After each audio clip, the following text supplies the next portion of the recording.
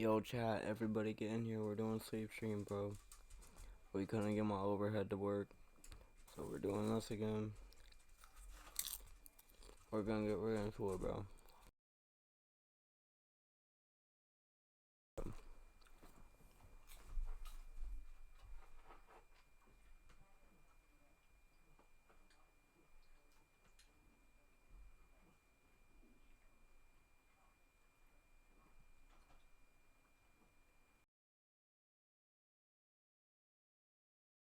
Tell him no. This guy has left and hasn't come back, so I'm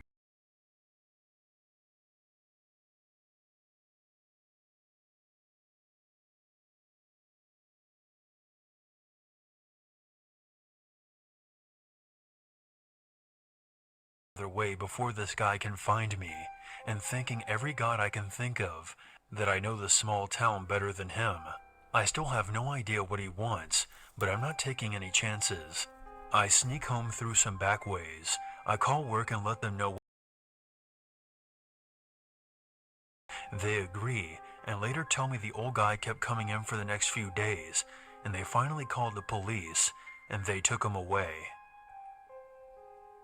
We've lived in our neighborhood for nearly 4 years. A few houses down and across the street.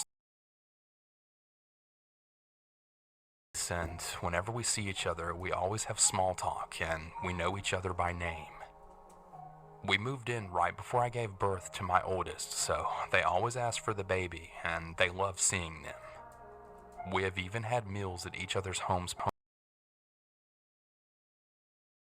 Family member, maybe 55 to 60 years old, come to visit.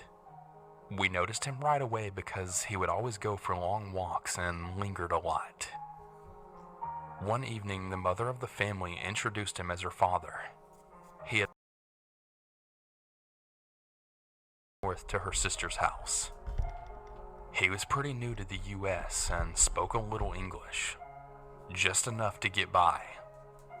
He seemed nice enough, but as soon as we walked inside, I told my husband that he gave me a really weird.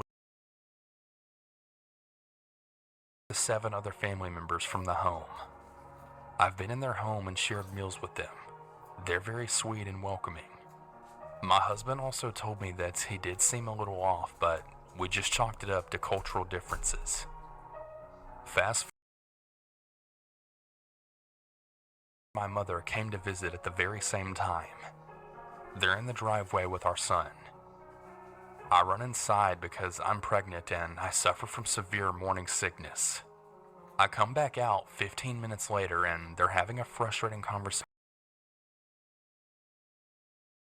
I drive him to the store and he would use a food stamp / EBD card to buy their groceries and wanted them to give him cash. They both told him that they weren't interested, but he just kept asking and lingering. When I went outside, I called out to my husband to come out. Both of our mothers told us what had happened and how forceful that he was being with them. The next few days that I see him walking, we always wave and say simple pleasantries, but every time I would wave, he would take it as a sign to come over and try to have a. What he did with our mothers is very illegal, and to be so forceful was really unnecessary. He said that he understood, but he would linger. It would always be at a moment where I was trying to strap my toddler to his car seat, and I was rushing to get him to school. Get the hint that I couldn't talk, and he would slowly walk away and just linger in our driveway. It eventually got to the point where I would watch to see if he had walked past our house on his morning walk before venturing outside. I really just hated the awkward the corner just as I finished strapping my son in the car and I was getting in. I would wave and then jump in quickly and drive off. It just felt really off, like he was waiting for me. One of our neighbors across the street went,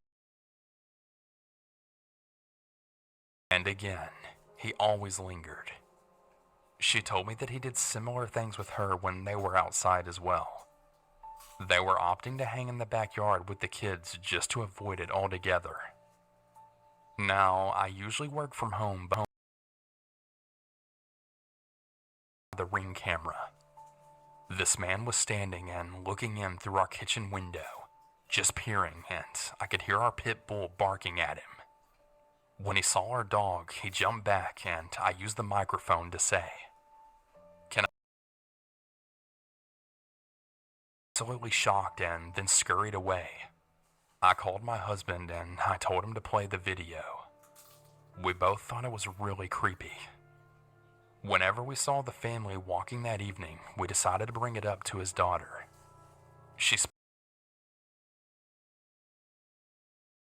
We then showed her the video on her phone and he said that he must have gotten lost. The daughter seemed pretty annoyed by him and the entire situation, so him being weird kinda calmed down a bit. After that I could see that his daughter was really annoyed by his behavior. Conversation. She later told me that he tends to be overly friendly and he really means no harm, but she talked to him and he would leave us alone. I asked if he had some kind of mental issue or maybe Alzheimer's since he was always getting lost like that, and that she couldn't wait until her sister was ready for him to be sent up north to her. There were a few other neighbors that had also complained to her and the homeowners association as well. Well, about 2 months later, I dropped my son off to preschool. Sick. Usually I leave my car door open, but something told me to lock it as soon as I got out. I did so as I was rushing inside. I would also normally leave the door unlocked if I was just going for a quick throw-up session, but again, when I was in the bathroom, right by the front door, throwing up my life, I then hear a rattling at the front door. Someone is turning the lock back and forth. Of course, my ring chimes and I then look at it in between heaves. And he's trying to get into our home. I go over to the microphone and then say, "You're at the wrong house." To which he responds with, "Let me in, now. I want to tell you something." Now, I kid you not, that good with English. I started to feel better pretty quickly and I was now on high alert. I responded with, "What do you want to tell me?" He looked right at the camera. "Let me in your house, now!" He knew he was at the wrong house, but still he was continuing to try and break in. I respond, "Please get off my property. I don't feel comfortable with you here and I'm not letting you in my house." He then starts rattling at the door again really hard and tries to... This is where I get pissed. "Get the hell off my damn property right now. I'm not gonna let you in. If you don't get the hell out of here right now, I'm calling the cops." He then steps back, gives the camera the middle finger, and scurries off. And see that he's simply walking back to his house. I let our pit bull out of our bedroom as he had been going crazy during this whole ordeal. I call my husband and he tells me to call the daughter and tell her what happened. I call her and she began to warn me that he's been very inappropriate and forceful with all of the women in her family, and she didn't want me to get hurt, especially being pregnant. She eventually comes over about an hour later, and I show her the video. She's absolutely begs me not to call the cops. She promises me he'll be gone within the next day. The next day, he eventually flies out, and his daughter told him that he's no longer welcome in her home. He now lives up north somewhere in Maryland as well. I honestly really don't know what would have happened if I didn't follow my instincts that day. I'm just really glad I'm okay. This story happened to me when I was in 3rd grade. I was about...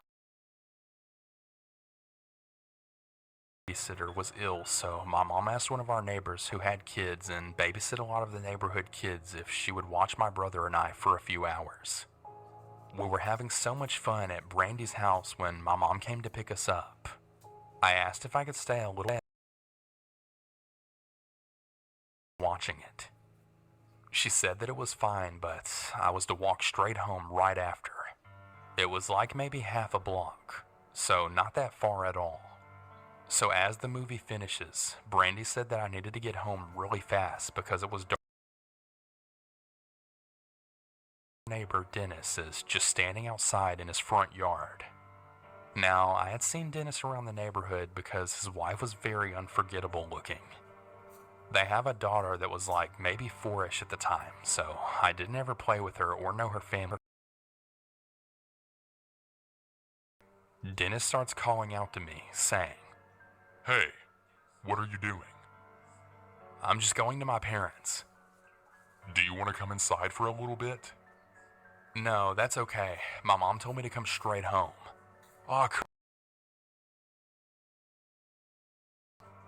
No thanks. Come on.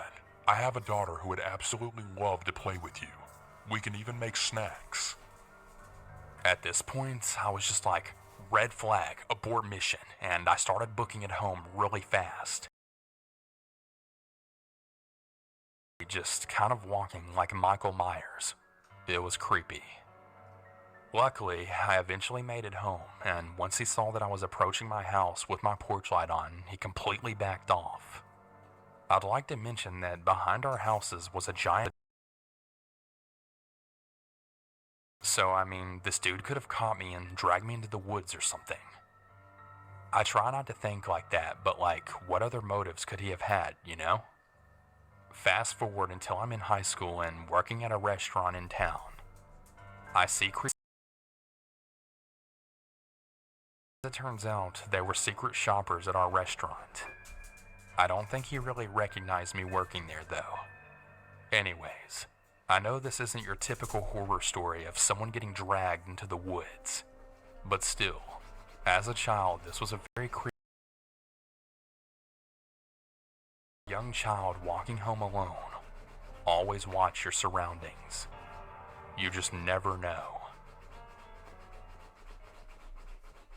So, about a year ago, my apartment complex decided that they wanted to renovate my...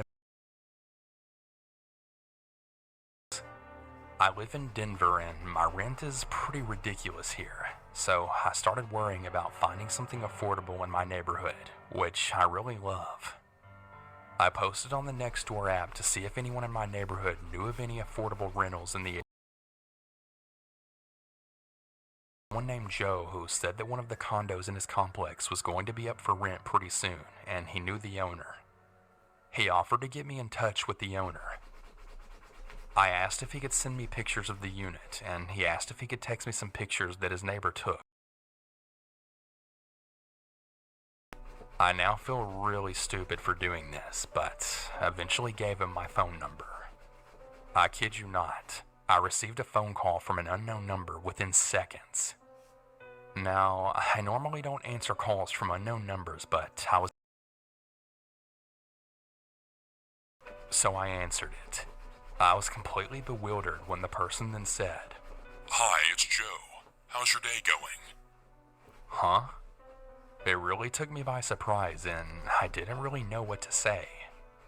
He started to and how tired he is and how he takes care of his daughter while his girlfriend works during the day. I finally interrupted and then said, So, about the condo? He pretty much completely disregarded that and then said,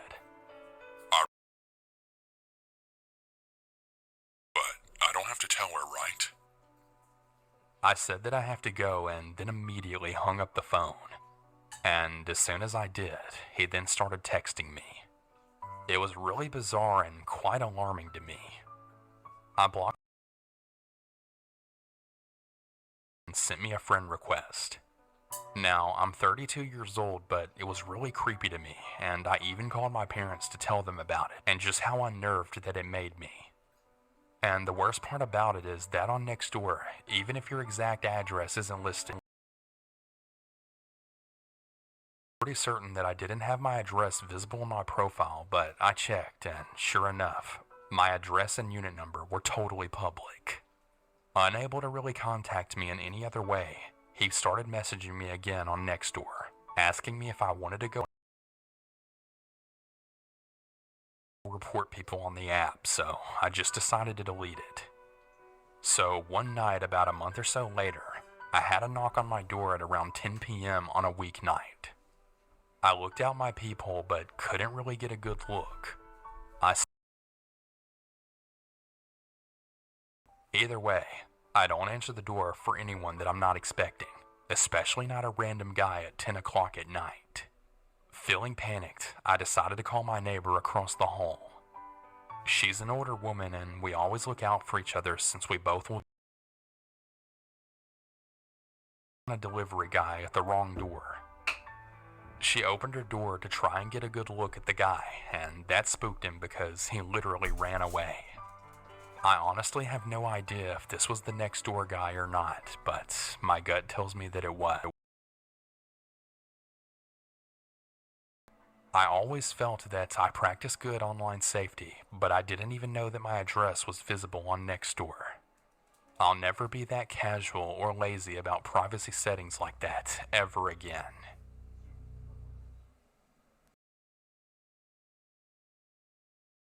When I was about 5 years old, my mom and I lived in this duplex that was off a main road and kind of in a wooded area. We lived on one side and the other was a woman and her son. He was studying to be a teacher. My mother had me pretty early 20s. He would often come and talk to my mom. My mother said that he would ask a lot of questions about me and asked my mother if it would be alright for him to take me for walks in the woods. Of course, my mother always declared in the operating room at the local hospital and was on call a lot, so most of the weekends I stayed at my grandma's house. One night while I was at my grandma's house, my mom was home alone, sleeping. She woke in the middle of the night and said she woke up. She could see feet wearing socks that were sticking out from the end of her bed. She grabbed her bedside lamp and was about to hit the intruder when our neighbor then yelled her name and then said his name. He couldn't really explain why his mother about it. My mother, of course, called the cops.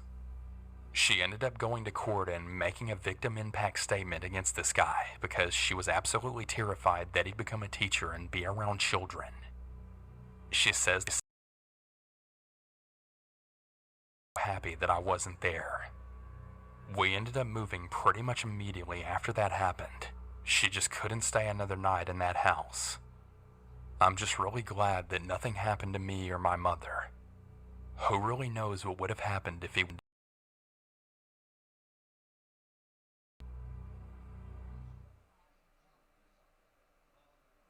This happened to me back when I was around 12 years old. I was going through some of my old cringy notebooks and journals with my girlfriend, and I found my old journal entry where I wrote about this day. I used to live in what I thought was a really safe and secure private community. I wasn't allowed to just wander around too far from home without supervision, but because our neighborhood was a gated community, my parents would let me walk around within the gates anytime that I wanted. One day I was riding around the neighborhood after school when I saw a middle-aged woman crying on the floor of her porch with the front door wide open. I was pretty concerned and got off my bike to see what was wrong. She said that she was having problems with her husband and immediately asked me to come in. My stranger danger sirens were completely going off, so I declined. She kept pushing me. Please, just for a moment. I just need someone to talk to. Now, I was raised to always respect elders and to be a good person, but being a young naive kid, I actually felt pretty conflicted about whether I should go in or not. Ultimately, I declined repeatedly enough that she instead asked me to wait outside with her and then sit with her until she felt better. I agreed to this since I felt very safe in my own while she walked into the house and visibly grabbed a couple of framed pictures from off the wall. She then sat down next to me inside the house while I was sitting on the porch just outside of her door. She then started showing me the pictures. One was of a kid, the other of a man and the same kid. She went on to tell me these stories about how she met him and how they spent their honeymoon in Hawaii and how her kid was so good at football, one of the best on his team. She was very worried that if her and her husband got a divorce, she wouldn't be able this time onto my shoulder. This actually caused me to let my guard down quite a bit. For some reason, once I knew she had a kid, I felt a bit more comfortable around her. She was talking for a while though, and I was beginning to start to feel a little awkward. I didn't know how to react in the situation. What the heck did I get myself into? I kept thinking to myself as I nodded my head, pretending to listen. I was more concerned about finding a good excuse to tell her I had to go home. She kept calling me such a young, nice boy for you to spend your time with me, which made me feel a little bad about just leaving her. She kept telling me that she wanted to reward me and make me some dinner if I just came in, which I continued to decline. Finally, I told her I had to go, and she asked me if I knew anything about how to turn on. I told her I did and I could help her out before I left. She told me to wait yet again, and this time left for quite a while. I kept thinking I should just walk away, but part of me didn't want to be rude, especially since she lived right around the corner from me. My anxiety levels would spike as I got closer and closer in my head to convincing myself to just stand up and walk away. Then it would just dissipate and I'd tell myself, no, I can't just leave. Finally, after what felt like an eternity, she brought me her phone, which was 3G at the time, and it was my first smartphone, so I was a little worried that I wouldn't know how it worked. I just held the power button down for a second and lo and behold, it booted right up. She asked me then if I knew how to check text messages. I not saved as a contact in the app. She then pointed to it and said, "That's him. That's my husband's number. Read me his texts." I opened it up. She had received basically the same text over and over again. Fund. She angrily said to me, "Read them to me right now. I want to know what he said to me." I then tell her. They basically all just say hello with a question mark. She just reaffirmed in a stern voice, "Read them to me." Hello? Hello? Please respond. She just has her eyes closed and she's nodding sometimes, commenting with things along the lines of, "That jerk, he does miss me. Well, screw him. He had his chance." She then turned into an angry and spiteful person who felt like she was in the right. There was a couple of times when I stopped reading, and I would ask if she wanted me to stop, and she would just snap at me, "Keep reading." Then I would continue. I started to feel like her husband was a criminal. Dozens of messages almost identical, spanning back days. My heart was racing. I felt like I was involved in something I shouldn't be involved in. I really wanted to go home, but every time I stopped, she would get really angry and tell me to keep going.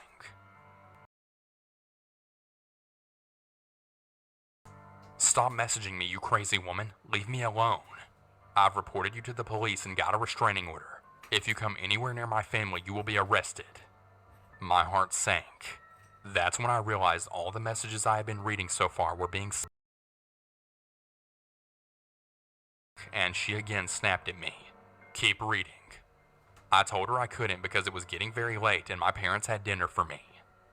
She again just said, "Why don't you just come in for dinner? I'll make you something. You can let them know later you are helping your neighbor. They won't." Of angry and desperate. I told her they would be worried and wonder why I was gone for so long. She pleaded a couple more times for me to not leave her, and she started crying as I stood up. Honestly, I felt really bad about it at the time. I home from work a little while ago and asked me where I was. I didn't tell them the truth because honestly I was a little worried that they wouldn't let me hang around the neighborhood when they weren't home anymore. A few days later I came home and there were 3 police cars out in front of her house. Later that night if they knew what had happened. My dad just said, "Oh, there was just a break-in or something." I later asked one of my neighbors to see if I could get some more information about what happened. Apparently one of my neighbors fell in love with a homeless woman after some new clothes and a phone and was trying to help her get a job. Turns out the reason she was homeless was because she suffered from mental illness. He then kicked her out when she started having delusions of his kid from a previous marriage being her kid as well. Honestly, he sounds like a real. So he left the house to his parents' house and then sent the kid to his ex-wife's house. Apparently he was worried for his ex-wife and his kid's safety. He had every right to because shortly after he left, she broke a rear window of his house and then came in. She had window and called the police. She apparently trashed the whole house by that point and was arrested. I almost didn't believe it, but I went behind the house and saw the broken window. I guess the guy broke his lease and moved out immediately because he was worried she would never did try and come back, but I really hope they disclose this to the new tenants. Honestly, I still get pretty freaked out to this day. Who knows what would have happened if I went into that house.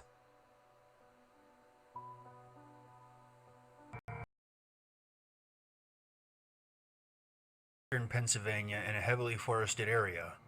On this particular night, I was home alone with my younger brother, while my mom was out at a baby shower. I was in the kitchen making dinner for myself when I heard a knocking on the front porch.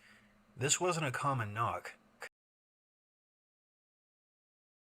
Like a few loud taps close to one of the front windows.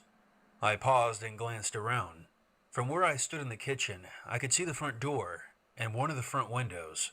All the lights on the ground floor were on, and with it being dark outside, all I could see in the window for a few moments. But when the sound didn't come again, I shrugged it off and continued concentrating on the stove. After maybe 5 minutes, long enough for me to forget about the sound, it repeated itself. This time from the front window at the far side of the house. Thinking it might have been my brother, there was no response. I walked over to the front of the house and peered outside with my hands pressed to the side of my face, but I couldn't see anything.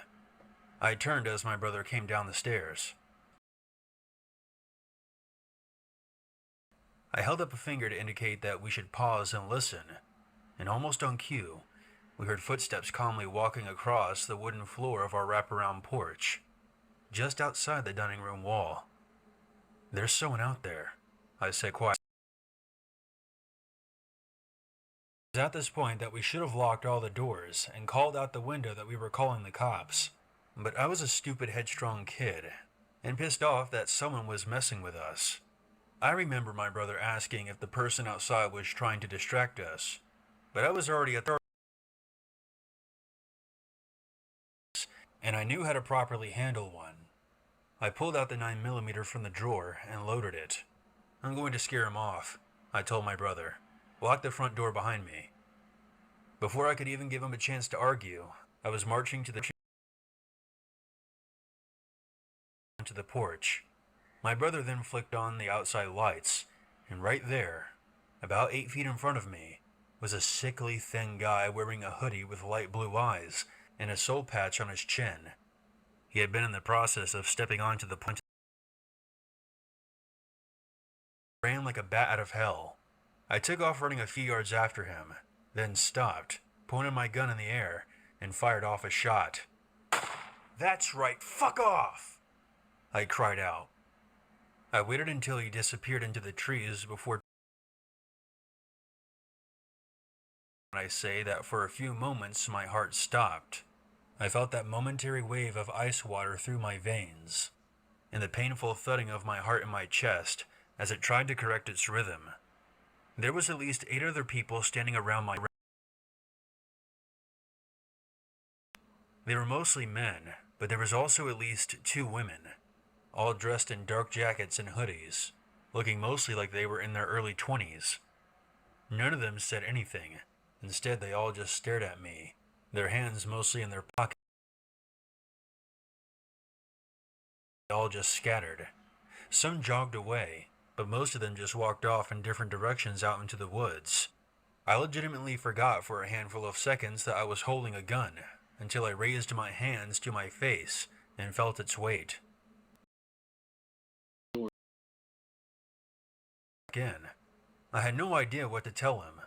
I had just fired a gun up into the air, and none of them had cried out or made any sound whatsoever. Had they been drunk or something and were trying to pull a prank, they would have said something. They would have... But all they did was just look at me, like I had just ruined their surprise attack. And more disappointed than scared, they all just wandered off. I had no idea what to make of it. My brother turned on all the lights in the house and called the cops. Due to the... There were footprints everywhere, and they asked my brother and I numerous times if we had just had a party.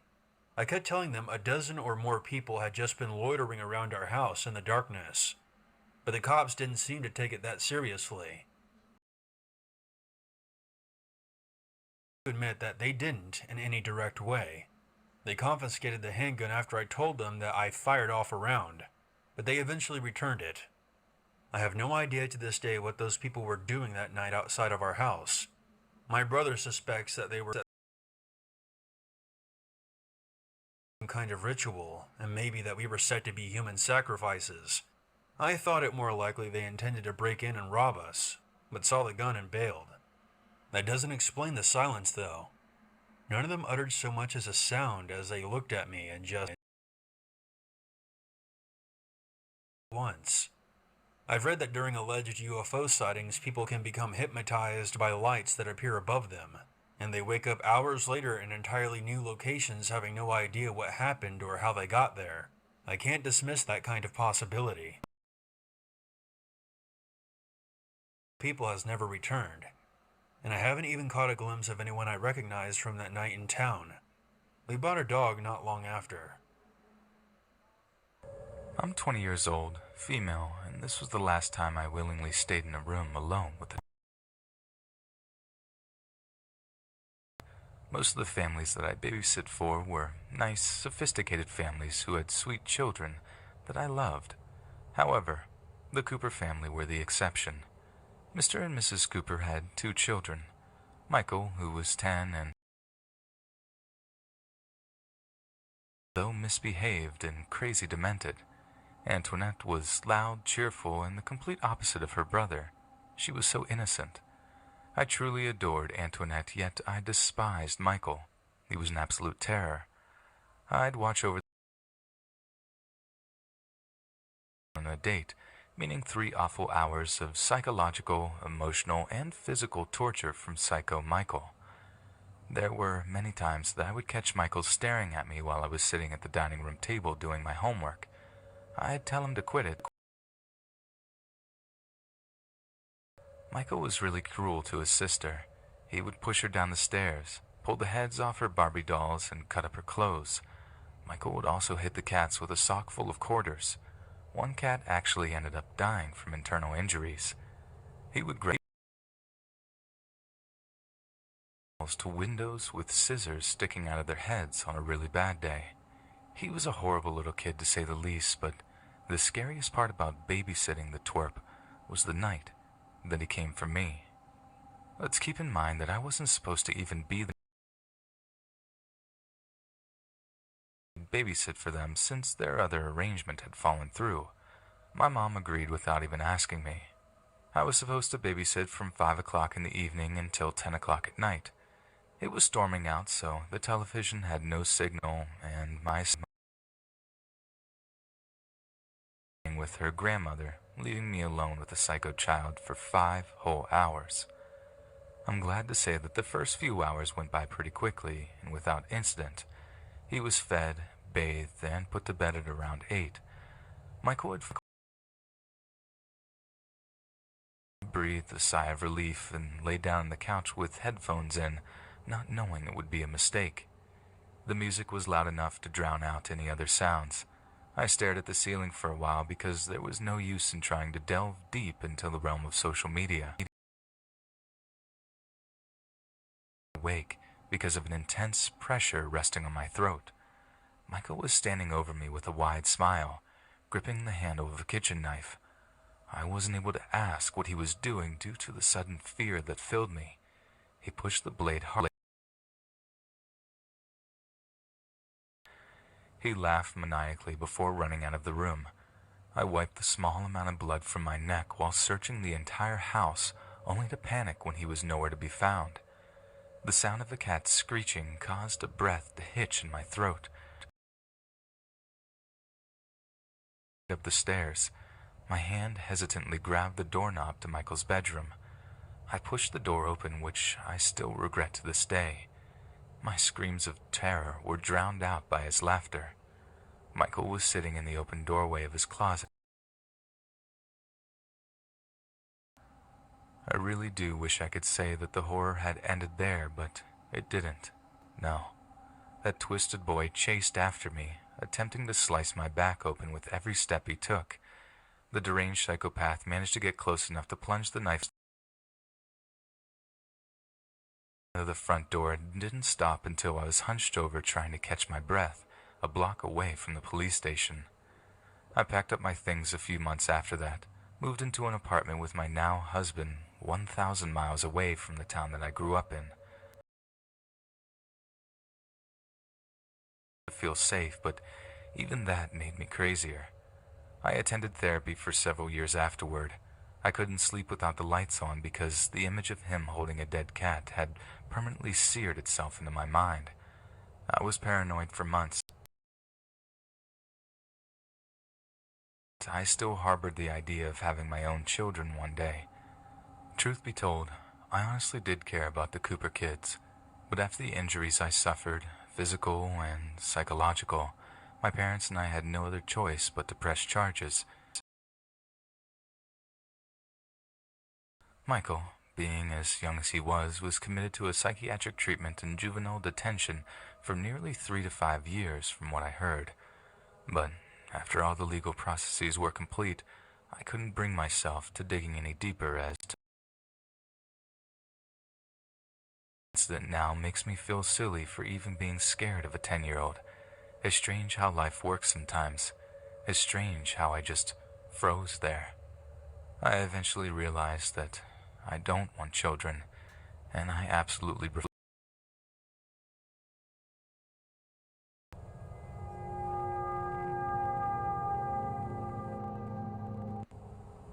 Babysitting wasn't the job that I had imagined having while I was a senior in high school. I was paid a decent rate by the hour for watching kids that only needed to have a... Why would you willingly waste your time watching children when you could have been working retail or some other halfway decent job? Am I close? Well, as you can imagine, the majority of kids I've looked after were happy, normal children, but... Here's a little background just to help you better understand why I don't foresee myself having children anytime soon, if ever. I'm a male and a social outcast at that. I was 16 when my mom told me that I'd be babysitting for my older sister. I mean, what's the worst that could happen, right? My sister needed to go out of town on a business trip for 2 days, which then caused my mom to decide that I was the right candidate for the job. I learned very quickly that kids are hungry literally every 5 minutes, and without their parents around. That was a bummer. Kids are perceived as sweet, innocent, and all-around pure, yet I have first-hand experience on just how truly creepy some kids can be. I have been around my nieces and nephews dozens of times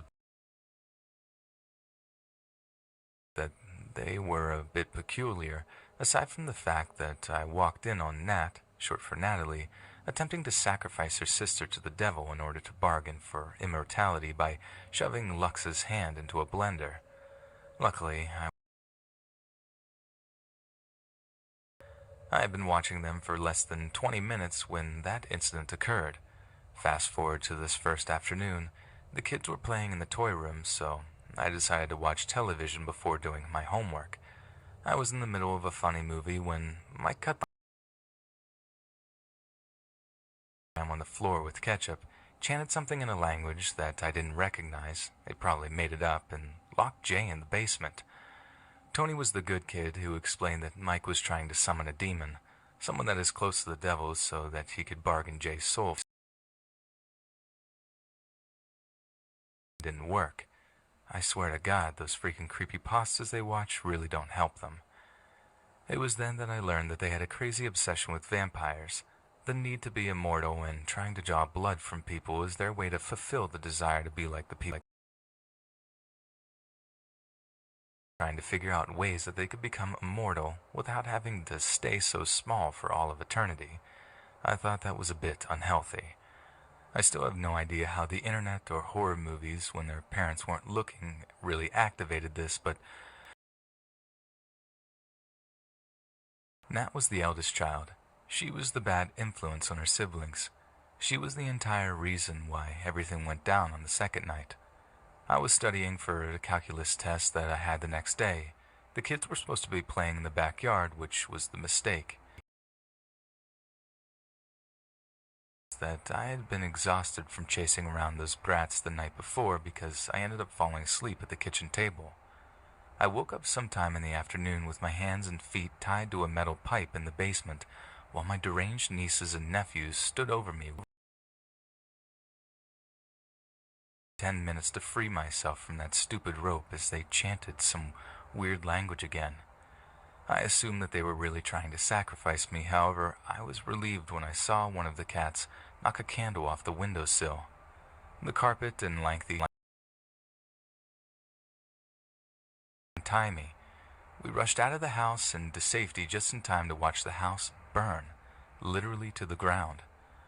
I stood motionless for what seemed like hours before eventually the police were called by the neighbors. I called my mom to come get 3 hours. The detective that was interrogating me surely was about to arrest me, but the fire department later ruled that the fire was an accident. My sister angrily barged into my room once she arrived home and informed me that I was no longer allowed to be if it wasn't for my parents stopping her fury. I cried tears of joy at the news and never babysat again. I tried to explain the story to both the detectives and my family, though my nieces and nephews' stories all parents do. Needless to say, I never visited their family again, both by being shunned and by choice. Natalie and the other kids all grew out of the vampire phase from what I heard once they hit junior high and acquired less creeps. Years old now, incredibly far away from my family, married to the most amazing woman, yet I still refuse to think about having children. You never know what they're gonna get into.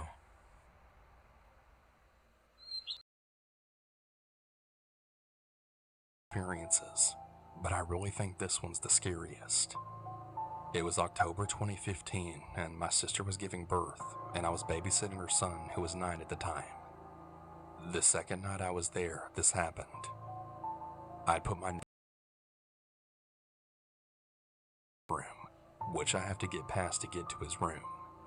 I then go downstairs and I get on YouTube on my computer. Well, about an hour later, I hear a door slam. I just assume it's my nephew going to the bathroom. Just him wanting privacy, and I then hear a third door slam yet again.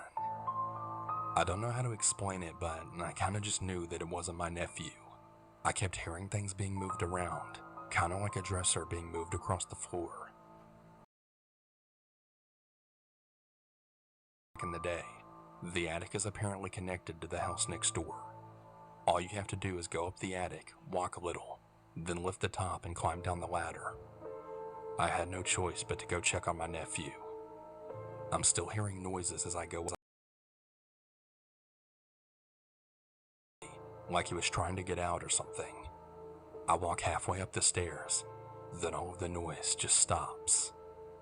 I look in his room, and he's sleeping with his door open. There was no way in hell I was going to walk past that pitch black room. I then walk back downstairs. As soon as I walk back downstairs, I then hear footsteps running, followed by a door slam. Well, the next day I decide to tell my sister and brother-in-law. After I told them what they said, any concern in the world, they went on to tell me that it was the spirit of our dead neighbor. Now, you're probably thinking, why didn't I just call the cops already? Well, I wasn't really thinking straight at the time. I was just way too scared, and I guess now it's a good thing that I told my oldest niece, who was 16 at the time. She said that whenever she was in there, she always felt the feeling of being watched. To this day, I still don't know if I believe it was a ghost, or maybe an actual living intruder. All I know, never again will I babysit there. Screw that.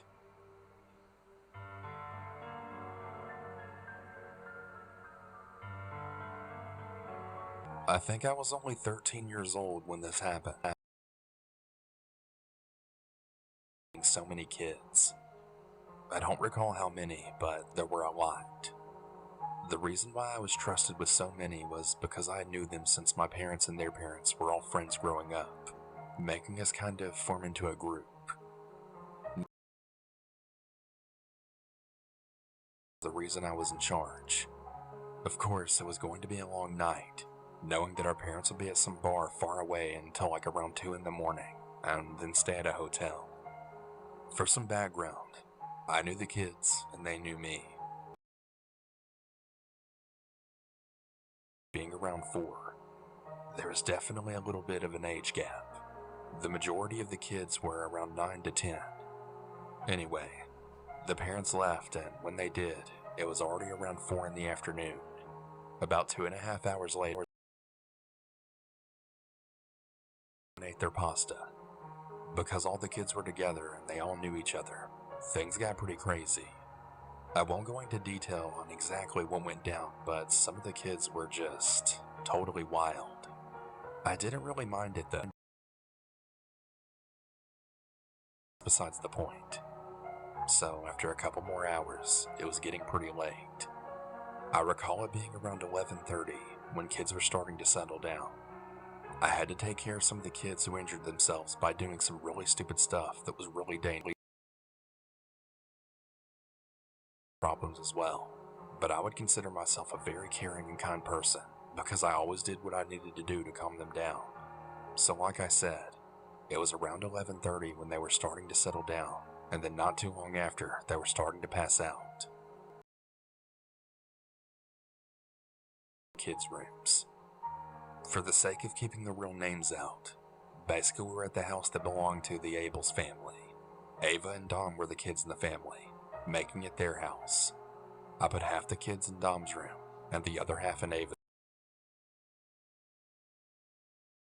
I went back downstairs to chill out, and then listen to some music. After listening to music for a while, Ava comes downstairs, and this is where things start to take a turn for the worst. I had to look because I was listening so loud that I couldn't even hear her calling my name. It keeps being thrown at the window in my room.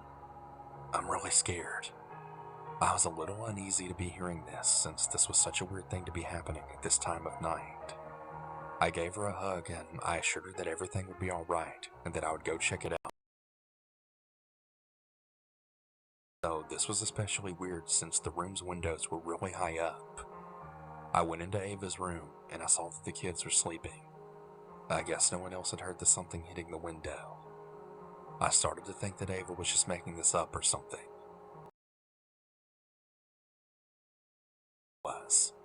I was a bit surprised to see that Ava wasn't there. This is when I then hear something from downstairs. It sounded like a muffled girl scream for help. I quickly ran down there to see Ava in the garage, then being dragged out of the garage door, so it was just open. I was so scared and I went into full-on panic mode. I then went back inside to go grab a weapon or something that I can use in quick defense. I found this spear-looking thing that's used for fires and also pushing wood to look for Ava. I soon saw Ava and this really dark figure, which was taking Ava in the backwoods. I then hit the dark figure in the back of the knee, practically stabbing the figure since it had a sharp edge on the side of it. The figure fell back and I quickly carried her back into the house. Very stupidly, I left the weapon I had outside. Since I was in a panic, I think that I just didn't have time to think about it since Ava was the main priority for me. I get back inside and close the garage door, hoping that was nervous when it comes to cops, so I just wanted to avoid that. I ran upstairs but tried not to make too much noise to see if any of the kids were awake due to hearing the commotion from outside. There were only about 2 kids who were awake, and that there was a situation that happened. They really wanted to know what, but I just told them I'll tell them in the morning. I really don't blame them. I think I would also want to know what was happening, especially after all that commotion. So anyway, I go back and she falls asleep with the comfort of me there the whole time. Fast forward to the morning. It's around 7:30 and I can hear some commotion from upstairs. The kids were up and playing. Ava had woke me up and she was really happy to see me. After that night, me and Ava's connection was a little bit different from before. As the story is becoming better, the final spook is yet to come, so get ready. I walked downstairs to see if anything had been stolen. I check and nothing out of the ordinary, except for one thing. There happened to be a paper that was in the garage. It was taped to the sliding door, and I think that's why I paid attention to it. I started to read it, and it said one word. Because how the hell could someone have put this here? Then reality hit me that someone had to have come inside after the garage door had been closed, which is when I thought we were safe. I haven't shared this story with Ava because I don't want her to feel scared or threatened more than questions left unanswered though. Who did this? Why did they target this house specifically? And last but not least, did the intruder purposely try and take Ava out of everyone there? Why did he want her specifically? I know I'll probably never have my to think about.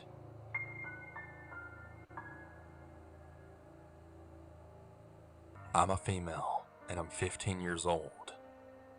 This all started a couple months back when I got my very first job as a babysitter. Keep that in mind. The people I babysit for don't even live that far away from my house. Their house is like a block away from me. So by now you've probably guessed that I walk to work. Now, I've always been a very cautious in mind too. The first time it happened was after a month of doing my job. One day I got done babysitting and I just walked to my friend's house that's a couple of blocks away from their house. So as I'm walking there, I hear someone behind me. Far away from the house I was. Anyways, I hear someone behind me, so I turn around and see this guy on a bike right behind me. I didn't think too much about it, but I was keeping him in mind. I don't pay much attention to him and I keep Snapchatting. And so does he. At this point I'm really aware now of what this guy's doing. I'm pretty sure he's following me. The guy looked tall as hell, and I'm only 5'5". So again I make a turn, and so does he. Following me. Anytime I slowed down, so would he. If I sped up, again so did he. My friend's house comes into view, and I speed walk over there with him telling me. I reach her front door, and I start knocking, and I'll get you. and I turn around and the guy was right behind me in front of her house. By this point, I'm very panicked, but I just keep knocking, and before she answers, this guy then pulls something out. At first, I didn't know what it was. The guy literally pulled out his penis. Right as he does that, I pull my phone up and I catch him in the act, and my friend then opens the door. She lets me inside and she asks me why I'm shaking. I then show her the video, and she tries walking to my job, and I see him yet again. My heart instantly drops, and I just speed walk to the lady's house which I work for. He didn't really say anything. It was more like he was just watching me this time. This happened every single time that I would walk to work. Most of the time someone was around. That all changed when they asked me to babysit their daughter at 10 p.m. I wasn't really going to walk to work alone, so I asked the lady if she'd come pick me up instead. She did, and of course nothing happened.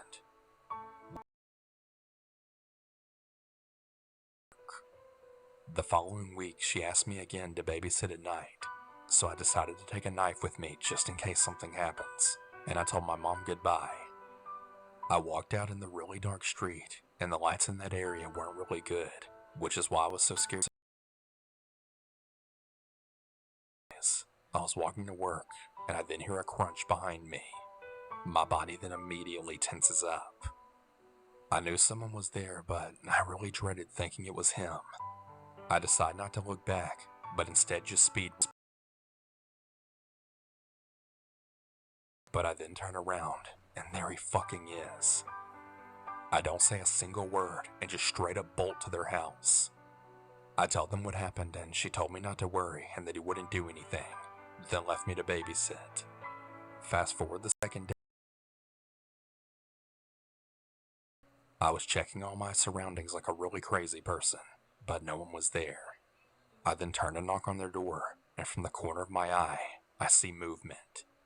I look, and this guy's leaning out from behind trash cans, and I barely could. I then knocked harder on the door, and I saw him from the corner of my eyes just looking at me. He probably didn't even know I saw him, but I did. Fast forward the next day, and the walk to work wasn't really that much. I didn't see him, but the walk back,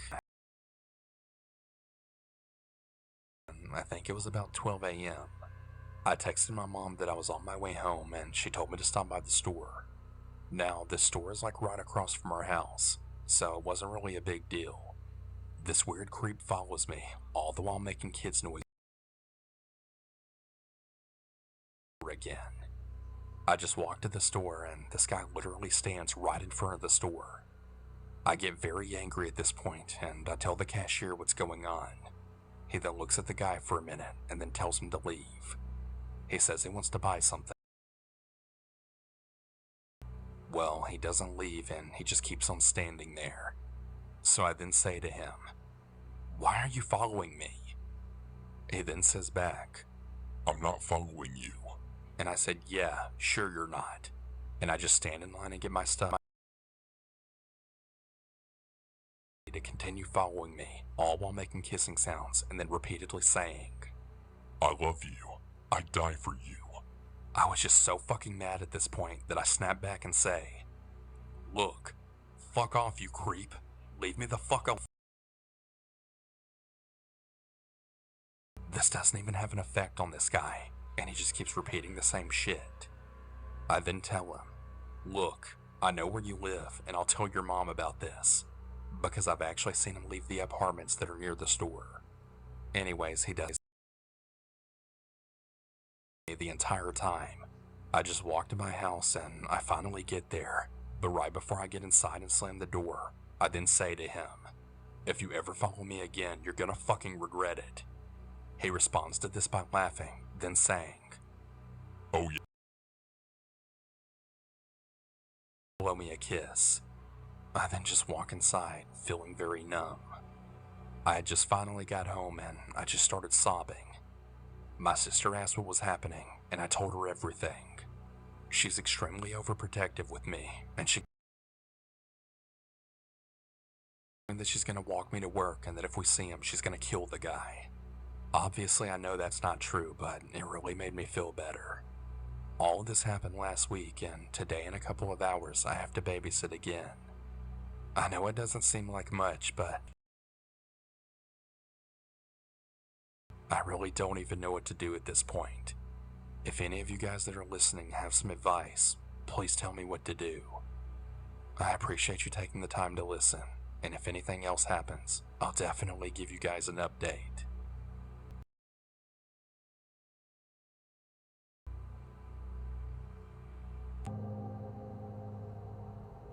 In June of 1969, 6-year-old Dennis Martin accompanied his family on a camping trip to the Great Smoky Mountains National Park, a mountain range rising along the Tennessee.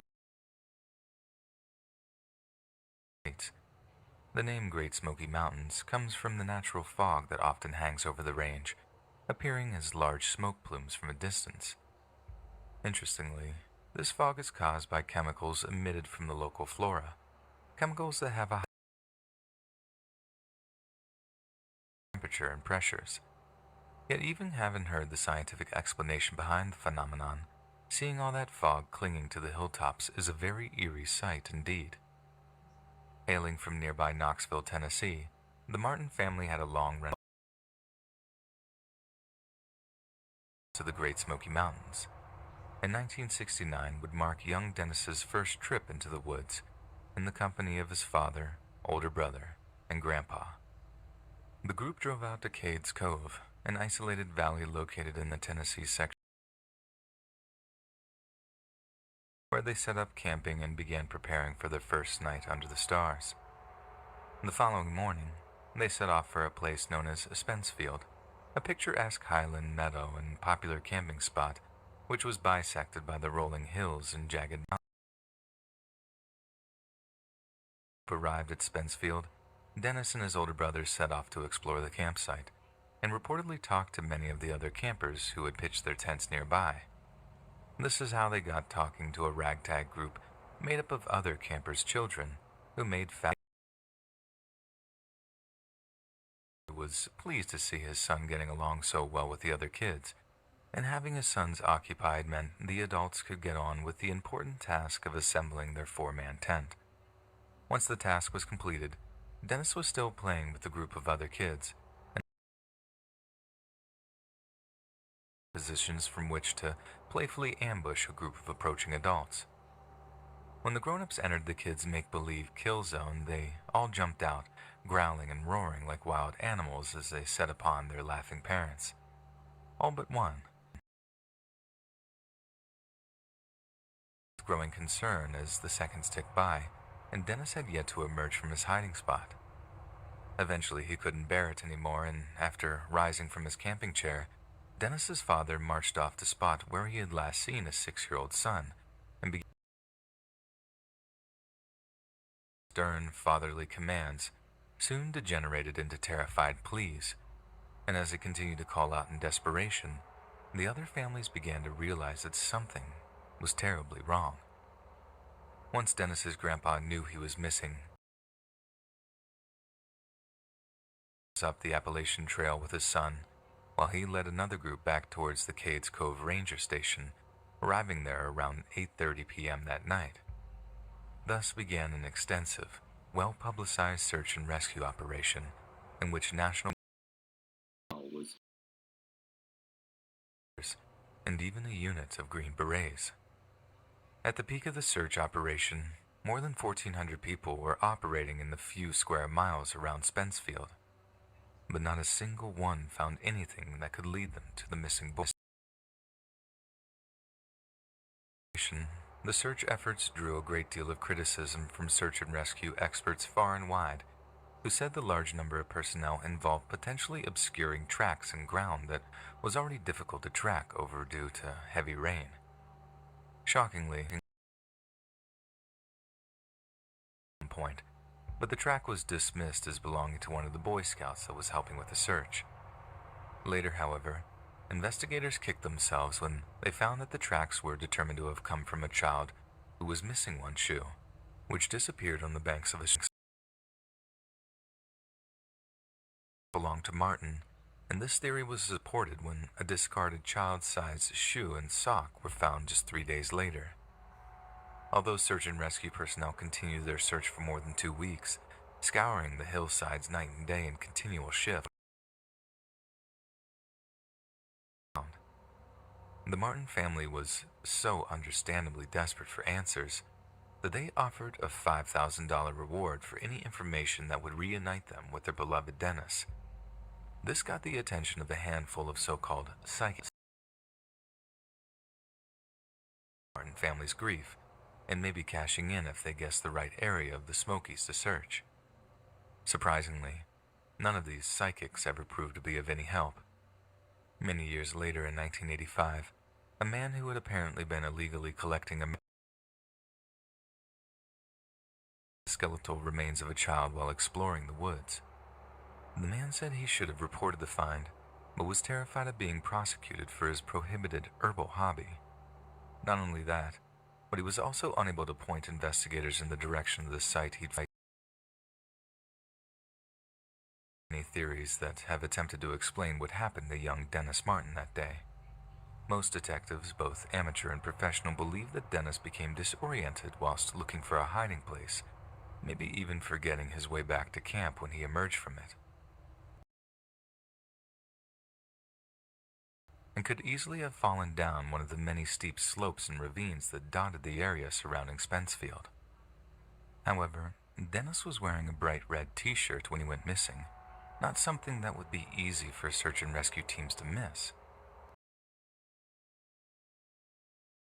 Undetected with that color of shirt, and despite it being feasible due to his small size, the likelihood of that is extremely low. Others are quick to remind us of the presence of black bears in the area, as well as copperhead vipers and feral pigs.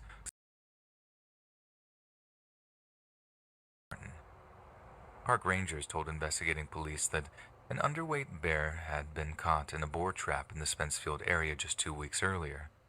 Although the bear was released safely, the incident suggested that it may have been struggling to find enough food.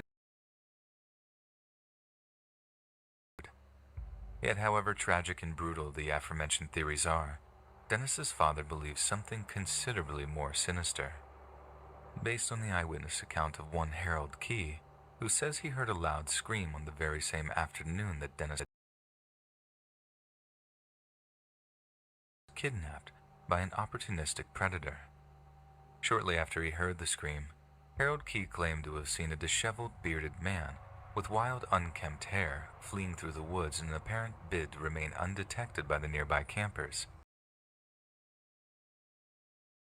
A flash of red on the figure's shoulders, which some believe was actually Dennis himself, slung over the shoulder of this mysterious figure as they carried him away.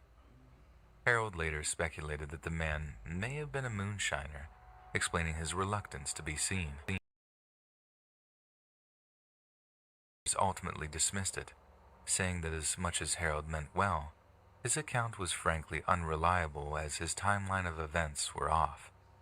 But one retired park ranger lamented the failure to properly follow up either the footprints or the location of the sighting was downhill from where Dennis disappeared. It was possible to cover that distance in the time frame, even carrying a child, but that the individual in question would have some impressive strength, stealth, and endurance. So if this is the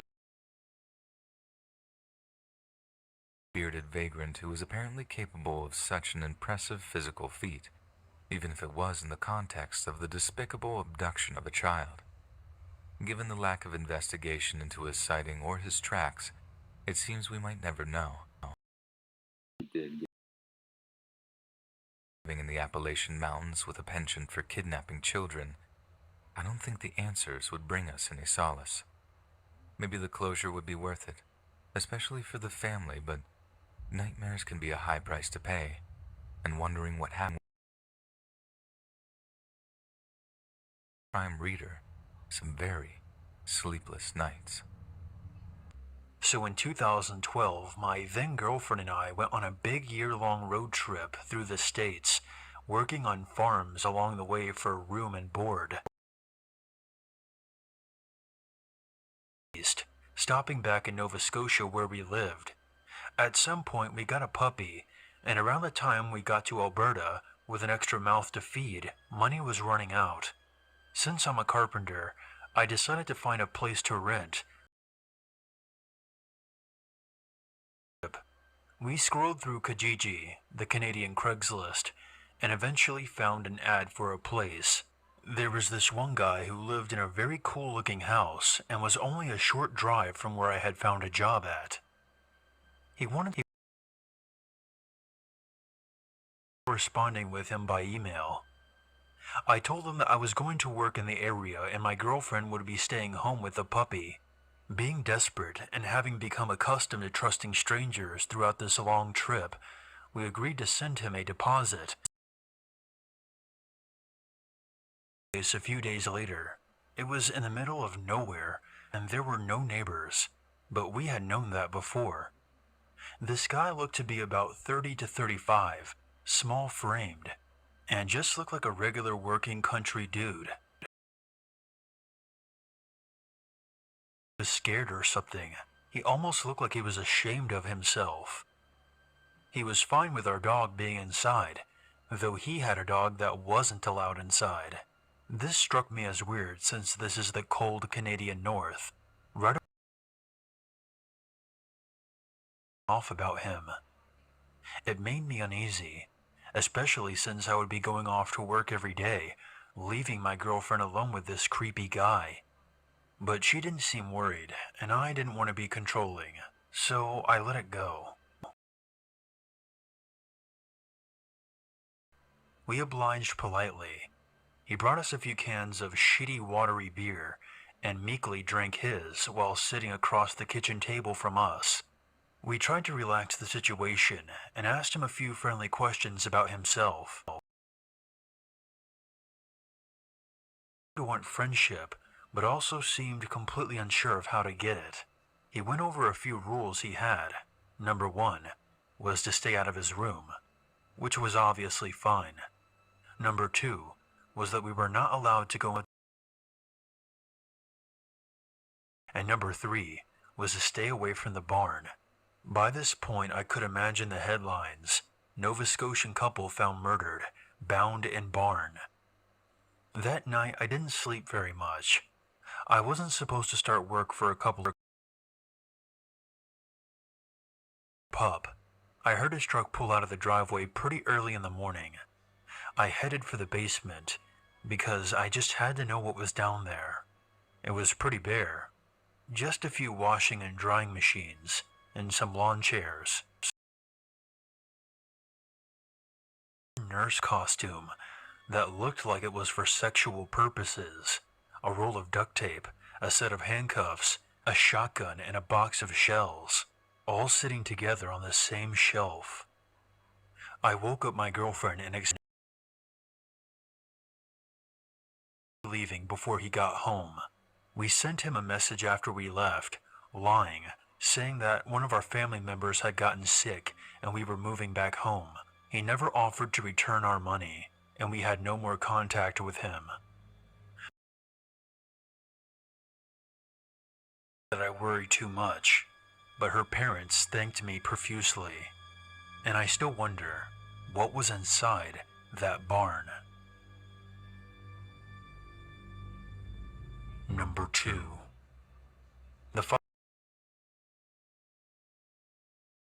By special guest Darkness Prevails. I got married when I was 19, and my husband and I had no clue what to do with our new life together. We dropped out of college, and our studio apartment was too expensive. We were settling down. We came across a post on the internet from a man who was looking for workers on his horse ranch. He would provide all meals and lodging in exchange for labor around the ranch. It looked like just the solution for us. He claimed to be very knowledgeable, and we actually did learn to weld, which is pretty cool, etc. The pictures were beautiful. The log cabin he built was spacious, and we would have a nice big bedroom. There were lots of other people in the photos, and in our correspondence with him, he always mentioned other people and referred to platforms, and everything looked really legit. We booked our flight. There was nobody else there. He was in his 60s, but mentally and physically very fit. One of the first things he said to us was, "I never judge people based on their past." Sure do. It seemed harmless enough. He took us grocery shopping and told us to pick whatever we wanted. We immediately got the vibe that his kindness was forced and that he was being over generous. I'm going to get right into listing the weird stuff we noticed. Or to the only upstairs bathroom, which he didn't lock from the inside. He would invite us into his room, and on his table was an old video camera with about 30 little tapes strewn about. He would always talk about how much he loved the Japanese, how he specifically... He often brought up people who had stayed with him before, and all of them had left suddenly, and maybe unexpectedly. One day he told us to get in the truck, because we were going into the city. We were way out in the country, so it was a long ride, but he was really excited people to come with us and work on the ranch. This made us super uncomfortable. We are introverts, and it just felt very odd to approach people and ask them to get in the truck. He got upset by our disapproval, so we got out and pretended to look for people to talk to. His welcoming nature began to give way to a very temperamental and aggressive one. I didn't really find him creepy, but intolerable. I didn't like him at all. He seemed extremely socially inept and said inappropriate things. It was also extremely apparent equal to men. He had had military training and was a big, strong man, cunning, always thinking. Now, our parents never wanted us to go. They realized it to be a potentially dangerous situation, but we thought not to Google this guy's name. I get an email from my mom one day freaking out and telling me to do a Google search, then get on the next plane home. A quick search showed us his arrest record: strangling and sexually assaulting a young woman. This man is dangerous. We were thoroughly creeped out and booked a flight home. We were then presented with the dilemma of how to tell a potentially dangerous man that we wanted to leave. I forgot to mention that he would tell us daily about how we could live there with our future children and raising them on the ranch. We thought it was established that this was a very temporary thing, and we had families back home who missed us. This is the weirdest part for me. I made up a lie about an emergency back home. I'm convinced that he not only knew I was lying, but he knew I was going to lie about needing to leave before I ever opened my mouth. This look came over him that I have never seen on a person before. He was angry, but hiding it. Be frightened or relieved. Before I finished my sentence, he said, "When do you need to go to the airport?" Monotone. I told him right now. He took us and put on his friendliest personality and told him we said we'd be in touch. Just recently I Googled his name again and discovered a page, a forum, for people who had gone to his ranch, mostly couples like us with eerily similar experiences. They spoke about how he says not to judge people on and how they heard him listening behind his door during their midnight bathroom trips, the videotapes, and how they watched them and saw young Japanese girls flexing their arms. Looking through his search history and seeing nothing but Japanese pornography, they talk about how he would make rude remarks which we experienced. It was like a full moon ritual inside a circle drawn on the ground. They spoke about being driven to the city and asked to jump out when thin young ladies walked by, and tell them to come back to the ranch. I could go on and on. Was aimed at gathering stories and preventing future visitors to the ranch. The police do not have enough evidence to convict him of anything. I know I left a lot of creepy deets out. I didn't want this to be too long, and I'm not a great storyteller. I'm unsure whether it'd be a the others have written about their encounters is probably much creepier than my story. We got away with much less weirdness because I don't believe I was his type. and he may have feared my husband. If anyone is interested, I may be able to give a few hints so it can be found. Number 1.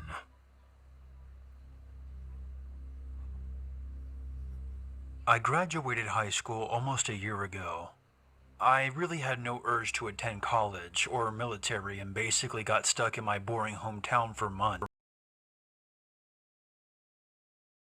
and booze, and was destined to repeat the cycle of white trash that my parents had set up for me, and their parents before, and so on. I knew I had to leave my hometown, so I decided to sign up for a website you may have heard of. Worldwide Opportunities in Organic Farming. You pay a small fee, and they tell you about available organic farming operations that will feed you and allow you to stay with them in return for a certain amount of work around the farm. The Deep South. I got there and my car almost immediately broke down. It was a 30-year-old Chevy Blazer I bought on Craigslist for about $500. I later found out that it was beyond repair by this point. The closest town stranded, surrounded by the most unbearable hipsters. To be more specific, I would say about a third of the population of this community were either first or second generation Indian immigrants living near the temple for religious reasons. Another spiritual purposes, but also running the small-scale organic farm located on the property. Everyone else, however, self-absorbed, condescending, right out of college but vapid as shit hipsters. I basically kept to myself about vibrating crystals and their 3-year spiritual journey, no doubt being funded by their parents. I had been there for weeks and was desperate for a real conversation. And then Michael showed up. I had heard stories. He had left to retrieve an impounded car in a large city about an hour away. Everyone said he was lazy and insane, and would spend hours in his room doing yoga instead of coming down and working with the rest of us. He showed up late, involved with the farming, and how he was going to throw himself into the Krishna consciousness. He was in his early 30s, and looked like a balding Hasidic Jew, his unwashed sideburns curled. He spoke like a stoner cartoon, and giving his utterly fried brain time to figure out what the others wanted to hear. He reminded me of the many friends I had left back home. We became fast friends.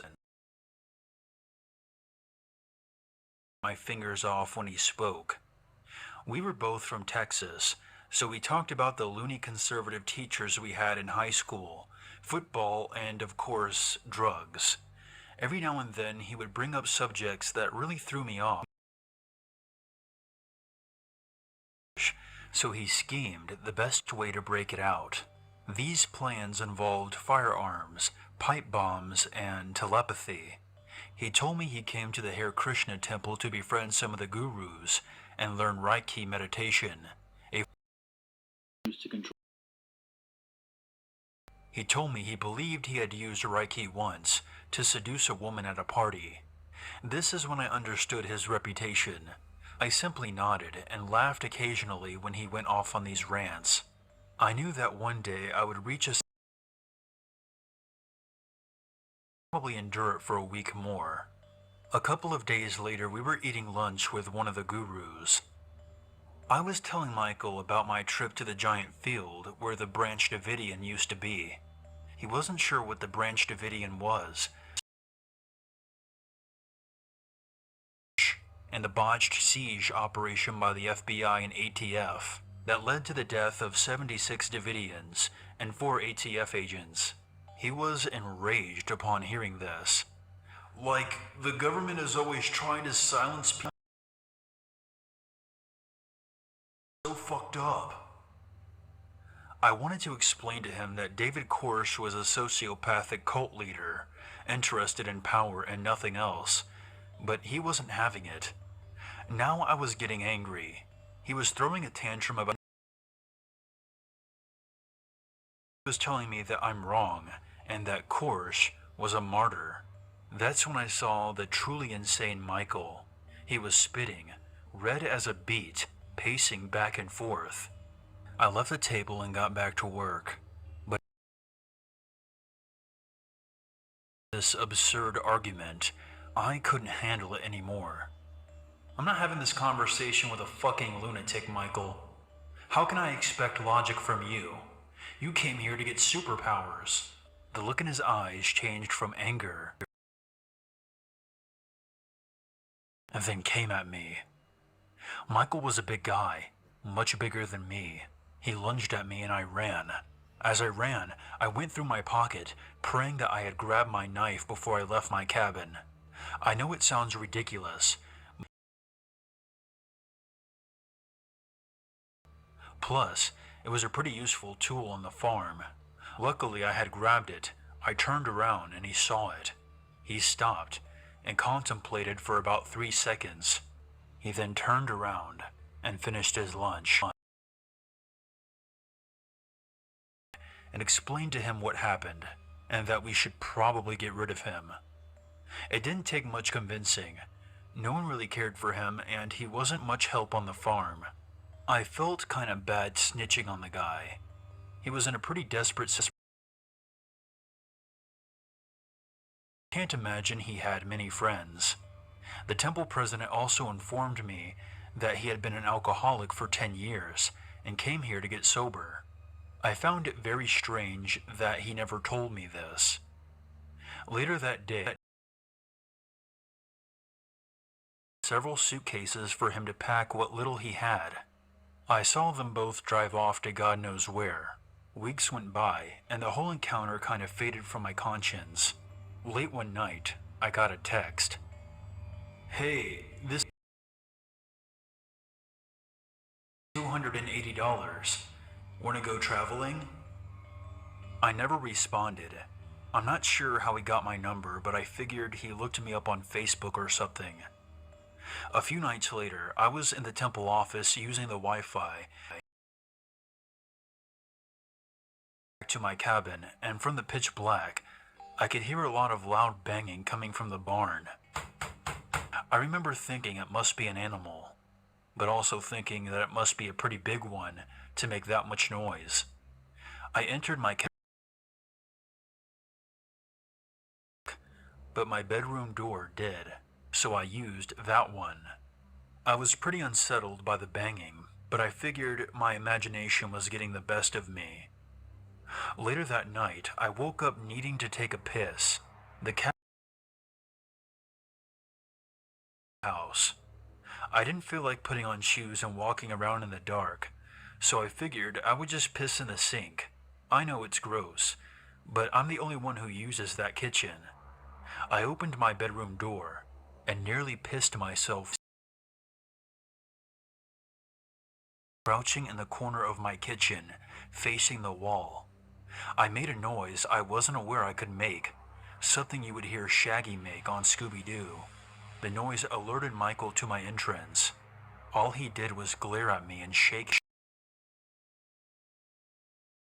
Locked it almost immediately. I knew what he was trying to do. He was trying to pacify me with Reiki meditation. I called 911. I didn't open my door or even approach it until I saw the red and blue lights outside. My guess is he ran deep into the woods that surrounded the farm. I explained to the police Michael's story and what happened that night. There wasn't much they could do since no one seemed to know anything about Michael. I didn't even after. Calling the police was really frowned upon since I believe many of the old hippies thought they were still avoiding the draft. I didn't mind leaving either. I couldn't sleep knowing Michael might still be out there in those woods, angrier while I waited for my friend to come pick me up. The story I'm about to tell is not as scary as it is sad, but don't be fooled. There were many moments during this time that I was scared out of my mind. It's also a great opportunity to educate everyone on the dangers related to a common malady. So, turn out the lights and get comfortable. Here comes my scary tale of the nicest, but creepiest roommate I've ever had. You're a man now. It's time you start paying us rent or move out and get your own place. Heck, I wasn't about to pay my folks to live with them, so the hunt for an apartment started immediately. Fortunately, I had a job for a My parents thought I would choose to stay at home and they'd be able to get a piece of it, but I've been looking for an excuse to get away from them and they gave it to me. It wasn't long before I found a place with a friend of mine, riding his couch. This wasn't my long-term plan, of course. Within that month, I found a guy from work who had just been forced to kick his roommate out of their place for not paying as part of the rent. This dude was really cool and possibly the kindest guy I'd ever met, but he wasn't a pushover. We talked about each of our predicaments and decided to stay until just recently. We got along great, probably because we were a lot alike, and it also helped we worked different shifts. Our days off were spent on the couch playing Halo and throwing down many bottles of beer. Drug tests at work managed to have a good time anyway. Nothing out of the ordinary happened for the first few months, but one night I got a shock of a lifetime. I had crashed out early one night after working a 12-hour shift, the third of that week. I'm not sure what the time from my sleep. In a slow and groggy state, I rolled over to see what had caused it. That's when I came eye to eye with my roommate. I was so shocked I could have jumped out of my skin. After taking a second to catch my breath, I yelled at him. The reaction I expected never came. Turning on my overhead lamp, I still received no feedback. Utterly confused, I walked up to him and stared directly at his face. He just looked ahead, standing like a statue, saying nothing. Although I considered waking him up, I seem to have remembered that you weren't supposed to do it, so I slowly turned him around and walked him back to his room. When we got there, I told him to go to bed, and believe it or not, he did. I went back to my room and locked the door. The rest of the night was happily uneventful. The next time I saw him, which was about 2 days later, I timidly mentioned it to him. I was unsure if he was even aware he did it, and I didn't want to embarrass him. Yeah, man, it's something I've been doing since I was a kid. Like most things in his life, he was able to laugh it off. He did, however, apologize for scaring me and assured me that I handled it the right way. I more than likely he would be sure to lock his bedroom door and suggested I do the same. There was no guarantee it would keep him in or out, but it was worth a shot. I'd had no other run-ins with my zombie roomie for another 4 months, and when I did, I handled it for a while. It seemed stupid to get mad about the situation. It wasn't something he could control. Besides, there were certain protocols I could take to keep him out of my room at night, and once I did, I never received another nocturnal visit again. Worry in either of our lives. On December 3rd, I had only just returned from a 3-day vacation. A vacation my boss had forced me to take because I was grossly over-accrued on my vacation time. I didn't tell him, but I could drink all the way through the holidays till January 3rd. Since my plans had been ruined, my mood was on the bad side. I was vegging out on the couch when I got a phone call from work. The moment I saw the number on my phone, it put me in an even worse mood, but... Is your roommate there? He hasn't shown up for work today. Unfortunately, it was my boss. I was quick to remind him in the kindest way possible, of course, that I was not his mother and I had not seen him in a few days. Sleeping, and I did because he was my boss, but he was nowhere to be seen. His bed was still messed up, which was strange. His anal retentive nature would never let him leave the house without making it. I promised my boss I'd call him if I heard from him, but got no answer. Doing the only thing I could, I left a message and went on with my day. There was still no return calls that evening. It really was unlike him to drop off the map like this, but he must have had his to see what time he'd finally came back, but everything still looked as it had the day before. It was definitely a head-scratcher. This type of behavior was very unlike him. You never know, though. I'd only known him a couple of years. Maybe he had a dark side. For work, my phone rang. I checked the caller ID. It was a number I didn't recognize, but then an idea hit me. He must have lost his phone. And I answered it, trying not to laugh at him. "Is this Anthony Curtis?" I said yes, and his next question was if I was a friend of my roommate, and I answered yes once again. Before he could ask me another question, I asked him one. "Who are you and what do you want?" His answer threw me for a loop. With Littleton Police Department. "I'm afraid your roommate, Daniel Grant, has been in an auto accident, and I regret to inform you he passed away at the hospital in the early hours of December 3rd. All I could say. Shock cannot begin to describe what I felt that moment. I guess I had gone silent because at some point I heard him saying, "Hello, are you still there?" After I took a deep, jagged breath, I was finally ready to. "I'm here. What happened? Where did this occur?" I was full of questions. He should have been in his room at that time sleeping, not in public. I continued to ask the cop questions. "All we know at this time, sir," collided with a power pole as he ran off the road. His next series of questions would begin to unravel the mystery. "Are you aware of any reason why Mr. Grant should have been on the road that time of night?" I told him, "That's the strange. He had work that afternoon. He had never went out at night regardless." "Well, it was strange that he was driving only wearing his boxers." That's when the whole thing clicked into place. "I think I understand now, Detective." Sleep.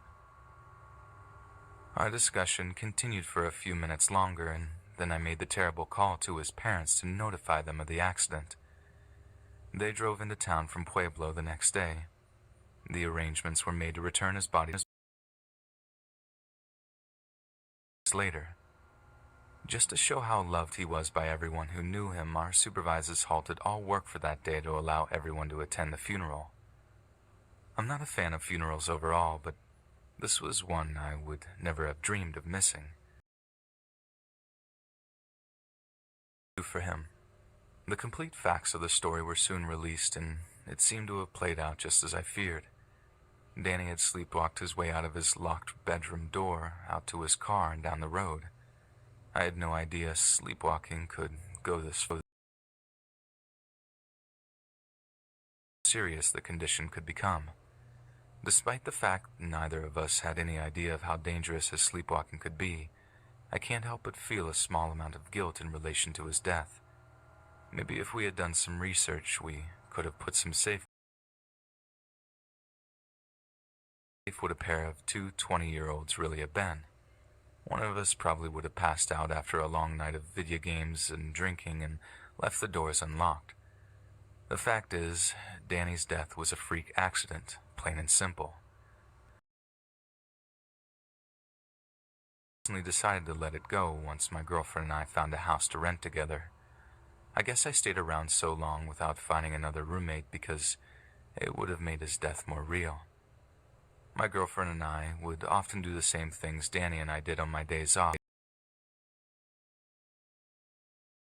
In the end, I realized as long as I stayed in that apartment, I would never truly be able to accept he was gone. So last month, the decision was made to pass the place on to another pair of young guys from work. They had been having a hard time. Long ago, it was the right thing to do. I truly hope they have as much fun in that place as Danny and I did, and that their friendship doesn't end in such a tragic way as ours.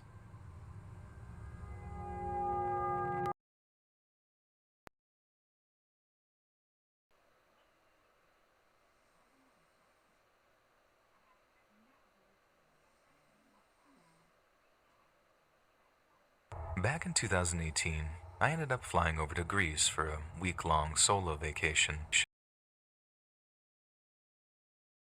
Planning the trip, but then for the same price, I could get an entire apartment on Airbnb, and some of the stuff they had available for rent was absolutely amazing. For the price of an entire ensuite hotel room, I could get an apartment that looked something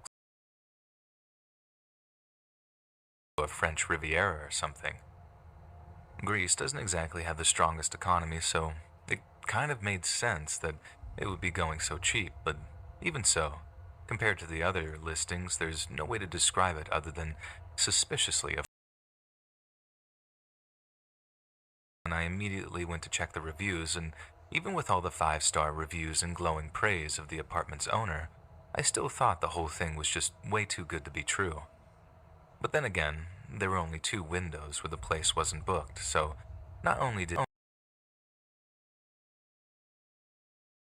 also meant that it was a case of poop or get off the pot, so to speak. I could book the place, check it out, then if it turned out to be some well-distinguished nightmare, I could maybe find myself a hotel chain with a simpler but to rest my head after long days of exploring my ancestral home.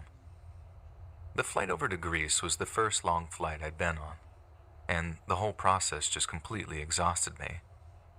It's weird that just sitting on a plane for almost 10 hours that took it out of me. Worrying that I'd lost my passport or my e-ticket, constantly worrying that I'd left something crucial back in my apartment.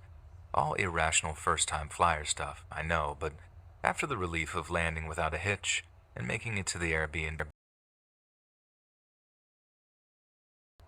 even the elation of seeing the apartment didn't keep me up for long, and my God, was I elated.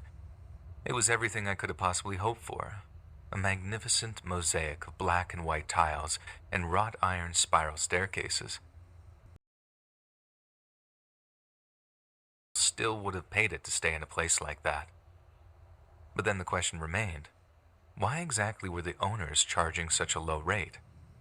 I know, it was a huge question, one that any right-minded person would have still been asking themselves, but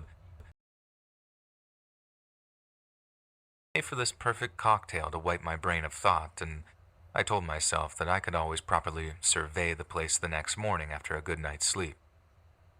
I remember waking up just before dawn to the sound of something scraping really close next to me.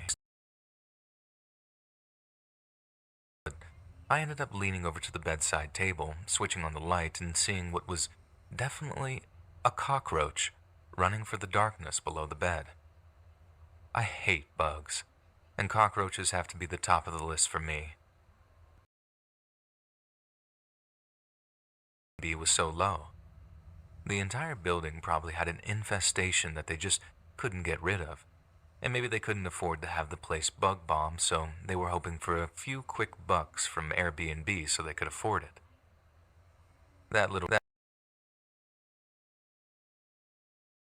Any kind of refund, giving me some bullcrap excuse of how Greece has lots of bugs in the summer. Other guests didn't have a problem with it. They knew what they were doing, acting as if though a roach infestation is just like having a few houseflies. Nearly as scary as the one I have to tell here. So, If it wasn't already clear, there was no way in hell that I was about to spend another night in a place that had roaches so close to the bed. And luckily, I hadn't actually unpacked by that point. Through town towards the harbor front, where I knew that there were a bunch of hotels. Only as I'm driving, I can feel that there's something wrong with my left ear, kind of like it felt cold on the inside. I started thinking that maybe the stress of flying had messed with my immune system. But then, I was driving, on my way to book a new hotel room, and start some epic email battle to get a refund, so it wasn't like I was in much of a position to do anything about it. But the thing was, so it's not like any of the local clinics were open for me to get looked over. So, when the weird feeling in my ear started getting worse, I decided to pull over near the harbor front and stick a cotton swab in my ear to see if there was any blood or pus or whatever. If you did, stop reading now, because things are about to get way, way worse. I pull over, fish around in my hand luggage for a little Tupperware box of bathroom-related stuff, pull out a cotton swab, then gently push one. I felt something actually move inside my ear. At the time, I couldn't tell if it was because I'd actually pushed a clump of earwax or something further up my ear canal. But then, when I pulled the cotton swab out again, stuck to the tip. I remember looking at them and thinking, what the hell are those? Until suddenly, the thought hit me like an entire brick wall falling on me. I kind of wiggled my head again and felt that same weird something that was like a worst nightmare come to life. There had been roaches near my bed when I woke up. Something was moving in my ear. The two little skinny things on the cotton swab were roach legs, and I was in complete denial for a minute or two, actually saying no, no, no out loud, trying to talk myself into being something else. But then, when I actually accepted what was happening, I started to hyperventilate. The next move was to grab the pair of tweezers I had with me, carefully insert them into my ear, and try to get the roach out all on my own. I can barely even describe how horrifying it was, trying to work the tweezers in, touching the roach to my ear canal. It was like it was trying to burrow into my brain. I know that's not exactly how ears or brains work, and that they're not remotely connected in such a way, but in my groggy, terrified state, that's exactly what it felt like it was trying to do. More, it seemed to crawl away from the biting pincers of the tweezers, and I realized that if I was actually going to get this roach out of my ear, I'd have to drive to an actual hospital. That's how I ended up driving over to the Patras University Hospital, aware of the thing trying to burrow its way further into my ear canal. At this point, I feel like I should make it clear that while none of it was actually painful in any way, it was by far the worst kind of mental torture that I'd ever experienced in my whole life. I got as, because it was real early on a Monday morning, there was next to no one else waiting to be seen by the doctors. After some mother-daughter combo got themselves seen to, I was called up to the desk to tell them what the problem was. The first nurse a few more minutes while she found someone that did. The next nurse spoke amazing English, but when I explained what the situation was, she had this look on her face that told me she just straight up didn't believe me. She asked me if I was in pain, and I said no. But then she took me to see a doctor who looked in my ear with an otoscope, and although I don't speak Greek, the muted reaction the doctor had told me that there was definitely a cockroach in my ear. Using the nurse as a translator, the doctor as they put some wristband thing on me, I was told that getting the roach out would be relatively easy and they could 100% get the thing out, but I had to try and keep calm. If I didn't keep calm, I wouldn't be able to keep still, and to get the roach out, they were damage my ears if I didn't keep perfectly still. Hearing that was hardly relaxing, but the nurse advised me to control my breathing and focus on the fact that everything was going to be okay, and that actually really helped me regain my focus. After that, but then I put all that down to the stress of the whole situation, and we all agreed that I didn't require any kind of medication for it. I had no idea exactly why they were doing all these tests on me, and I'm sure they had their reasons, but I was just desperate for them to get to the gate. That's the next thing they did, and the nurse explained all the stuff the doctor was saying, how they were going to use this stuff called lidocaine as a prep for getting the roach out. The lidocaine would act as a numbing agent, making it so the extraction didn't hurt while also killing the roach. Before it did, the roach went into overdrive trying to escape the fluid. And this is probably the worst it felt for me, and I'm so glad that it was over after that. But literally being able to feel the thing dying in my ear, like speeding up and stopping. I'm not sure there are even words in the English language to sum up how horrifying it all felt. After about 2 minutes of feeling the roach die, the doctor took these big curved tweezers, then started removing the roach, but not in one go. Out of me, or at least as much as they could pull out. The nurse showed me what they'd removed on a napkin. I guess it would have been about an inch long when it was intact, which I know isn't all that big, but it was still a cockroach running around my ear canal, so I don't. Given one final check over just to make sure that there was nothing left behind, then they basically told me that I was free to go with a prescription for oral antibiotics and a type that I would need to put directly into my ear. My whole left ear basically felt numb for the next. Really feel any better. I guess it was just the aftermath of having my ear invaded by both a cockroach and a pair of surgical tweezers.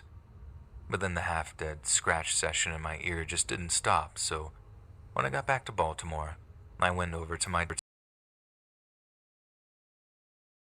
About a week after I got back from Greece, I went for my appointment and told her about the whole cockroach trauma. But just to be safe, she asked a physician's assistant to flush my ear in the hopes that removing any wax buildup would help my hearing and get rid of the. They each took a look inside. I can't even begin to explain how much my heart sank when I heard the physician assistant say she saw what she believed to be a spiky insect leg inside my ear canal. I felt sick. The whole for it to finally just be over. My doctor ended up flushing my ear again and pulling out 6 more pieces of the roach that the Greek doctors hadn't even seen. And this is almost 2 whole weeks after the whole incident first took place. I guess to be the whole roach out of pure wishful thinking. I just quietly cried while the whole thing was going on, and my doctor was amazing because she actually gave me a hug when the whole thing was done. She's been my family doctor for years, so we had quite a close relationship. Too personal. But she also comforted me because she told me that there might be more of the roach in my ear, and that she was going to make me an emergency ear, nose, and throat appointment for the next day. When the appointment was over, I went home and tried as best I could. When I got there, they sat me in this real comfortable examination chair, then the ear, nose, and throat doctor placed some sort of microscope next to my head. He didn't say much at all. The whole examination basically took place in silence, right up until he said. The next thing I know, he's using what looked like a large pair of scissors with a blunt end to fish around my ear canal for the rest of the roach. That time, no kind of numbing agent was used, so it was actually painful sometimes. pieces of roach crunching as he gripped them and pulled them out. Even when he finished and had flushed my ear out with water again, to the point that he was 99% sure that he had gotten everything out, I still didn't feel that much better. That surprised me free of the whole thing, but I didn't. Instead, I couldn't stop thinking about the fact that the remnants of that roach existed in my ear for like 2 weeks, meaning there was still a chance that I was going to develop a nasty ear infection. I've only ever really gotten deathly afraid of any crawling insect that might find its way into my ear, especially cockroaches. I'm not nearly as bad as I used to be, but it's definitely still a thing for me. And honestly, I don't expect to be completely over it anytime soon. If you really like my content and want to support me, please like this video and click the subscribe button. It helps me to grow my channel and is essential in reaching a wider audience. Most of you watching my videos aren't subscribed to my channel, and thus they aren't recommended to more people who would surely love my content as much as you do. You can always unsubscribe at any moment. Thank you in advance, and enjoy the rest of the video. Last year, I was invited to a wedding in Oregon. I wasn't from the to a little vacation. I was interested in exploring the area nearby, and I was able to find a really good deal on an Airbnb only 15 minutes away from the wedding venue. The wedding was on Saturday, and I arrived at the Airbnb on Thursday afternoon. It was a smaller looking house. The first day, I went to a nearby city and met up with another friend I knew who was in town for the wedding as well. I returned to the house that night sort of late and tired from the long day. I got into bed, turned on the TV, and fell asleep within probably 15 minutes. And I got up and made some coffee. When I was drinking it, I took a step out into the front yard because it looked like a really nice day outside. After I did, I was on the front step, and I noticed there seemed to be some sort of note taped to the front door. I picked it up and read it.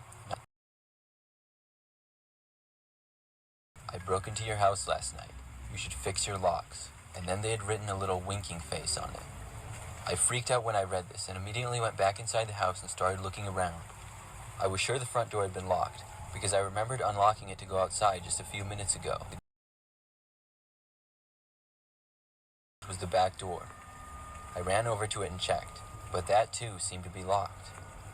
I then started searching up and down the entire house, and like I said, it wasn't a very big house, so it didn't take me too long to look everywhere.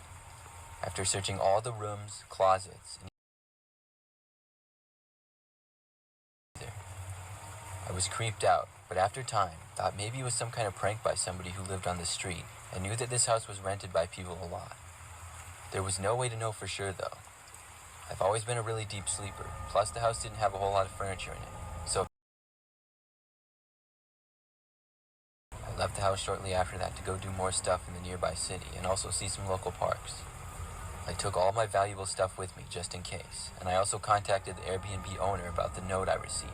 I was hoping they would reply to me before I got back home, reassuring me that the locks were fine. Local restaurants, visiting local parks, and other cool buildings, I once again returned to the house that night. When I looked, the Airbnb owner never replied to me, and I was a little bit scared to go to bed, but I was tired and was able to convince myself it was probably just a joke.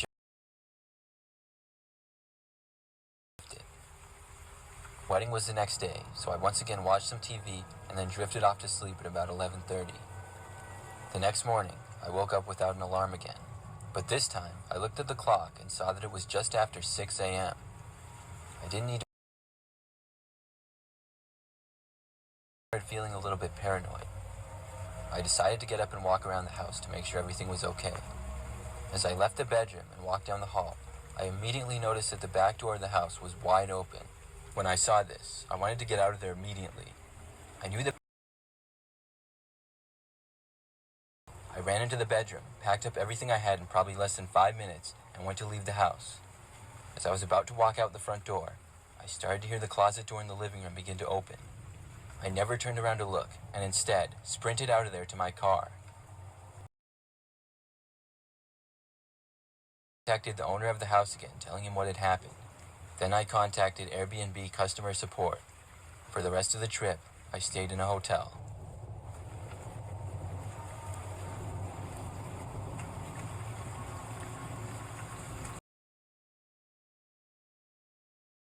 The story happened just last month. My wife and I were planning to take a little vacation just for the weekend. We found an Airbnb up in a really nice area with a lot of great land. The place was way up north, about 4 hours away. It was a house, sort of like a cabin, and with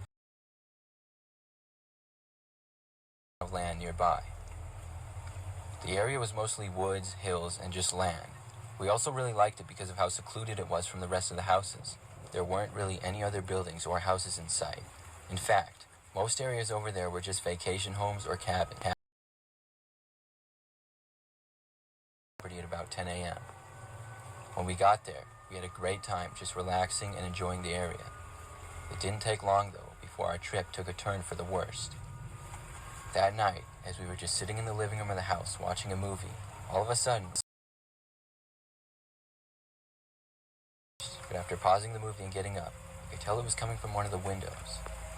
I walked down a hallway to where the noise was coming from.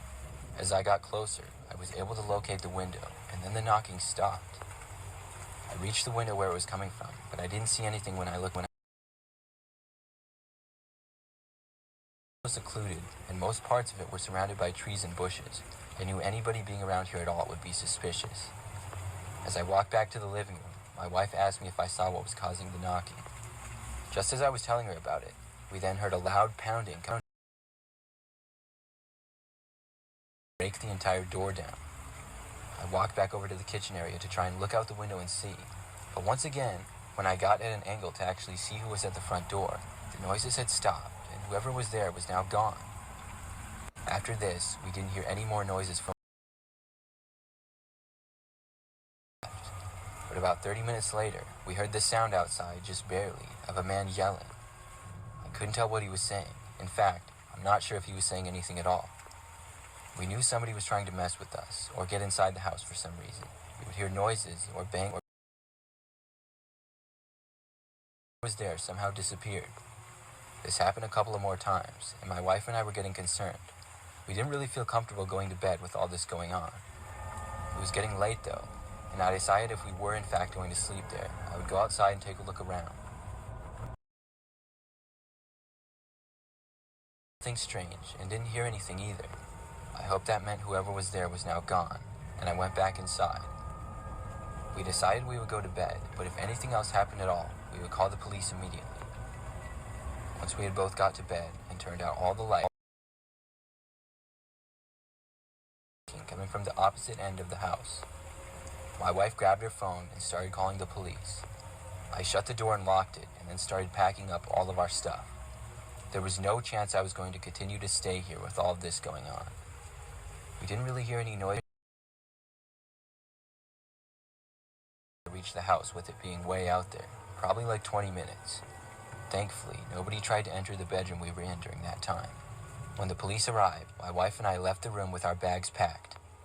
The police showed us a window in the living room of the house which had been broken, and there was anybody inside.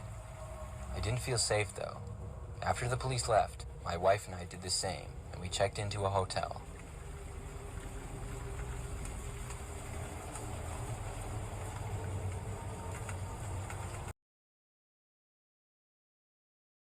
A couple of years ago, I traveled to a city for a prospective job. I had a potential job offer and was going to stay a total of 2 days to look at the area in case I were to move there. I didn't really spend a whole lot of time looking for where to stay.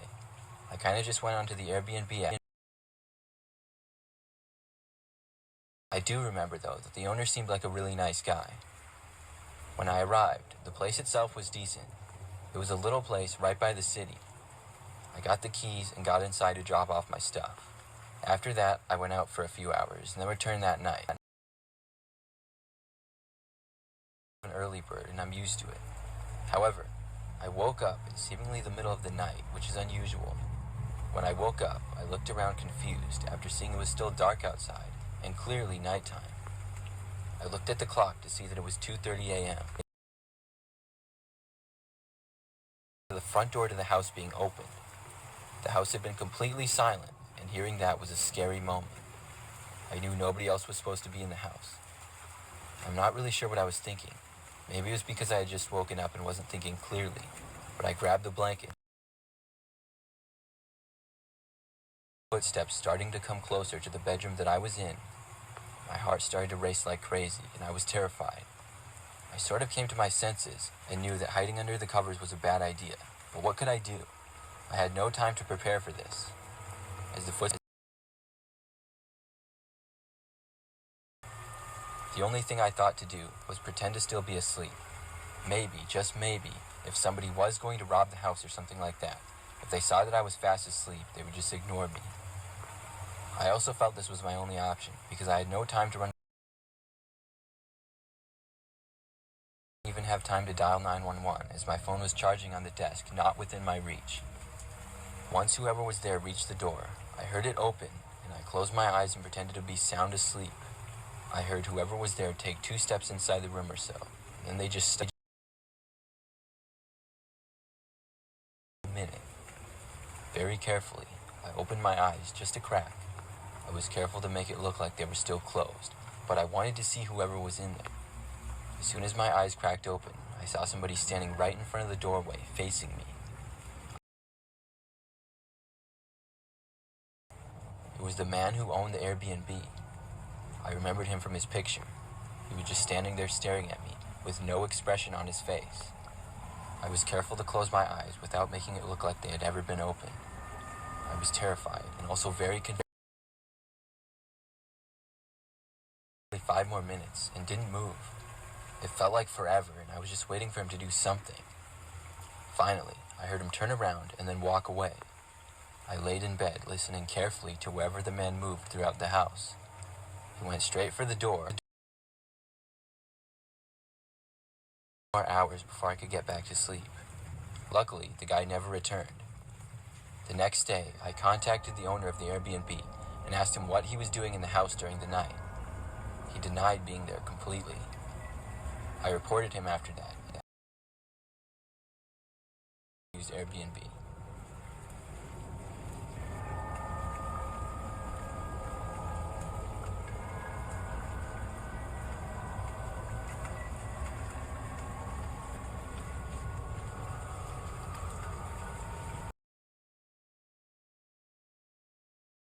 Because, not like a spooky story.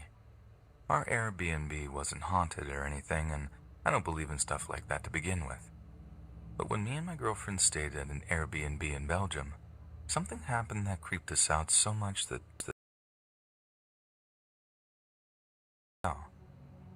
I've had a mate of mine tell me I overreacted over this, but just put yourself in my shoes.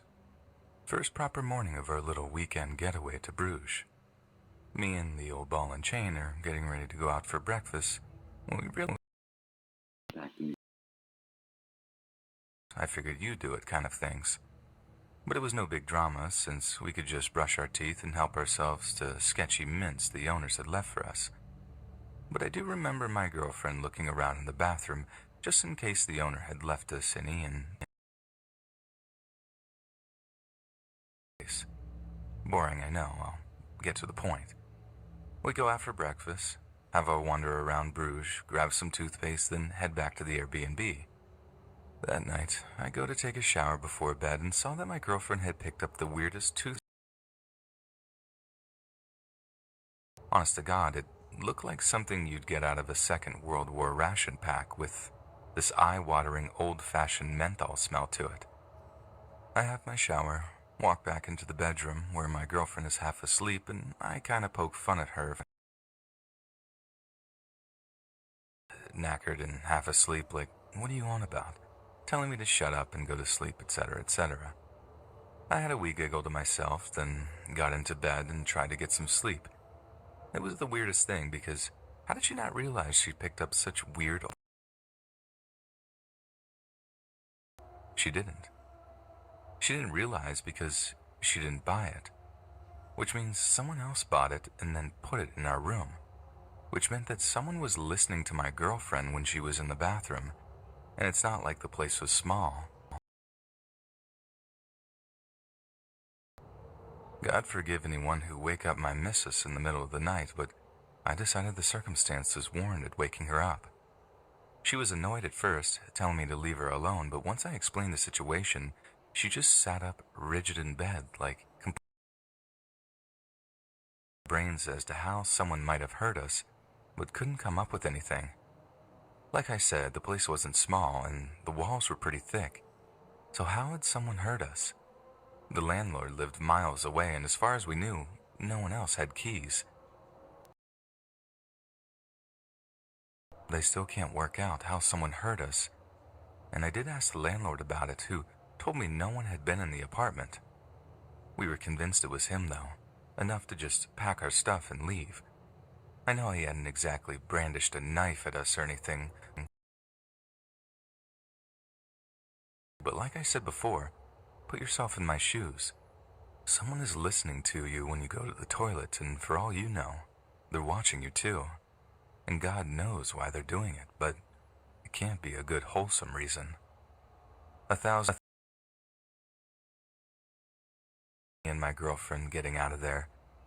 It didn't ruin the trip too much, like we realized early what was going on, so I think we got off quite lightly.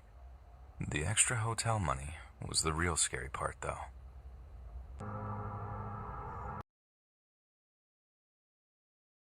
Year, I was taking my kids down to the 7-Eleven near our apartment block to get some big gulps. Just as we were walking past a public park, right near a tree line, this completely normal, well-dressed looking couple came out of the trees and starts walking right toward me. He told me to give him my wallet and anything else in my pockets. I mean, I thought it was a dumb joke of some kind. They looked so well-dressed that they could have been office workers or something. I actually let out this nervous laughter, then asked if they were serious. Fishing knife from his jacket pocket. When he opened it and pointed it at me, I shoved my daughter behind me to protect her as best I could. But then, just as I was going to do the same for my son, the woman grabbed his other arm and began pulling him towards her. Fear. There's no other way of describing it. And I suddenly just lost all sense of self-preservation as I leapt forward to attack this well-to-do looking woman who just grabbed my boy.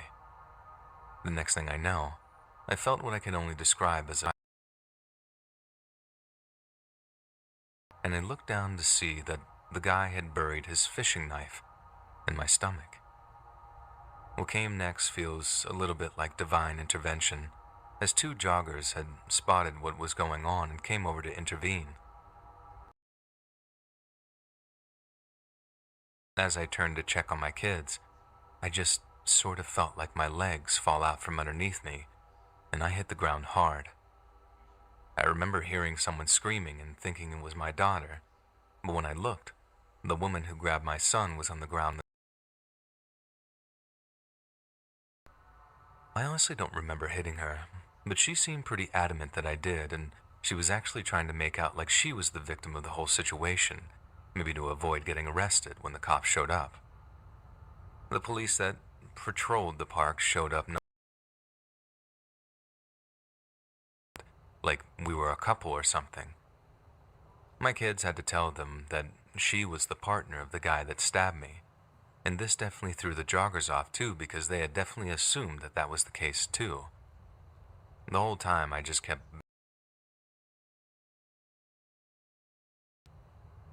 I got taken to the hospital, and to my complete disbelief, I was questioned about the incident as if though I was a suspect.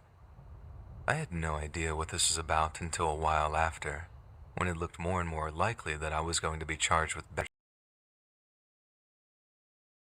had a decently well-off family and had gotten into some vicious cycle of addiction with some trust fund junkies she met in the city. Her family actually tried to sue me when the charges didn't stick, but it was thrown out and she was sentenced for attempted kidnapping not long after. A tube in my chest for 2 weeks after my surgery to remove the knife, but I thankfully made a full recovery. Honestly, when I look back at it, I'm just glad my kids didn't get hurt in any way, and I still run through all the horrific scenarios in my head where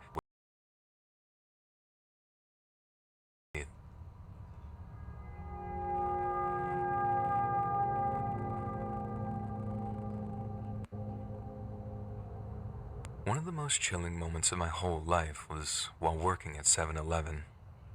Some of the fridges and grabs a ton of those Starbucks cold brews out of one of them before dumping them all on the counter in front of me. The stink of booze off of him was just wild, and as I'm ringing him up, I asked if he'd either had a really good day or a and then tells me, a little of both. He then goes on to explain that he'd just gotten out of court, and that he's been acquitted of accidentally shooting one of his hunting buddies on a trip that happened a few years ago. I was so stunned that I didn't really mind, which was, I'm sorry. He laughs again, shakes his head, and then asks me, you know what the funniest thing is, though? I shake my head, taking the 10 he gave me before grabbing his change from the register, and when he tells me when he spoke, he tells me it was no accident. Then just starts laughing to himself while he pockets the change and scoops up all the cold brews from the counter. I was so taken aback that all I could forward towards his parked car. Then my mind switches to thinking, please get into the passenger seat. Please get into the passenger seat. But nope. He climbs right into the driver's side, starts the engine, then drives off. Or anything, more like I was repeating his license plate number back to myself as I grabbed my phone and plugged it into the Notepad app. Then I called the cops, told them they had a drunk driver on their hands, then just let karma do its thing.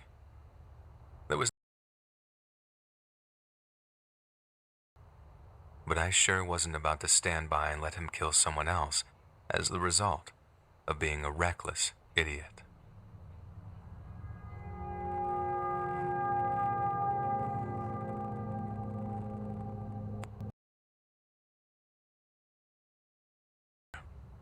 I was working at my job at a local 7-Eleven, just burning away the daylight hours with no passion in life, no purpose, no nothing. Then suddenly, I feel this terrible headache coming on. I take a few painkillers, then I ring them up for a coffee and a pack of donuts, and then that's the last thing I remember. I woke up in the hospital, and the nurses were prepping me for surgery. I was told I'd been diagnosed with a bleed in my brain and that the surgery would involve drilling a hole in my skull. They were about to put me under. The head of neurology got in touch with someone and called off the surgery completely. What actually happened is that I'd suffered an aneurysm, and according to my doctor, who told me this much later on, I would have probably been dead on the table. With a brain bleed, the solution is to drill holes in your skull, which relieves pressure and prevents your brain from swelling up and squeezing against your skull.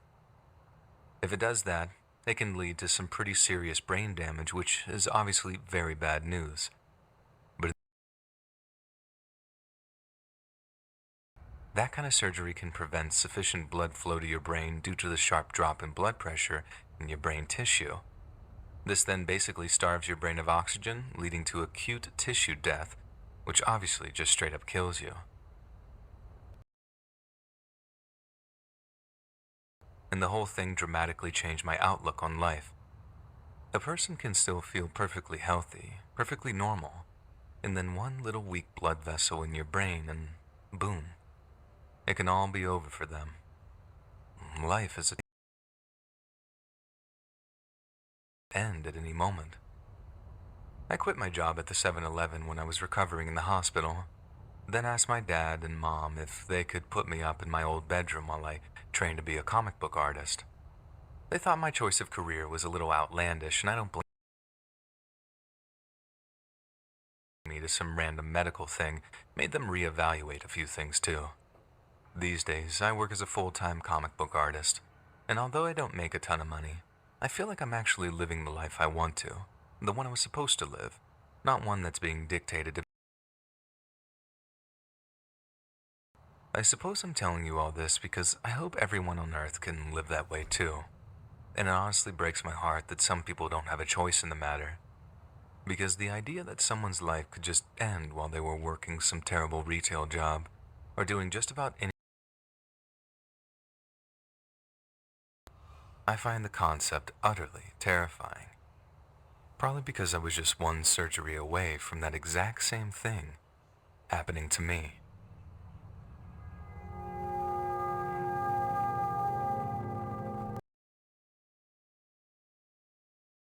I had a guy come into the 7-Eleven I was working at, and when I was ringing up the items he wanted, he started getting all fresh with me, saying stuff like, "You're real pretty," and "What time do you finish work?" I lied to him and told him I was on till 11, even then.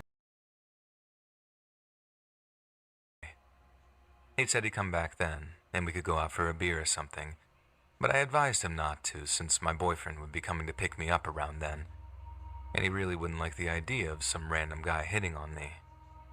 That didn't seem to bother the guy too much, though. See things his way or something. I just nodded like, "Yep, I'm sure you will." And I could see him getting kind of angry before he walked out of the store. It didn't bother me too much, as he was only going to come back to the store later on to find out any pervy creepers. But then at 6, when my shift finished, I walked outside with my purse only to see a car door open about 20 or 30 feet away. I swear I just about felt my stomach tie into a knot when I saw the creeper. 80-degree turn on my heel and started walking back into the store, then just went right behind the counter and into the manager's office after telling my coworker, "Just say I'm on break." He seemed real confused for a second, but as I shut Listen. only 30 seconds at the most before I heard him say, "Oh, her? She's just on break. I'm sure she'll be out in a minute." Normally, I'd take the bus back home, but that night, I knew I'd have to get an Uber if I wanted to make it home with waited for it to arrive, then tried to just walk out as fast as I could. I didn't see the guy in the store, and I asked my coworker real quick, "Are they waiting for me?" And the guy shook his head, still confused, but kind of getting the gist of what was actually happening. I shook my head, just gunning for my Uber as I pushed open the glass door. I didn't see the guy anywhere, and I was so set on getting into the Uber that I didn't look left or right as I walked out of the 7-Eleven, so I had basically no warning that the guy was about to grab my arm.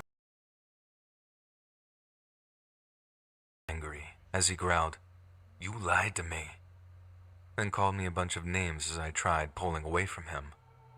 Luckily, my Uber driver saw absolutely everything, and he stepped out of the driver's seat to be all like, "Hey, let her go or I'll go," and just smiled at the Uber driver as he told me, "This isn't over. I don't like being lied to." I wish that was all bluster too, like he was trying to act hard just to save a little face, but he wasn't. And for the next,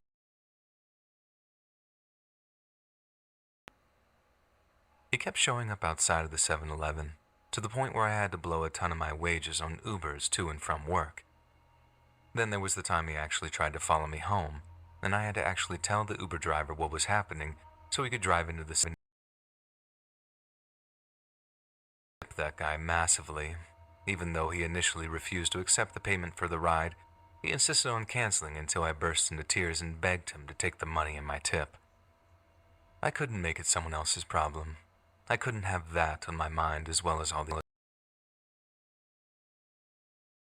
with that one specific Uber driver, and he became kind of a father figure who always accepted my ride requests whenever he was working and made sure that no one followed me home. He was also the guy that told me that I needed to get the cops involved, and I thought that this guy was going to hurt me. They only ever actually gave up when the law got involved. I didn't even know why I was surprised when I found out that the guy had a previous conviction for stalking, and he seemed to know the legal process like the back of his hand. He knew the process of getting the restraining order through. He'd come visit me in the 7-Eleven just to taunt me sometimes, and he'd only leave once I threatened to call the cops on him. That was just about the only thing that seemed to really get to him, too. The fact that he'd been arrested and convicted over something like that before.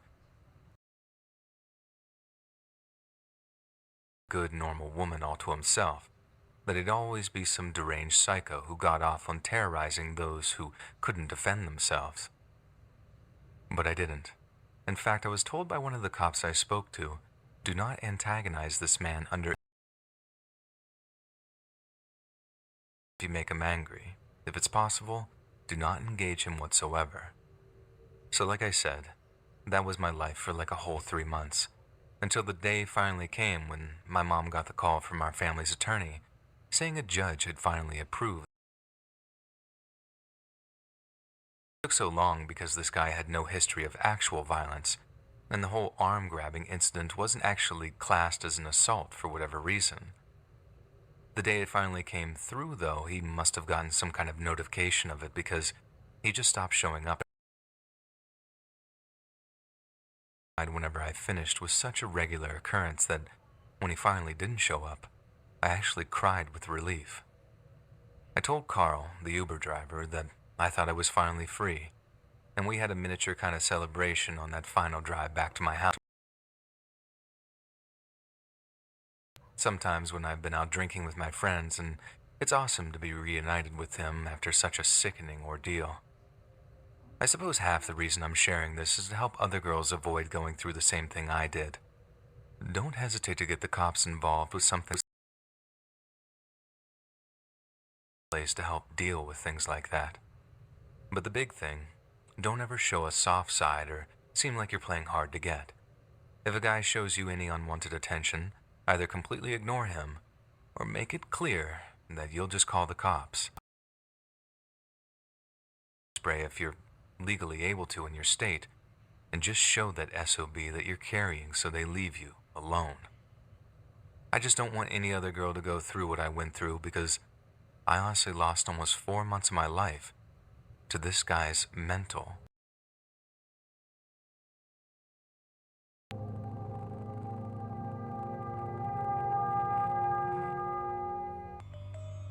I'm a 24-year-old male, and this happened to me a few years ago when I was around 21.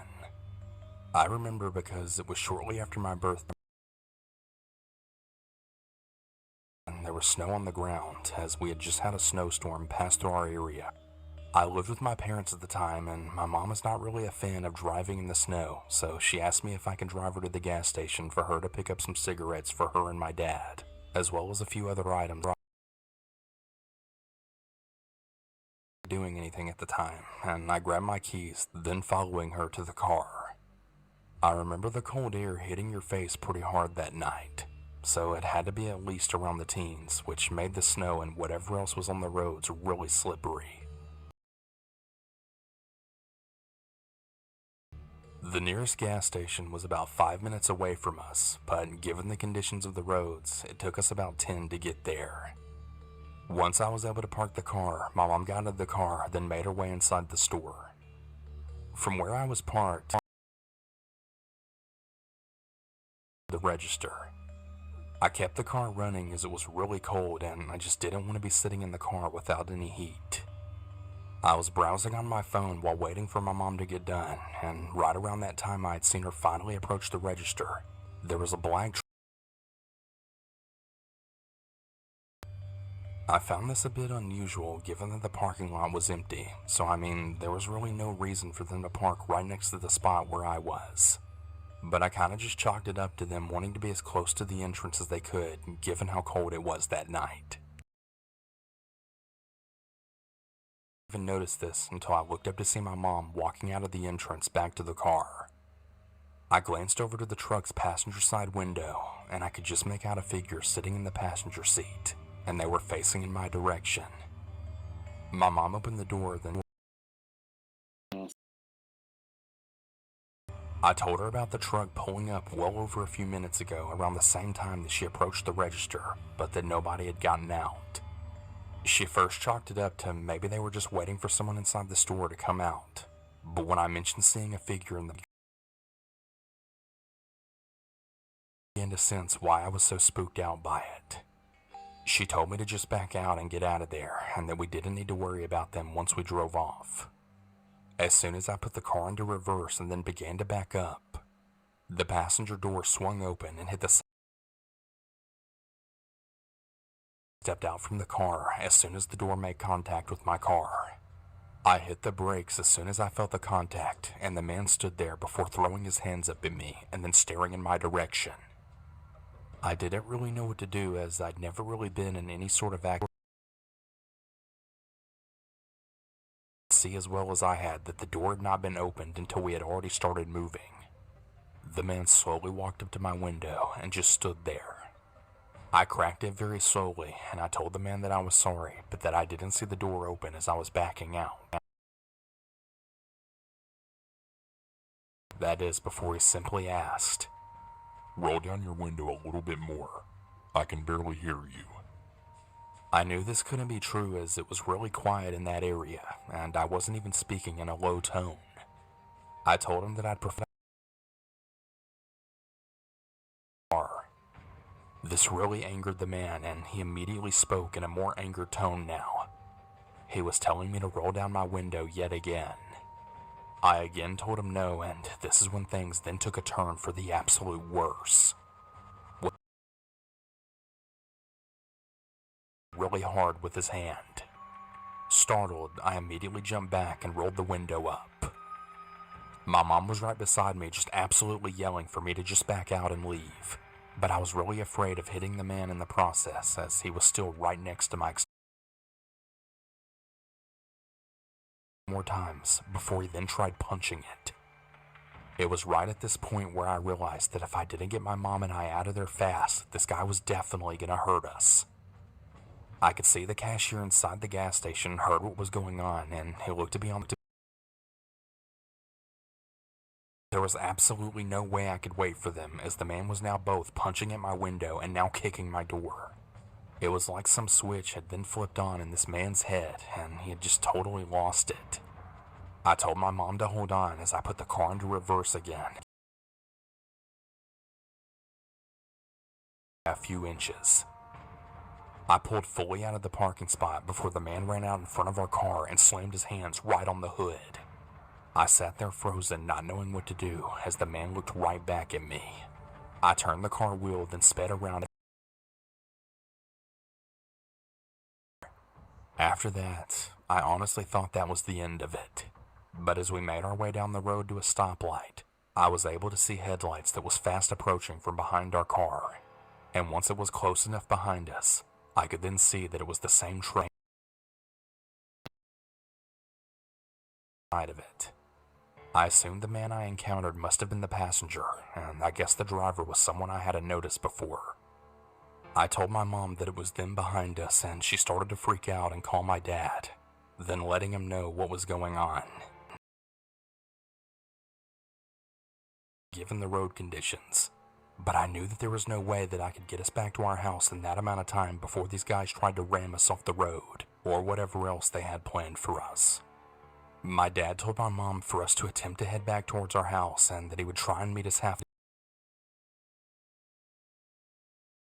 That this had to be our best option, given that I couldn't turn around and head back to the gas station still not knowing if the police had even been called or not. So once the light turned green, I punched on the gas and sped off. I'm gonna be completely honest. There weren't any other cars at this point of the night. There were a few times where the car slid from the ice on the road, and I knew that it would only take one turn of the wheel to lose control. But I wasn't going to slow down and let these guys catch up to us. After about a few minutes of driving on the other side of the road, I was thinking that it had to be my father, and as we got a little closer, we were able to make out his truck beyond the lights. Very surprisingly, the truck was still behind us, still keeping pace with me given the road condition. Section of the roads and then stopped shortly off the side of the road. I started to slow down right as we approached and then pulled off to the side of the road, the truck still following me. As I came to a stop, the same man from before that was in the passenger seat The driver opened his door, but before he could step out, both of the men stopped dead in their tracks at the sound of my father's voice. I suggest that both of you hop back in that car and drive right on out of here before I put a bullet in the both of you. Headlights. He had his 9mm pistol pulled and aimed right at the man's head as he stood right next to my car. I pretty much just watched as both of the men just stood there for a brief moment as my dad slowly inched his way towards them, before then speaking to what I assumed was my father. You're really lucky you got here when you did. The man laughed and jumped back into his truck before it quickly backed out and drove off in the other direction. My dad walked to my window. I remember telling him that other than being scared shitless, I think we were fine. Shortly afterwards, my dad followed us back home just to make sure no one else followed us. I really have no idea what those men's intentions were or why the man acted the way he did. Get my mom and I out of there. I just really hate to think what those men would have done to us. So as some background, my family live about a state away from me, and at the time that this happened, I had just turned 18, which was about a 5.5-hour drive. No biggie. I was like, bet, I can smoke and drive that easily. And I did just that. About halfway there, I needed to stop to get some gas and get snacks. With the drive or where the gas stations were on the way there, and they were kind of spread out. So as soon as I felt like it wasn't smart to wait until I found another gas station, I pulled off the highway. I've always been sort of suspicious of people in general because just to kind of feel when things are not right. So I wasn't really worried about being by myself because I knew how to handle myself. So I pull up to this relatively empty gas station, maybe one or two other cars, but it was a larger one with one of the antique shops inside. There was no one at the counter yet, and there was a sign on the counter saying that they would be right back. So I just go and pick out a snack and a drink. Well, when I previously walked in, I noticed a man, late 20s, kind of just walked inside, but didn't really think about it. Not really paying him any kind of attention, I went and opened the door to the soda when he comes right up next to me and opens the one next to mine. This wasn't particularly weird to me, but the fact that then as soon as I go over there, he does too, I was like, okay, I'm gonna go look for a different drink. So I go to the tea section and stand there for a sec, and he follows me to the one right next to me yet again. Only this time he looks at me, smiles a really creepy there. I do also want to say that even though he could have easily just been trying to be nice or flirt or something, I had an instant creepy vibe from him when he first walked over, and that intuition has never failed me before. At this point, I just look at him, nod my head, then I can just grab a snack later. He comes right up behind me with just one of those jerky sticks. Literally didn't grab even anything from the refrigerators that he was looking in right next to mine and just stands super close to me. And I mean, he was literally right up behind me. I'm literally just waiting for this freaking cashier to hurry up and come in here so I can get the heck away from him. So I decide to start calling for someone. No one answers or comes out. The dude behind me is texting on his phone and he's just looking around. Finally, I'm just like, screw it, I'm out of here. I leave my drink on the counter and walk out. He follows me. At this point, I literally run to my car and I remember feeling him grasp my jacket, but with the momentum of my arm swinging, he wasn't able to get a foot. Turning my car in record speed. We make eye contact and out of the corner of my eye, I can see two men run from around the corner of the gas station. All three of them run at my car, which is not very far from where the first guy is, and I just floor it out of there. I don't know what they were planning on doing, but I imagine I was about to get kidnapped. I called the police because I don't know where the cashier was, and I just had a really bad feeling that they did something to them. By the time the police got there, they were gone.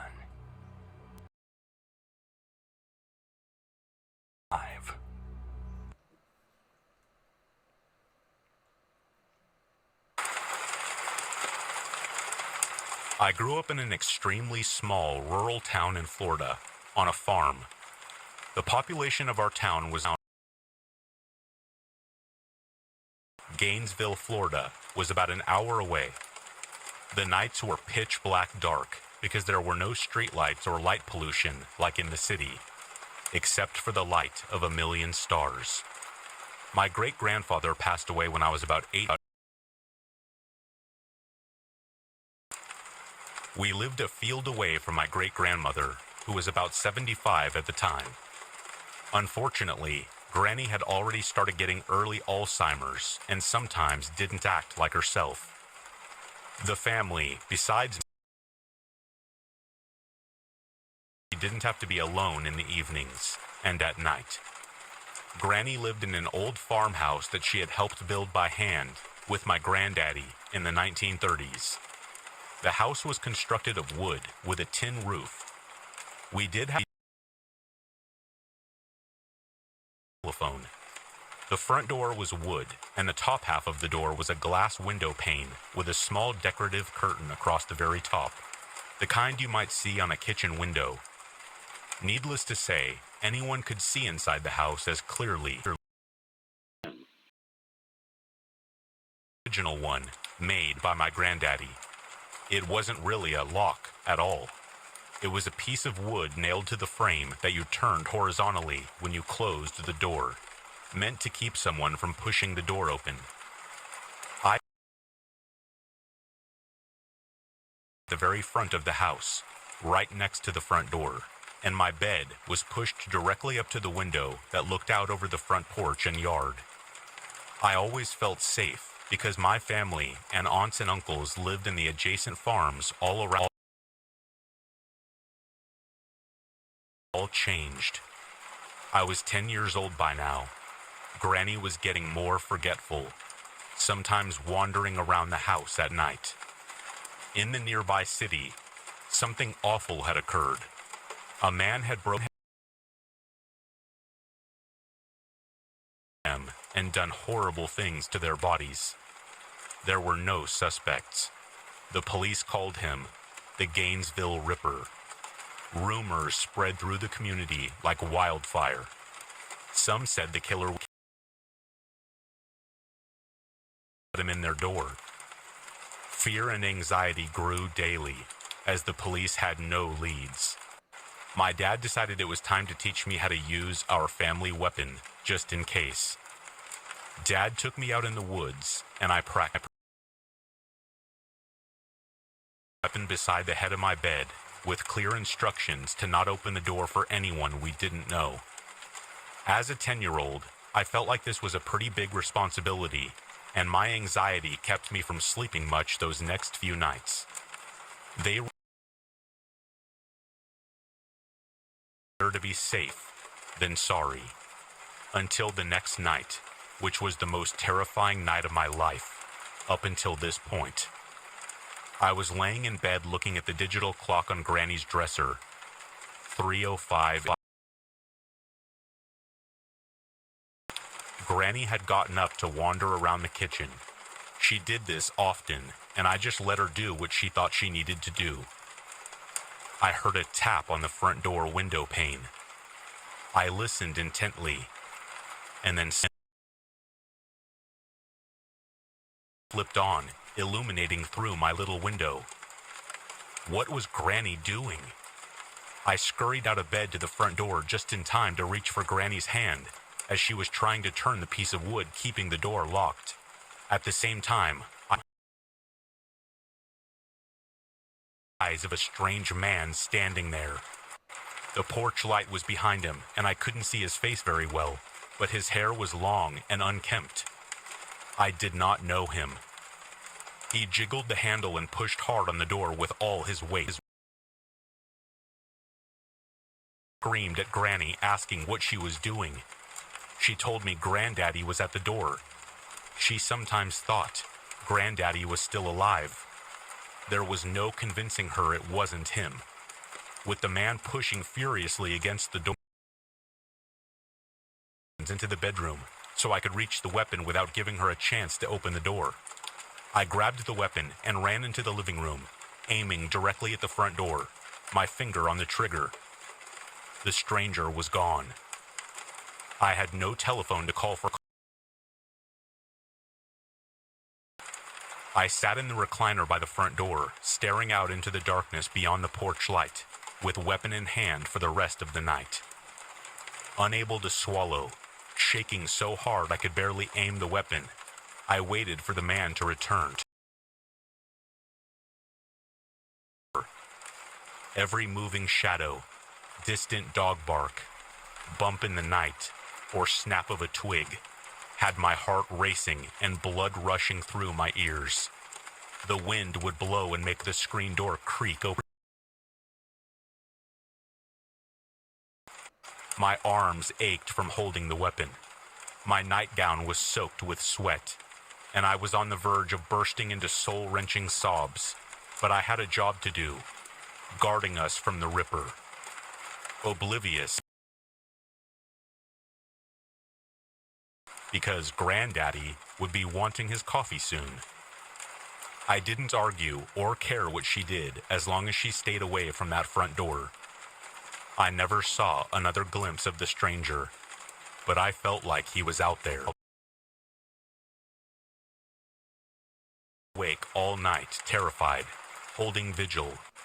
I made sure Granny was back to sleep, slipped out the back door, and ran straight across the hayfields home to Mom and Dad for help once the sun came up in the morning. The police, the same man I saw at our front door that night. My family hired an elderly lady to stay with Granny, and I moved home permanently. To this day, I don't know who was at the door on that pitch black night, but into the darkness. I would like to start by saying that all the names in this story have been changed. Last year in 2021, I was living in a townhouse in New Mexico, and our two childhood best friends, Robbie and Izzy. The time in that house was full of your typical young adult ups and downs, but amplified by the turmoil of the pandemic. That house was full of good the world. However, the last few months were absolutely terrible before I ended up leaving the state. Let me start with a little backstory. Carrie had been in a relationship with a man who we will call Jay, which ended with him being kicked out of our house after an altercation between him and Carrie. Police were called, and we thought that would be the end of it. Let's just say he didn't take being thrown out of the house and dumped too. I had a day off from work. I was in the kitchen most of the day doing some deep cleaning and self-care. While I was able to do the first part with ease, I could not for the life of me shake the feeling of being watched. I have struggled with this off as me just having a bad day. That was until Robbie came home, throwing the door open and shouting, "Tell me why I saw Jay circling our block." I was in shock. I ran to the Jay's car was speeding off.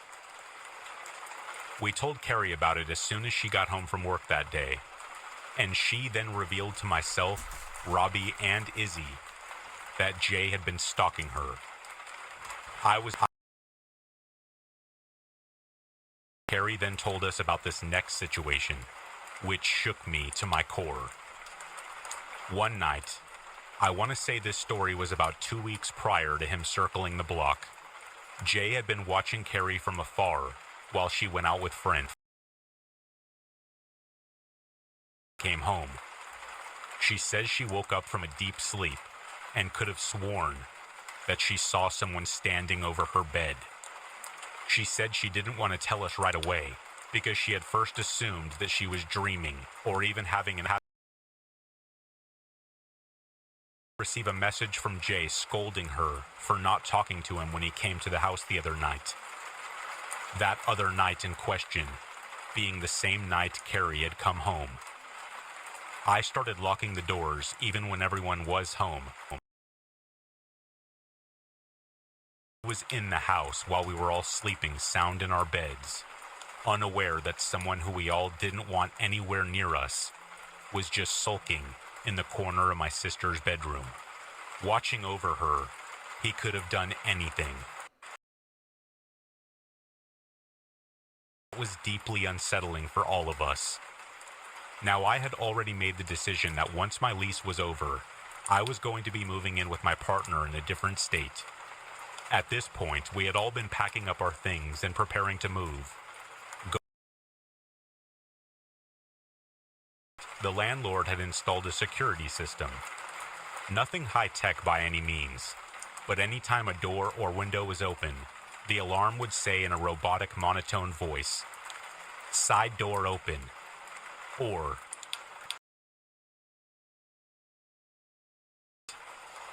one night, I was home alone. Carrie was at dinner with Robbie and Robbie's mom, and I had no idea where Izzy was until this series of events happened. I was in my bedroom when suddenly I figured it was the branches tapping like they usually did when there was even a small gust of wind. But the tapping was constant, timed almost. I still shrugged it off again, trying not to make myself anxious while I was alone. The security system go off. Back sliding door open. From the other room. Weird. We all usually come in through this side door when the kitchen and living room meet, as our front door was next to impossible to open. Maybe Carrie and Robbie had forgotten their keys and just came in through the back door. I called out from my bedroom. "Carrie? Robbie? How was dinner?" No response. Silence was deafening. I walked out to the hallways where all of the bedrooms led and called out again. "Carrie? Robbie? Izzy?" Again, nothing. I'm getting a bit freaked. But that silence. I will never in my life forget the silence that rang through that house as I inched closer to the living room. As I'm finally standing in the living room, the only sounds I had heard out of my chest, my footsteps, and the AC kicking on. I finally reached the living room, and I had checked Find My Friends. To my horror, Carrie and Robbie were still at the restaurant with during this time too, so I had no clue where she was still. Knowing what I know at that moment, I called out one last time, but I couldn't bring myself to turn the corner and go into the kitchen. "Izzy?" Again. I figured maybe I was just hearing things at that point.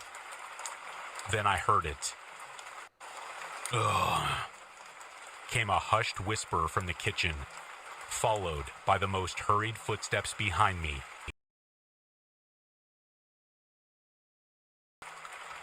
Who was that? It all made sense at that point. The tapping on the window, the door opening with no noise from whoever opened it, and now this.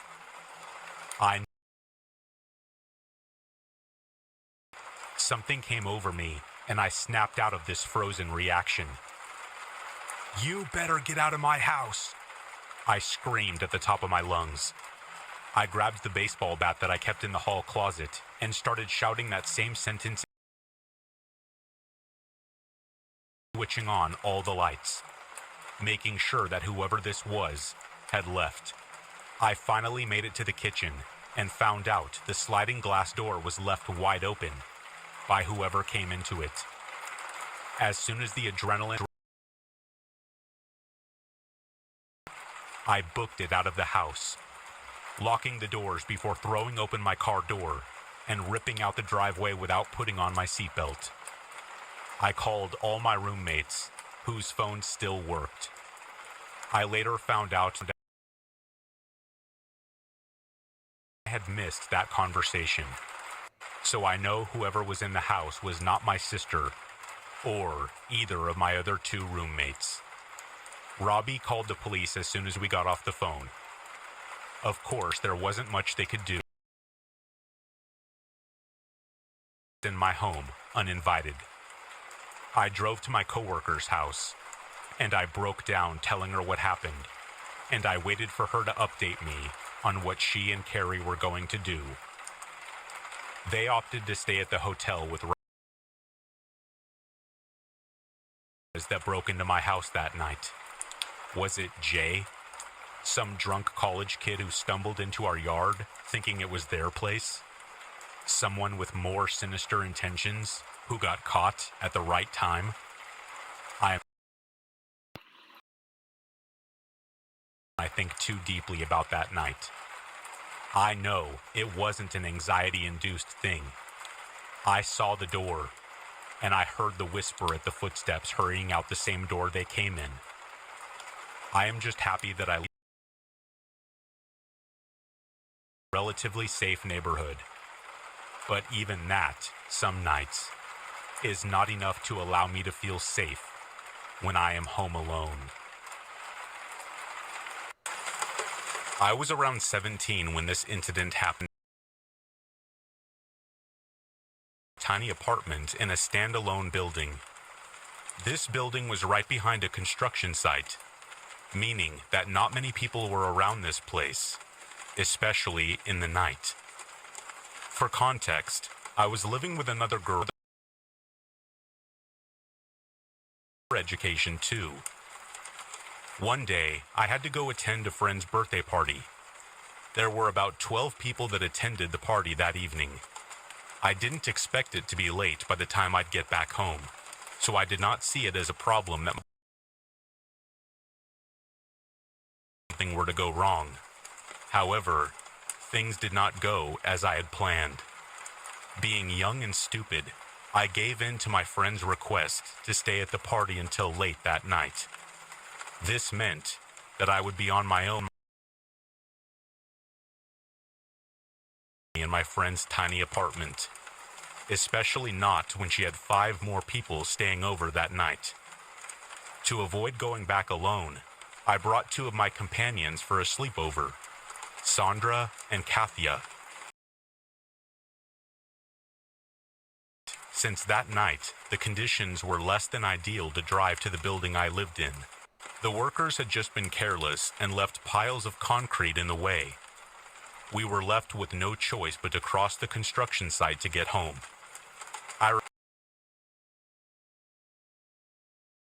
And she should have taken her pepper spray along with her. I tried to act brave, but honestly was a little scared. Kathia, on the other hand, was carefree, and we followed her lead. We were walking through the construction site. Saw a bizarre, flickering, blazing light coming from one of underneath the construction buildings.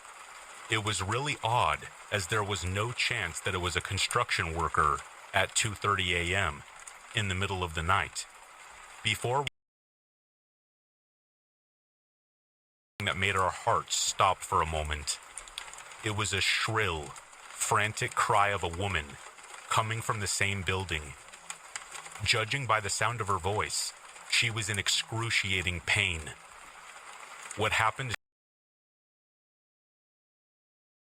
We saw someone falling from the building, literally meters away from us, causing an earth-shattering thud. Sandra almost yelled in terror, but Kathia was able to quickly grab her mouth to make the sound fade. pulled us behind a half-constructed wall of another building, just to be sure that no one could see us.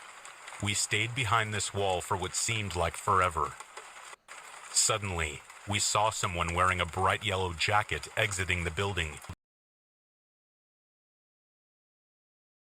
Arm in the left. We couldn't see his face because the place was not well lit, and it was almost pitch black there. Honestly, considering the absolute horror that we were in, that was the last thing. Another eternity of making sure that we were now safe, we made it back home, still trembling with fear. We called 911. The police came and investigated. After a few days, we learned that night, her arm was cut off with a gas lighter, and she was pushed out of the 5th story and left to bleed and die. However, to this day, after several failed attempts, investigators have no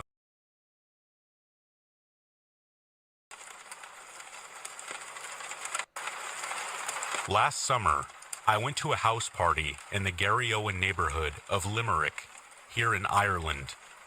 We were right in the middle of lockdown restrictions, and I know it was really still in need of a stress release. I'm a really social creature, and I need to spend time around people. Like I was actually going mad being stuck inside all on my own. I do actually really regret going, but breaking because I saw one of the worst, most horrifying things I have ever seen in my life at that party, and it's something I don't think I'll ever get out of my head. So the party is going swimmingly for a few hours, and I'm on. But then I walk into the kitchen to get another drink, and this big argument is unfolding between this couple that seemed to be based around allegations of infidelity.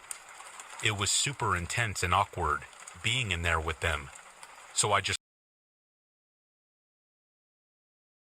back to where I was gabbing away with some new friends. I didn't really think much of it. House parties can be weird like that after all. One room people are passed out. Another one had people dancing around, while some rooms turn into something hideous. Only this one did. The guy in the argument storms out of the party, and then for a few hours, everything is good vibes again.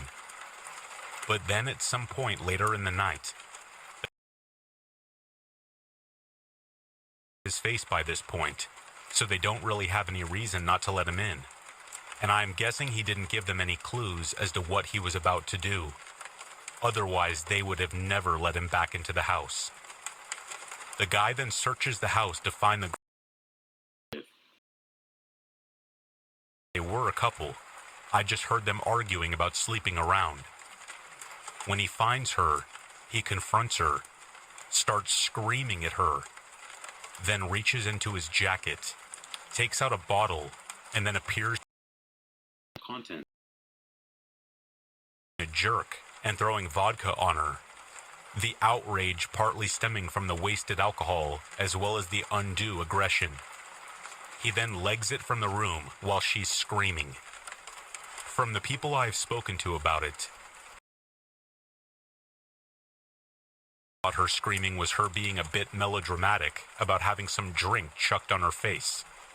But then, she took her hands away from her face, and it's covered in what looks like burns. It wasn't alcohol he had thrown onto her face. Luckily, someone there was a chemistry graduate. They realized what was happening almost straight away, and then grabbed something from under the kitchen sink that would neutralize the acid. I don't know what it was exactly, but it definitely stopped the damage from being any worse than it was. I heard the poor girl had to have a skin graft from her leg though. Like even with the help she got, her injuries were absolutely horrific. like the Gardaí, what we call the police in Ireland, didn't manage to get cuffs on him for like a month. And we were all so relieved when they finally did. I can't imagine what kind of monster does something like that after to try to permanently disfigure someone's face. That takes a really special kind of evil, don't you think? Back in the late 70s, I was a little girl around 7 or 8 years old, as I found it to be a source of stability in my life. My mom couldn't sit still, as my grandma would say. We moved all the time, 12 times just in 1 year alone. My uncle worked. Lifters would come by. He would offer a place to stay and good home cooking, courtesy of my aunt, in exchange for an extra helping hand around the farm. One Saturday after a long day of work, my uncle took one of these farmhands out for gas station and market. He lived in a tiny village with the only other establishment being a church at that time. My uncle returned home without his farmhand. We'll call him Tom moving forward. Stayed The bar. Later that night, my cousin Rick came home and had decided to sleep on the couch in the living room instead of risking waking my aunt and uncle as he tried to sneak to his bedroom. You see, Rick was only about 15 or 16, if I remember correctly. Laying down for about 30 minutes or so when the front door opened. It was Tom, and he was covered in blood. Now, my cousin knew that Tom was a farmhand and could possibly have been butchering an animal, but this time, all he knew is that something told him to keep his eyes closed and pretend to be sleeping.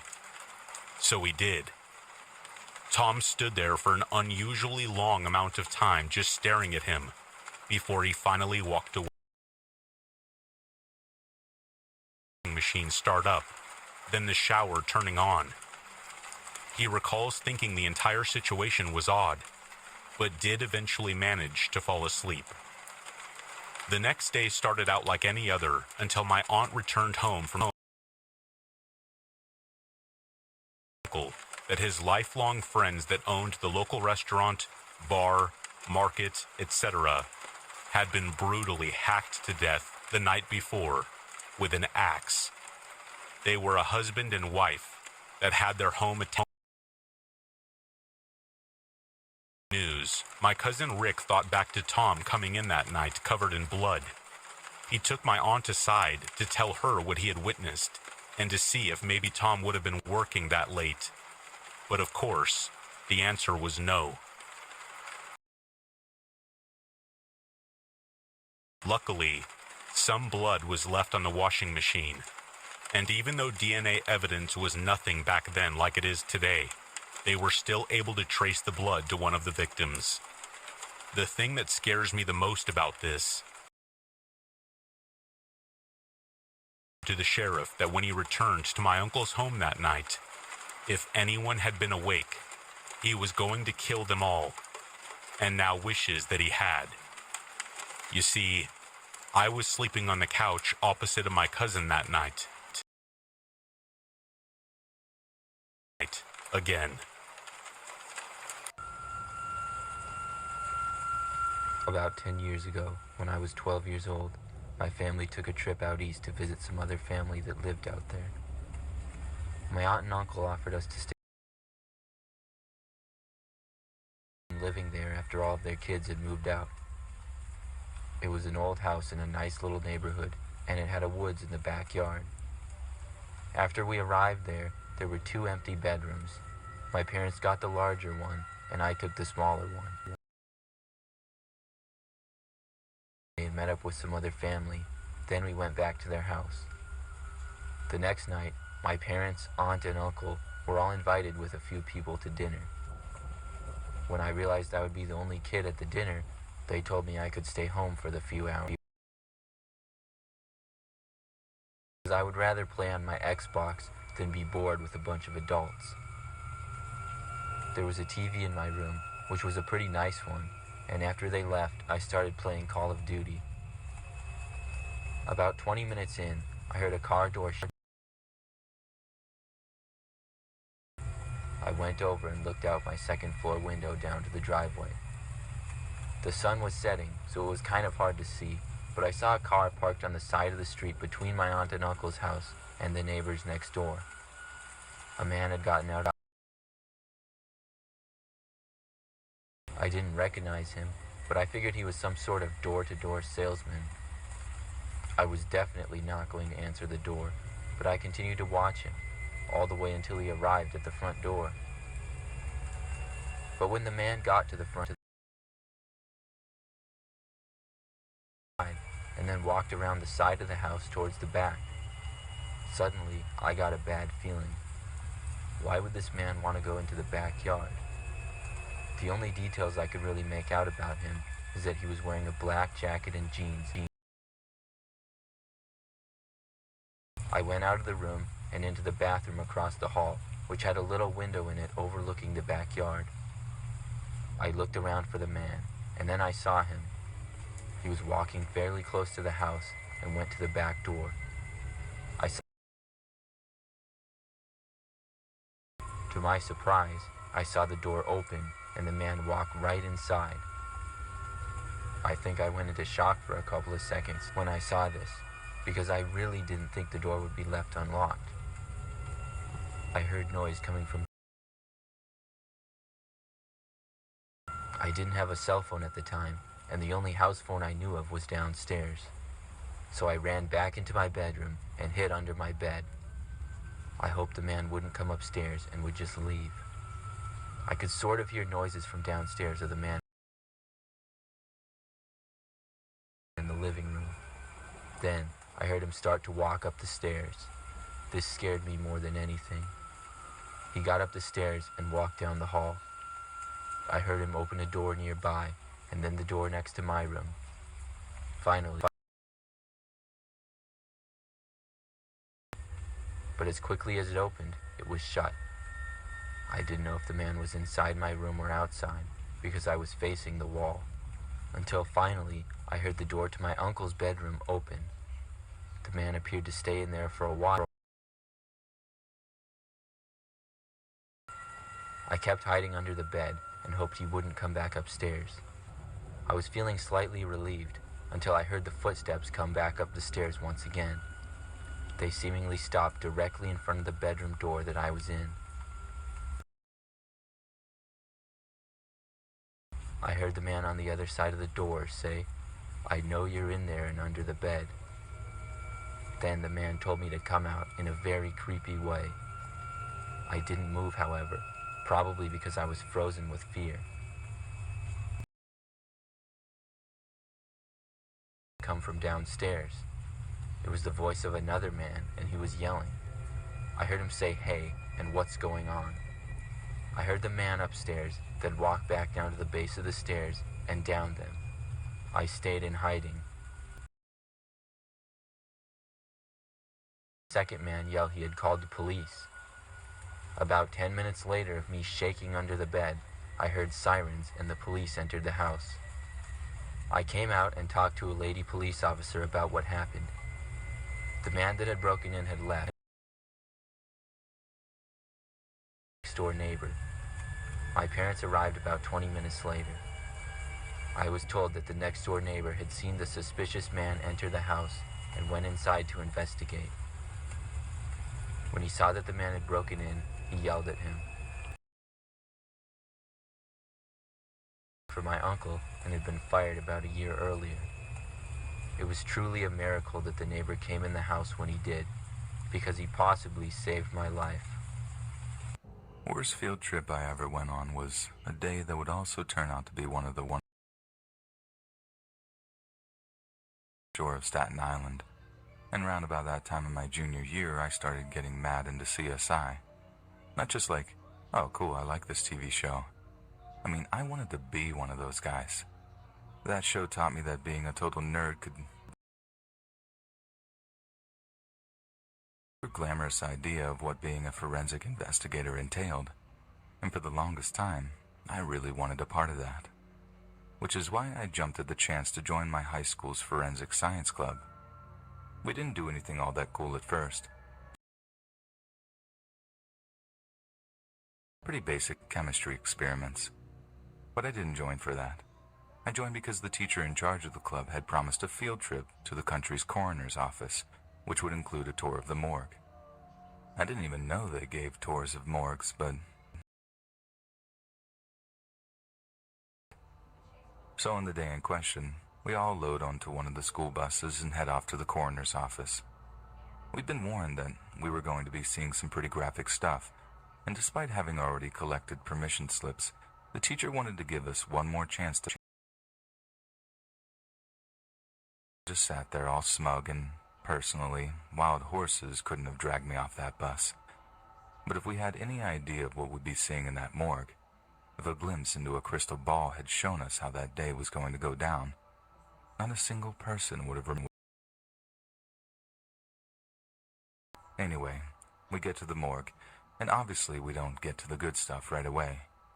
We go through the day-to-day routine of a mortuary worker, what it's like for those on the lowest rung of the ladder. Then things get more complicated, and we start getting glass window, but I was still salivating over all their Gucci lab equipment.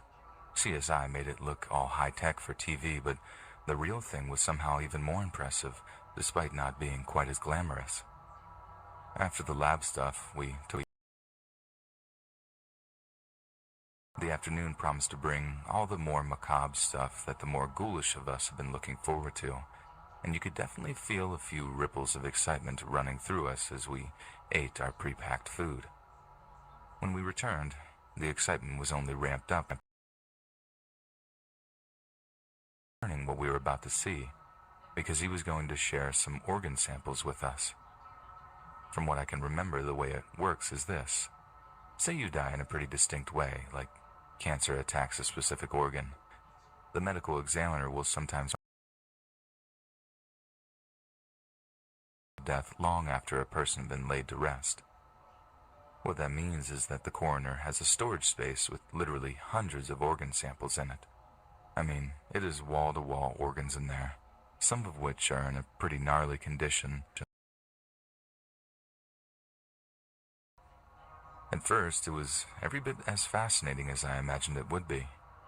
Sure, it was morbid, and once or twice I had to remind myself that everything in there had once belonged to a living, breathing person. It also made me think how fragile we are as people. Honestly, it's kind of a miracle we can even get out of bed in the morning. Then, right as I'm musing all that over, the gentle hum of whispering among the students was suddenly broken by a distinct, "Oh my God." It wasn't like a scream or a disgusted surprise, which is why I initially thought someone had just found a particularly gruesome specimen. But it was worse than that. Much, much worse. Another person yelled in disgust, only this time it really... Two girls are standing in front of a shelf full of specimens, staring in horror at one in particular. I couldn't quite make out which one, and the next thing I know, the girl who shouted this lets out the most blood-curdling scream and goes hurtling out of the... Other kids are crowding the area trying to work out which specimen had the girls freaked out. Slowly, they start to see it too, and the group starts buzzing with exclamations and chatter until our teacher demanded to know what was going on. The group... Then, as they slowly made space so the teacher could see what they were looking at, one of the kids pointed to the offending jar. It was a brain, just floating there in isopropyl or formalin or whatever they were using as a fluid preserve. It didn't have any of the tumors or necrotic tissue that some of the others had. In fact, it actually looked relatively fresh compared to the others. But the issue wasn't so much the organ, but who it belonged to. See, the brain belonged was driving got plowed into an SUV coming the wrong way, and his little sister was in the car with him when it happened. She survived, thank God, but she had to watch her brother die right in front of her eyes before rescue could arrive to pull her out of the wreckage. Impact wounds to the head, hence why his brain was of interest. But this kid wasn't just some random kid. This kid went to our high school. The girl who ran out had been a close friend of his, and the crash was only 2 months before the field trip. Being able to get out and socialize again. The forensics field trip had been the first big thing she'd been excited about since her friend's death. And then she shows up and finds his brain in a jar. It was like something out of a bad horror. The girl who screamed went completely AWOL with her friend. I think her mom went to find her after talking with the teacher because the bus left without either of them. Everyone else was in a sorry state too. Most of the girls were crying. Heck, even some of the guys. It was an incredible thing to see. Incredibly terrifying, really. But it was knowing you can just end up as a brain on a shelf, a labeled specimen. That's what got me. I didn't really know the guy, but the incident caused a huge stink, and the kids' families said that they were even going to sue the county and school district. Rightfully so, if you asked me. But the trouble was, the guy was an organ donor. I mean, good for him for being unselfish about it, but that legally meant that and at first, anyway, his family were told they weren't allowed to have their son's brain back. All they wanted to do was bury him again, and they had to get an emergency order signed by the governor or somebody so they could get him in one piece again. For your dead son, but two. The family weren't done litigating, though. They wanted to get paid. I don't even think they really wanted the money either, or rather, they didn't need it. I just think they wanted to bleed the state government for what they did, let alone put it on display for high school kids to look at in less than 10 weeks after his death. It took them a while to get the case to court, and I remember being happy for them that they might get a little justice. But then word swept around town that they didn't get it to cut that kid's brain out. Like, I'm sure it wasn't phrased like that, but whoever had the balls to tell a kid's parents, so what if we butchered your boy? Suck it up. There's a special place in the dark recesses of the afterlife for that guy. Oh boy.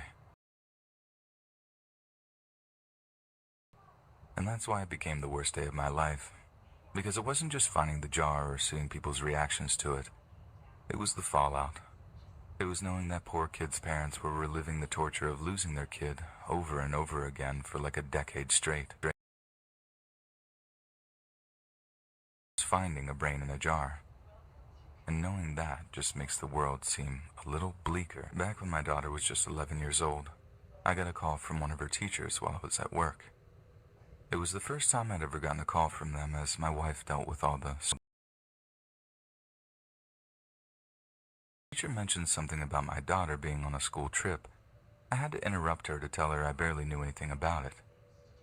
I know that seems rude, but I was in the middle of dealing with a customer, and time is money, as they say. The teacher then tells me that serious has happened. Like she'd already mentioned, my daughter had gone on a field trip that morning with the rest of her year's group. She'd been accounted for in the morning, but following another roll call after their lunch break, she was nowhere to be found. Obviously, I'm already together, right up until I ask where my daughter is lost. Knowsley Safari Park, the teacher responded. I literally couldn't believe my ears. Like I actually had to ask her again just to be sure of what she'd said. Knowsley Safari Park has all kinds of wild animals that can just wander right up to cars. If my daughter had somehow just gotten up out of her seat whilst inside the safari park, there's no telling what kind of danger she was in. It was honestly one of the worst days. They'd found her body and the closed casket funeral she'd have to receive. It'd be in the papers, no doubt. Every parent's worst nightmare, it'd say. A national scandal, they'd make the grieving process infinitely more painful. Obviously, I got and she was every bit as distraught as you can imagine. Of all the places for your kid to get lost, a place where lions are allowed to roam freely on some old country estate or something. The wife was in work at the time and was so upset that she was sent home. Wasn't there, but there was no sign of her. Obviously, they'd pretty much confirmed in our heads that she was gone, and we'd be the next set of parents to be crying on the nightly news, begging people to come forward. I was just numb with terror. I couldn't find my focus, so I decided to drive home and meet my wife at the house to make sure she wasn't too hysterical. She really had taken it badly on the phone, and I was almost as worried about her as I was my daughter. Then, as I'm driving home, up and buzzing. This is before I had a car with a Bluetooth stereo, and there was a police car like 3 cars behind, so I didn't fancy getting pulled over in the middle of getting the worst news of my life. The wife kept calling too, over and over again. Our worst fears have been realized. So again, I keep it together, focusing on getting home in one piece, but then I pulled into our driveway and I see that the door to our house is slightly ajar. I don't know what it was. Was my wife so upset she hadn't shut the door? Had the police just walked in after telling her our daughter was dead? It all sounds quite irrational, I know, but I was in a terrible state at the time, and that's all I could put it down to. So instead of actually getting my driver's seat, I felt like a condemned man being walked the gallows as I waited for her to answer. And when she did, she was floods of tears. I mean floods. And I knew the worst had come. All she said was, "She's here. She's at home. And thank God she's fine." I practically fell out of the car seat and bolted into the house. There, in the living room, are my wife. And I'll tell you what, I'd be lying if I said my eyes didn't get a bit leaky in the moments that followed. Now, I bet you're all wondering what exactly happened and how she ended up back at home, and not at school or at the safari park. So, my park trip was supposed to be something of a social occasion in which kids could get to know each other while setting a positive atmosphere for the year ahead. But as it turned out, after the morning registration, my daughter and her friends had something of a falling out and very mean to her. So instead of following her friends onto the coach, our daughter just slipped away without anyone noticing. She said she spent about half an hour or so in the library, but was so upset that she decided to just walk home.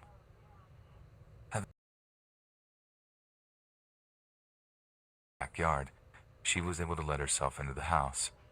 Then right about the same time she's making herself beans on toast to cheer herself up, her teachers do their second head count of the day, and that's when the whole saga kicked off.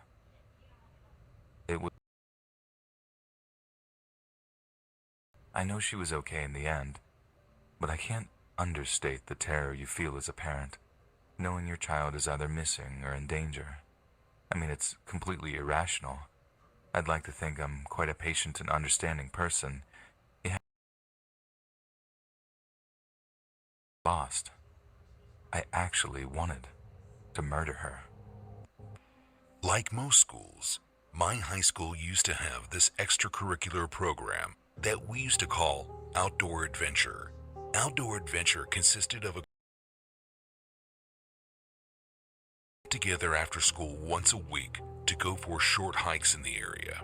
And towards the end of the season, we would all go on a weekend camping trip, which was hands down the best part of the whole group. We would get our permission slips early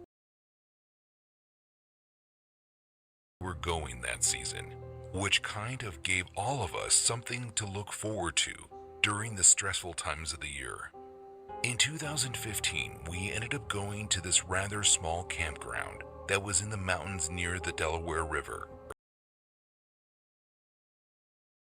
There was nothing like it. The first day was amazing.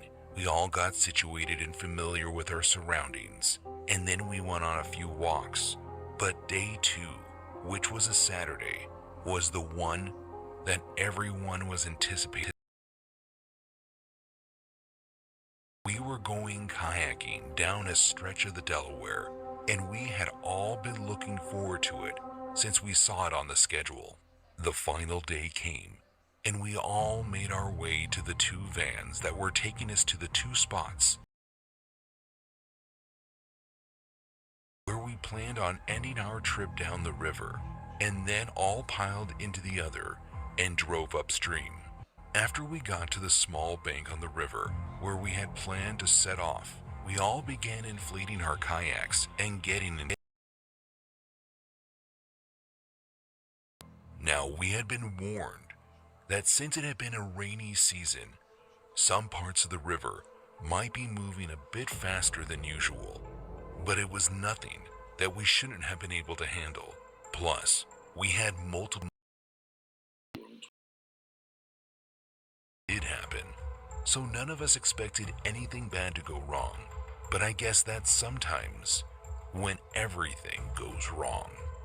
I was in the back of the line of kayaks as we made our way down the river.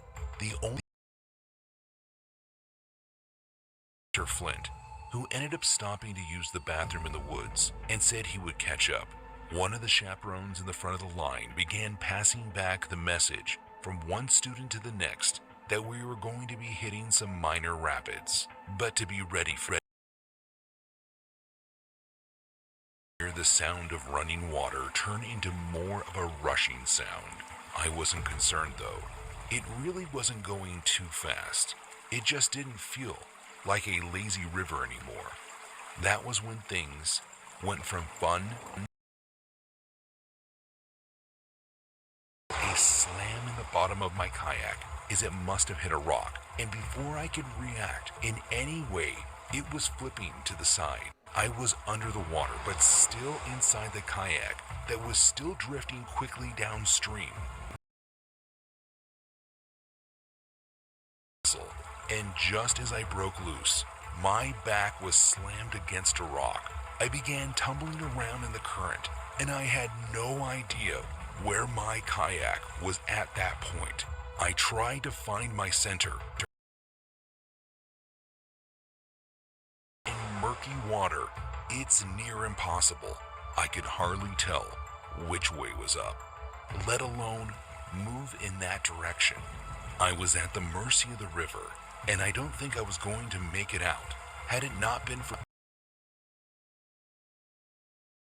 me in the chest. But to my luck, it was Mr. Flint's arm grabbing onto my shirt and pulling me above the surface.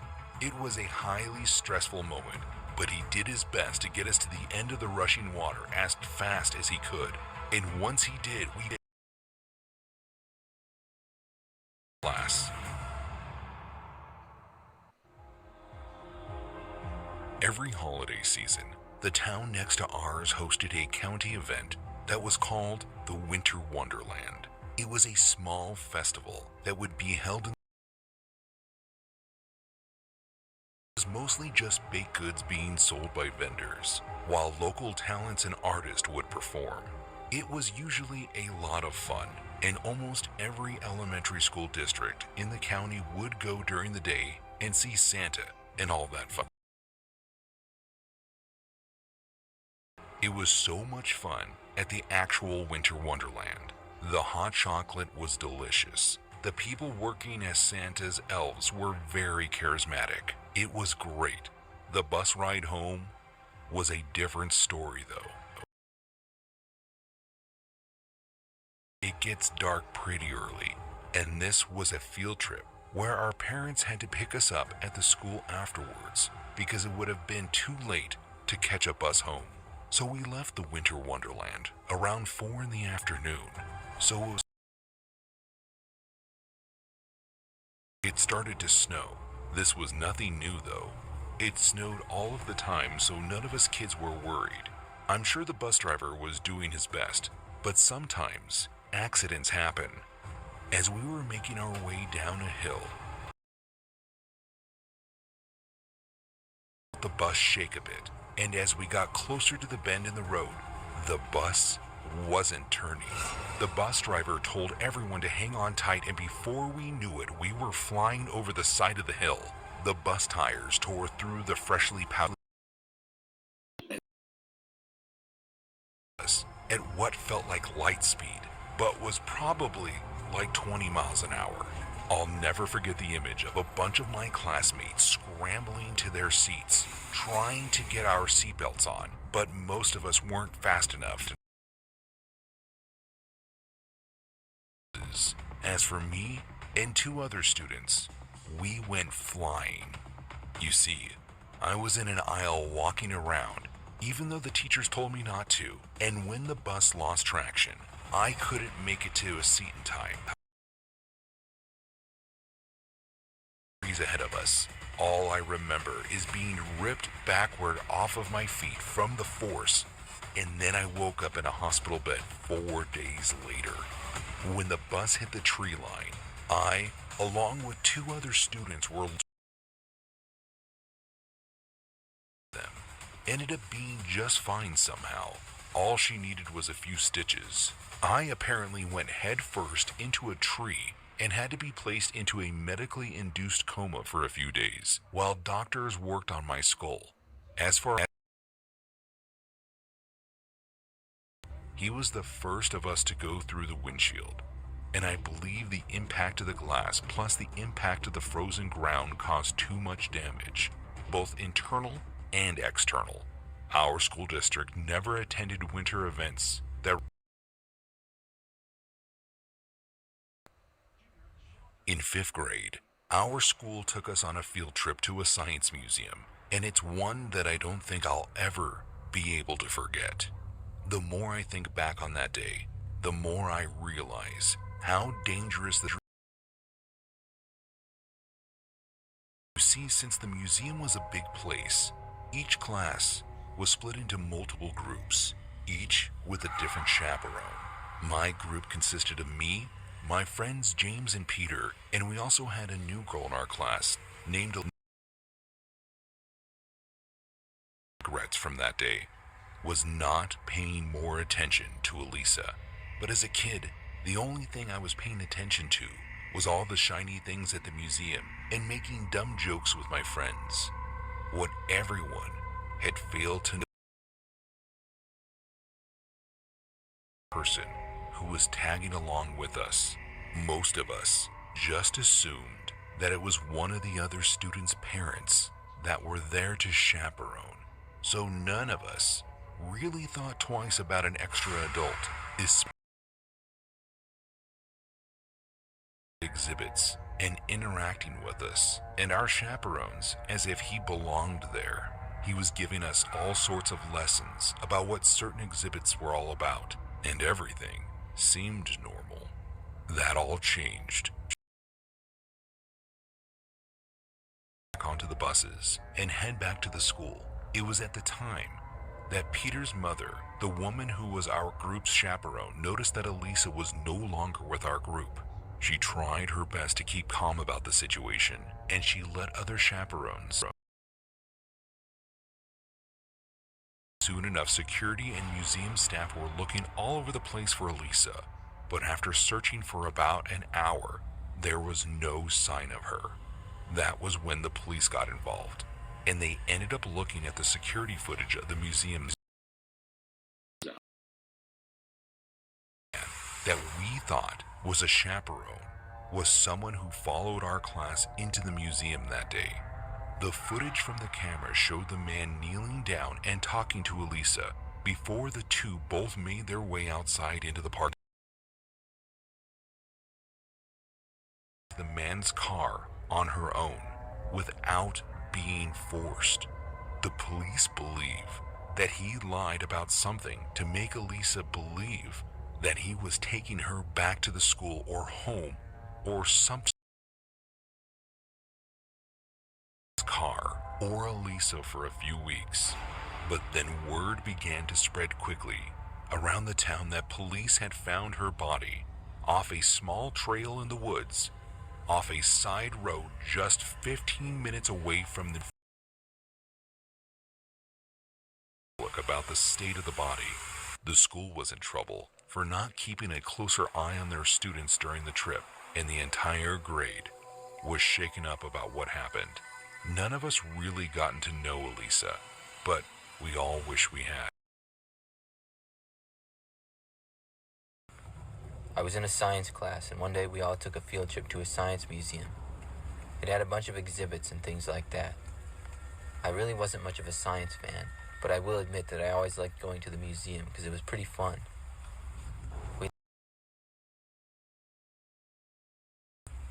Once we got there, we did the usual stuff. We were able to kind of split up as a group as long as we made it back. I went with a few of my friends in the class from one spot to another. Eventually, it was time to get lunch, and then we would leave shortly after that. 10 minutes, and to meet back at the entrance. I had seen everything I was going to see, so I decided to just go back and get on the bus. That way I could play some games on my phone until we were going to leave. I left the building into the back parking lot where our bus had dropped us off. I started to walk over and saw the bus driver wave me over to him. I got on the bus, but as I did, the bus driver stopped me. He told me there would be no phones on the way back. I was pretty upset to hear this, and I didn't understand why, but I gave him my phone. Started the engine. I looked out the window and tried to think of why we weren't allowed to have our phones. Sure, sometimes the kids would get out of control with them, but I found this a little bit unreasonable. Just then, I felt the bus start to move. I looked and saw the driver was driving. I called out that the rest of the class was still inside, but he ignored me. Then I got a terrible feeling. I asked him to stop the bus and go back, but he just turned around and yelled at me to shut up. The bus was driving down the street and headed for the freeway. I wished that I hadn't gone to the bus by myself and went back with the rest of the group. The bus driver merged onto the freeway, and we started going at a fairly high speed. The longer we drove, the more scared that I got. Now I knew the real reason. For I would say about 5 minutes. Suddenly, I heard the noise of a police siren. I looked behind me and saw a flashing light. The bus started to move to the side of the road, and I saw a police car go with it. That was one of the greatest feelings in my life. Beside the road, I saw several police officers run after him, and another run to the bus. They were able to get me back to safety, and the bus driver was caught a short time later.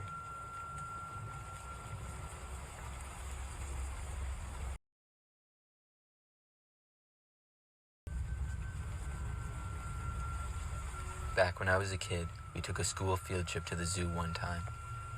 My school was really small, and basically the entire place went. It took us over an hour to get there, but when we were there, it was a day of schoolwork. I think I was like 8 years old, and I was one of the younger people there.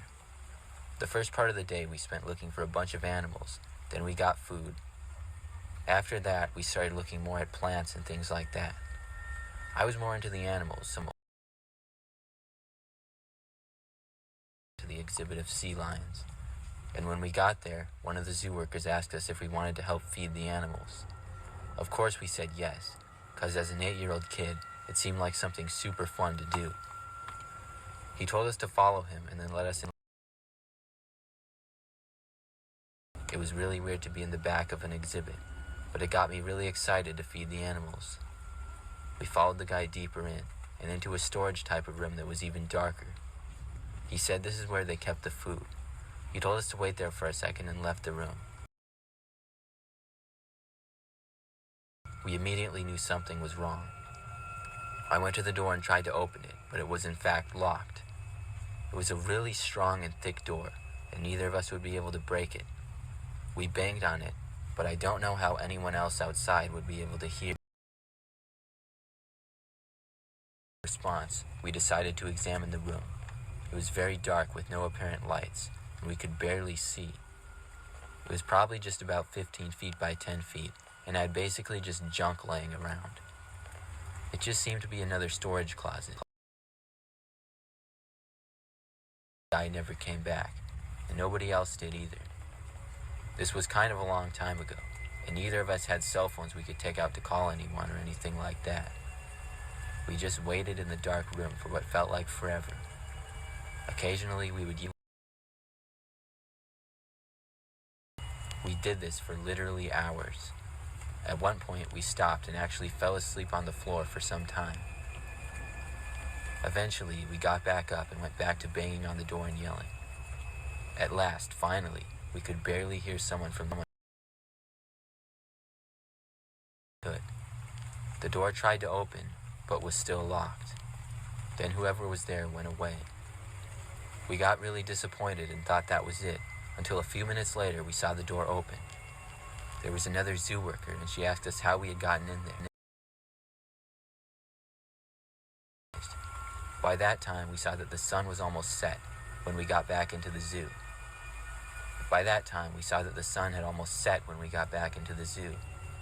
Apparently, everyone had been looking for us for over 2 hours. We were able to get and had left, and nobody could find him. It turns out he was caught a while later, and had been addicted to some drugs or something like that. They said he had been acting really strange lately. I really don't know why he locked us in there, but we were very lucky to get out because that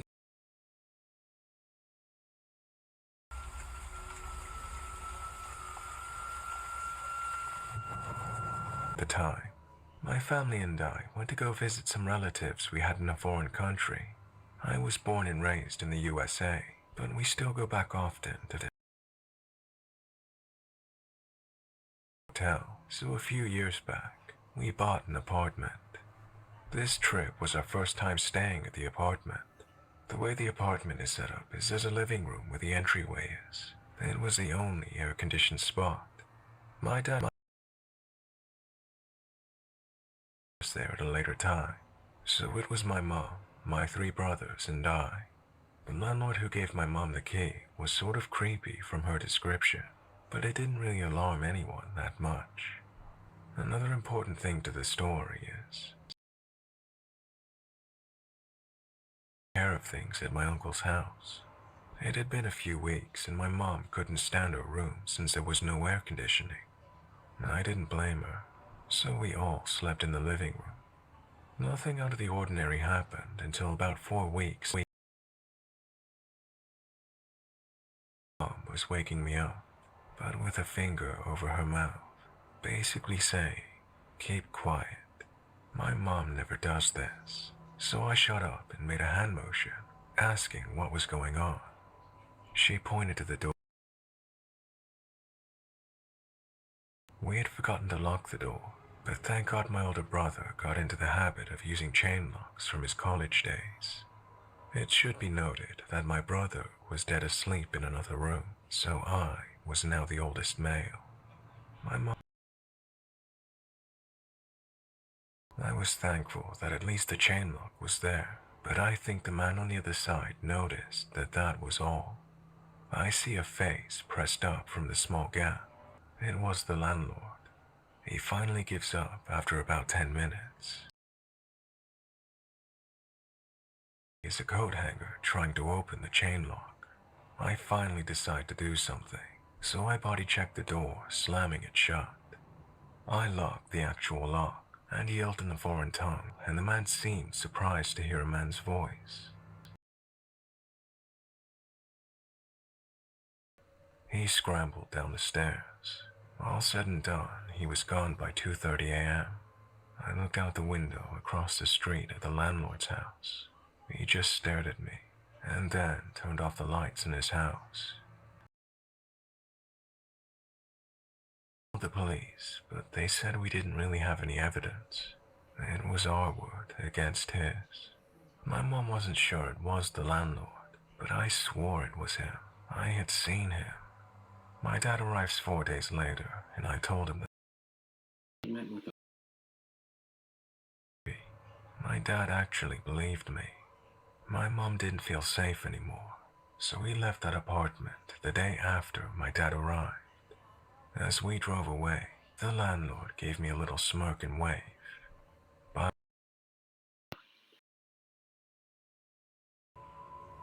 a few years ago, my roommate Chloe and I moved into the perfect apartment in a 6-unit building. It was on a street we immediately fell in love with. Chloe and I are both in our early 20s, who moved from a small town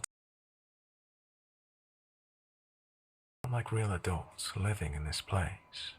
Within the first couple of weeks, we began to suspect we were in close proximity of an ongoing domestic dispute between the tenants in the unit upstairs. At this time, we hadn't seen or met them.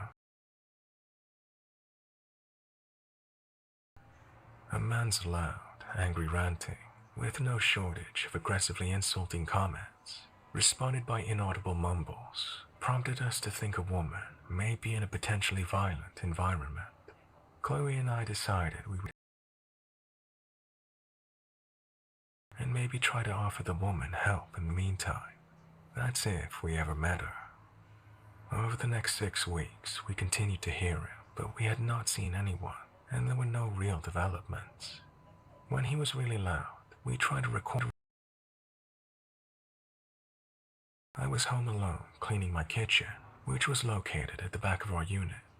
The man upstairs was having a very loud and long rant, and for the first time, I heard a clear response. I could make out a woman's voice telling him to shut up. Cheerful tone. He did not appreciate that and began yelling at her, which eventually led to him banging something against his floor. Eventually he did one so hard that my kitchen lights began to flicker. I could see debris fall. I called my boyfriend Ted. When Ted answered, I whispered into the phone, "Don't say anything, just listen." The man upstairs continued to yell, but it wasn't until there was another bang that Ted could hear. I said into the phone, "This for a long time. I've been trying to record some of it." Here's where the story really takes a turn. Considering how clearly we could hear him upstairs, it makes sense he could make out what was being said below him. All 6 units were connected by a very loud steps running down them. Next thing I know, there are 3 heavy raps on my door and an angry voice saying, "So you can record my conversations, but you can't answer the door." I was instantly paralyzed and worried he would. About 20 seconds, I heard the steps return upstairs, and that familiar voice call up, "No one's home." I collected myself from the shock and fear of what just happened. I left my apartment to make some calls. I decided to know what to do if we were having issues with another tenant, and I was very confused about what was happening. I told him the chronology of events since moving in, and he provided me with some very interesting information. The tenants above us was a mother and son. He is 36, and him and his mom had been living in the building for 10 years. During that time, Ivan never had a job, and in the last couple of years had caused some problems for the landlord, specifically him and the previous tenant of our unit. Had several times, which is why my landlord had decided not to mention anything to us. He knew Ivan had some issues, but assumed it was an isolated and contained issue. The last thing the landlord had told me was that while the previous tenant was installing something in his wall to listen to him. Maybe I'm dense, but this did not set off immediate alarms. Something more serious was going on with Ivan. I was still believing the woman's voice I heard belonged to someone in danger, so I called this call to make sure she was safe. She was, and they promptly left. After our call, the landlord began to build a case to evict my upstairs neighbors, on the grounds they were impeding on other tenants' ability to enjoy their space. Things touch with the landlord again over the phone. He provided me with some more information, specifically that he believed when Ivan was ranting, it was towards the previous occupant of our unit, rather than Rita. This obviously seemed odd to me. We had to keep an open mind. The landlord also reiterated how Ivan really changed in the past couple of years and had caused problems before.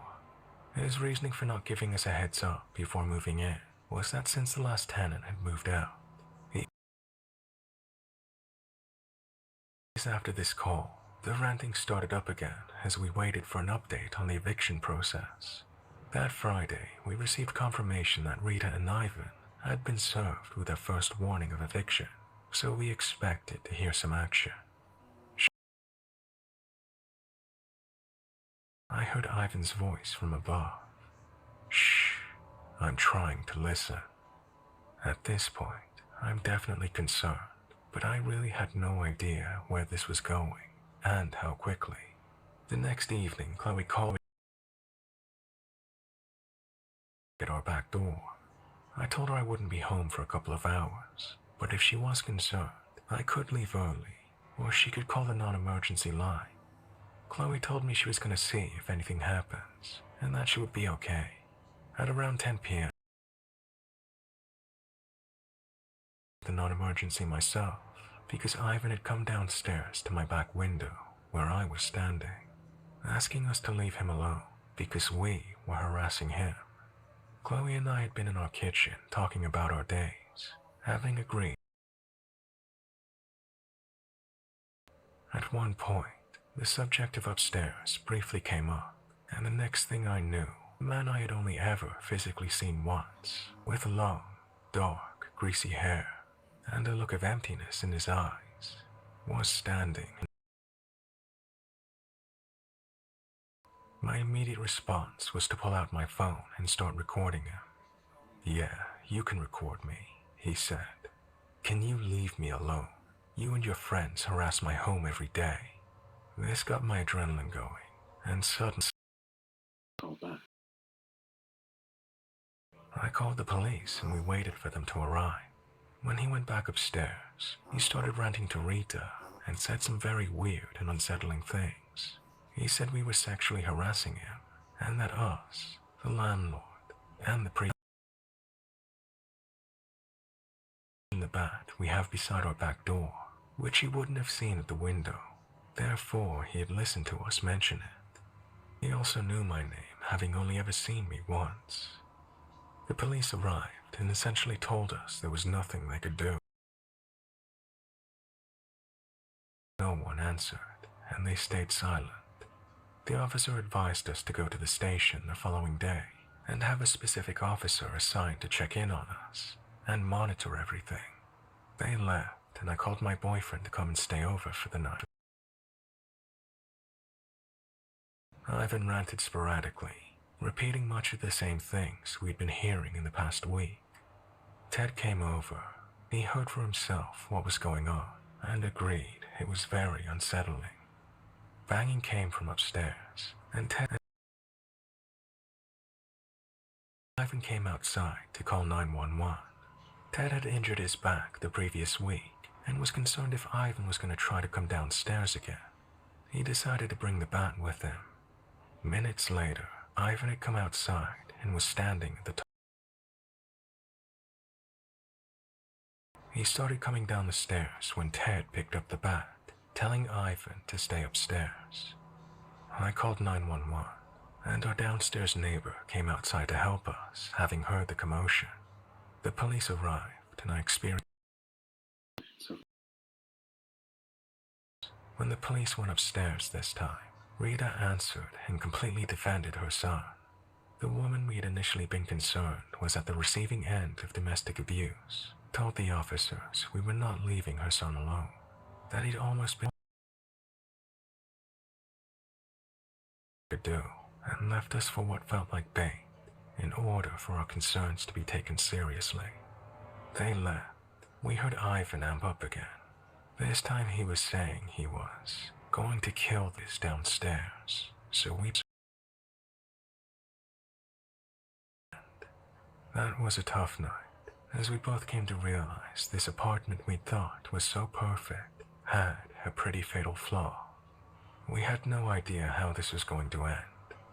We met up the following day, and after encouraging real help with a potentially dangerous situation, it was eventually arranged that charges would be placed on Ivan for uttering death threats. Chloe and I each gave a testimony, and the officers told us he would be going to the apartment to arrest if possible, in the event he refused to be taken by them, as this could escalate things.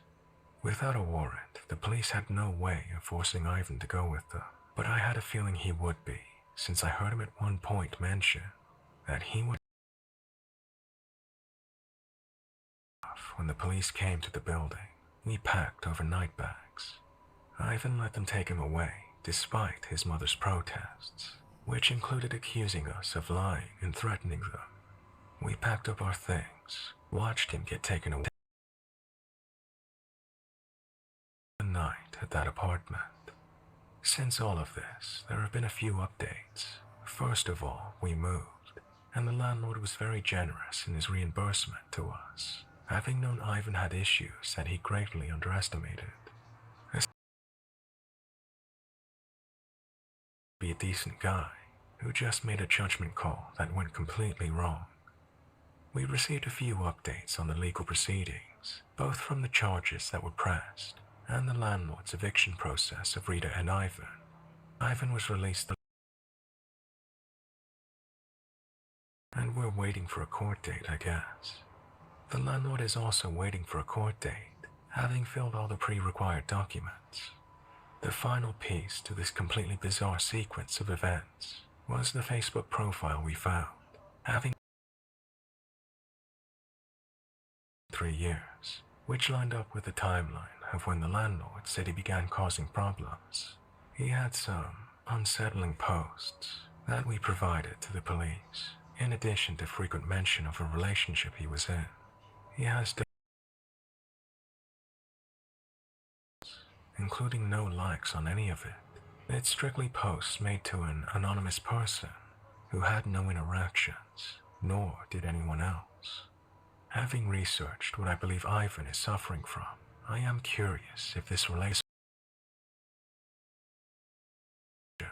That's the story. Thank you for listening to it. If you really like my content and want to support me, please like this video and click the subscribe button. It helps me to grow my channel and is essential in reaching a wider audience. Subscribe to my channel, and that's why my animations can't reach their full potential. They aren't recommended to more people who would surely love my content as much as you do. You can always unsubscribe at any moment. Thank you in advance, and enjoy the rest of the video. Into a spacious 2-bedroom apartment in what is statistically considered one of the safest cities in America.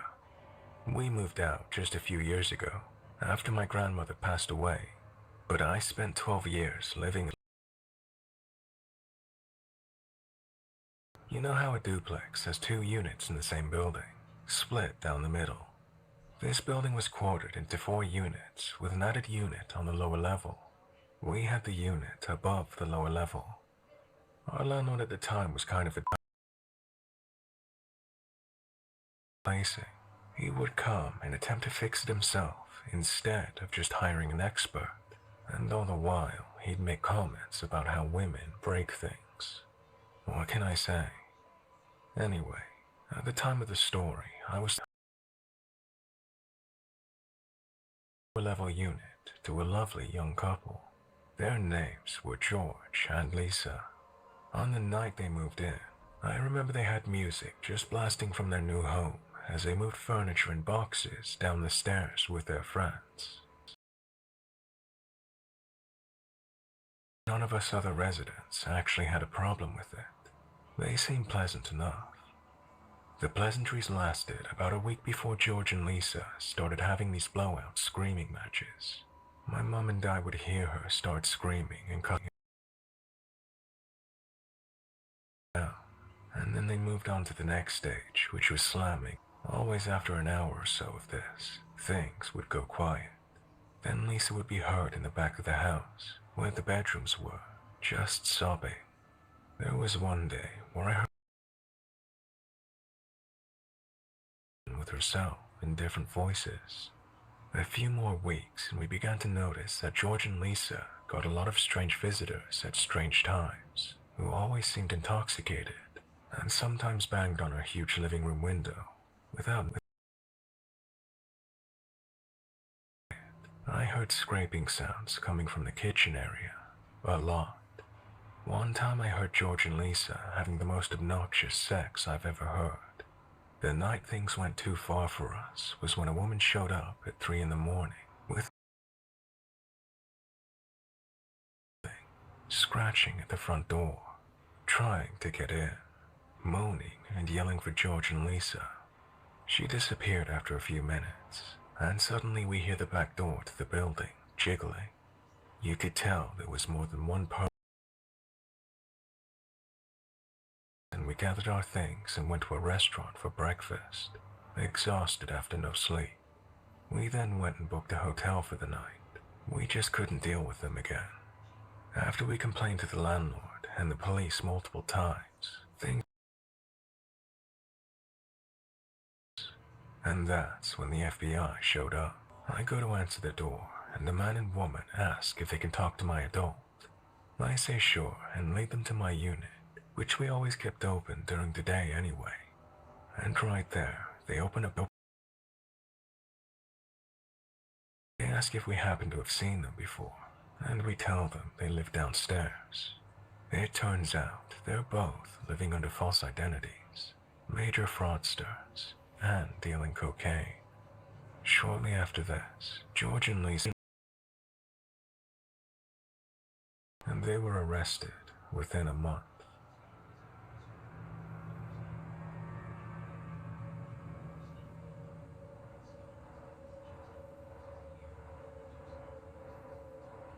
This happened a few years back and had a stepdaughter. I'm a female, divorced from my ex now, and I don't see my stepdaughter anymore. But at this time, I was living with them, my cousin, her husband, and their son. We had a townhouse on a dead end. The neighborhood was decent, but had a lot of houses close together and was highly populated with children. There were usually toys, bikes, and skateboards hanging around on the sidewalks and on the front lawns of houses. This included our house.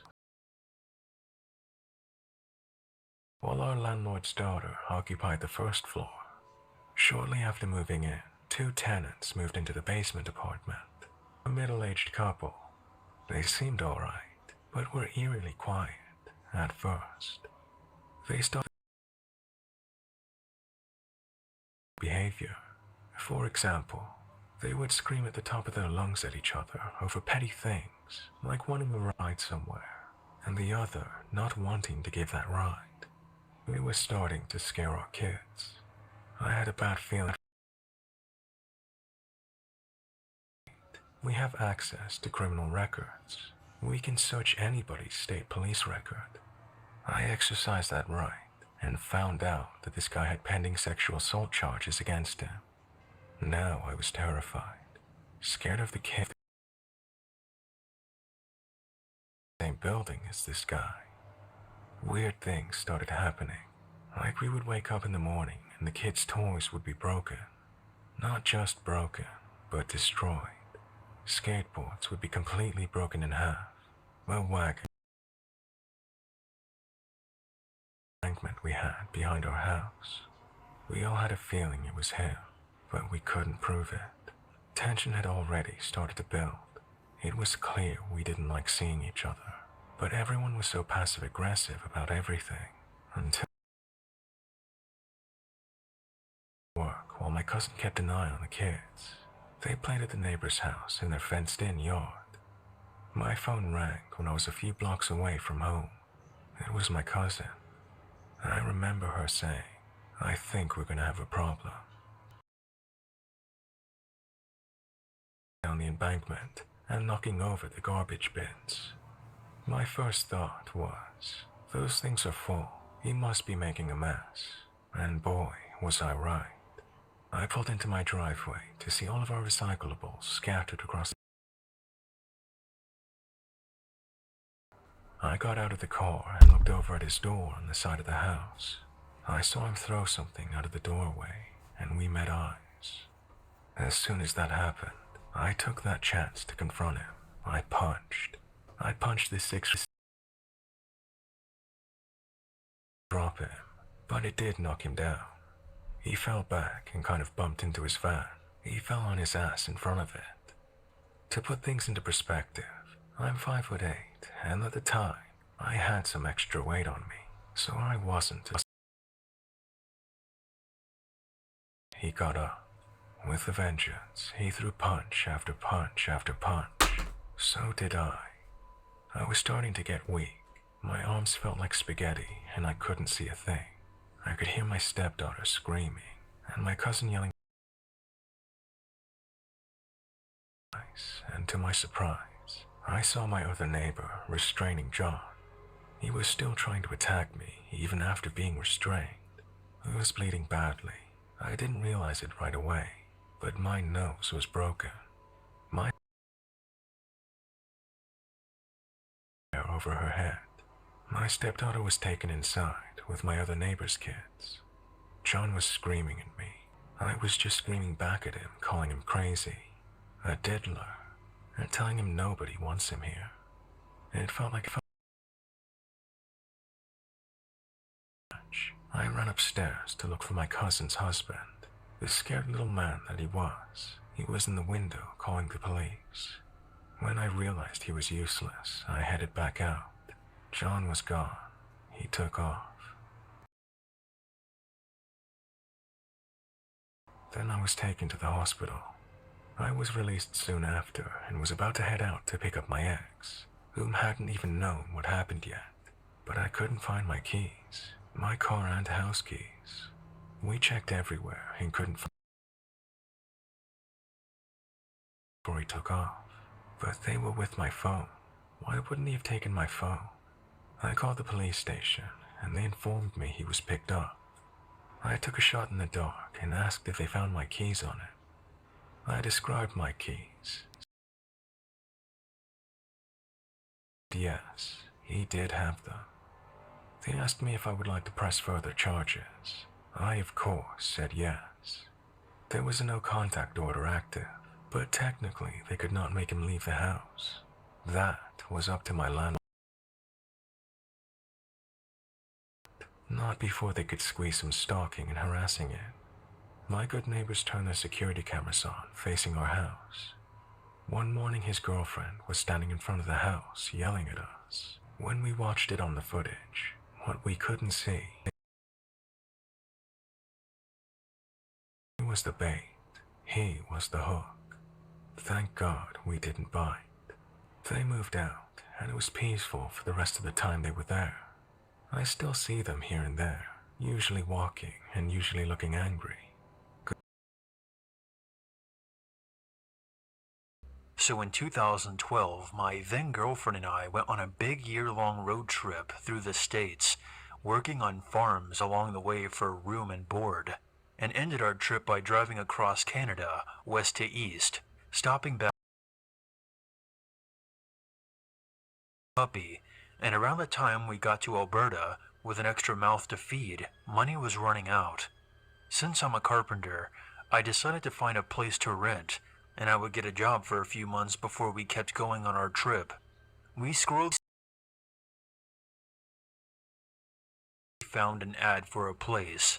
There was this one guy who lived in a very cool-looking house and was only a short drive from where I had found a job at.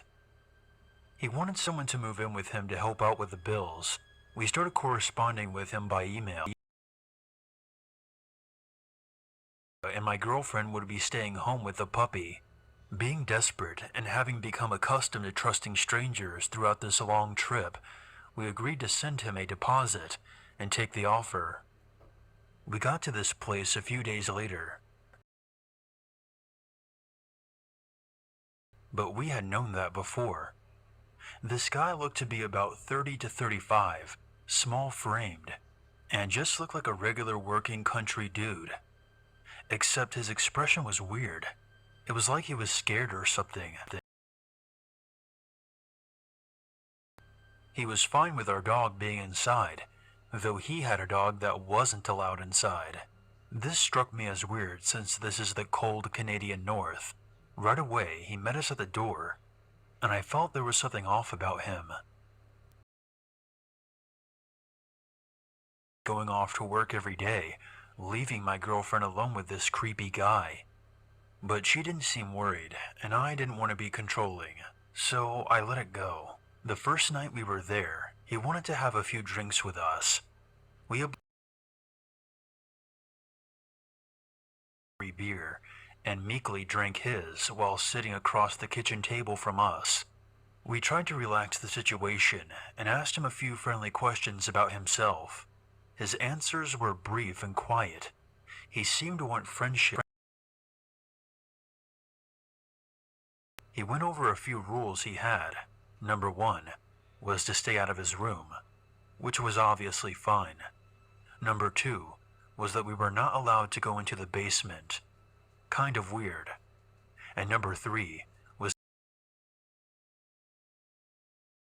in the headlines, Nova Scotian couple found murdered, bound in barn. That night I didn't sleep very much. I wasn't supposed to start work for a couple of days, so I just stayed up reading and playing with our pup. I headed for the basement because I just had to know what was down there. It was pretty bare. Just a few washing and drying machines and some lawn chairs. But I opened a closet door and found a weird nurse costume, a roll of duct tape, a set of handcuffs, a shotgun, and a box of shells, all sitting together on the same shelf. I woke up my girlfriend and explained that she no longer had any say in the matter and that we were leaving before he lying, saying that one of our family members had gotten sick and we were moving back home. He never offered to return our money, and we had no more contact with him. I'm still waiting to see him in the news. My ex thinks that I worry too, and I still wonder what was inside that barn.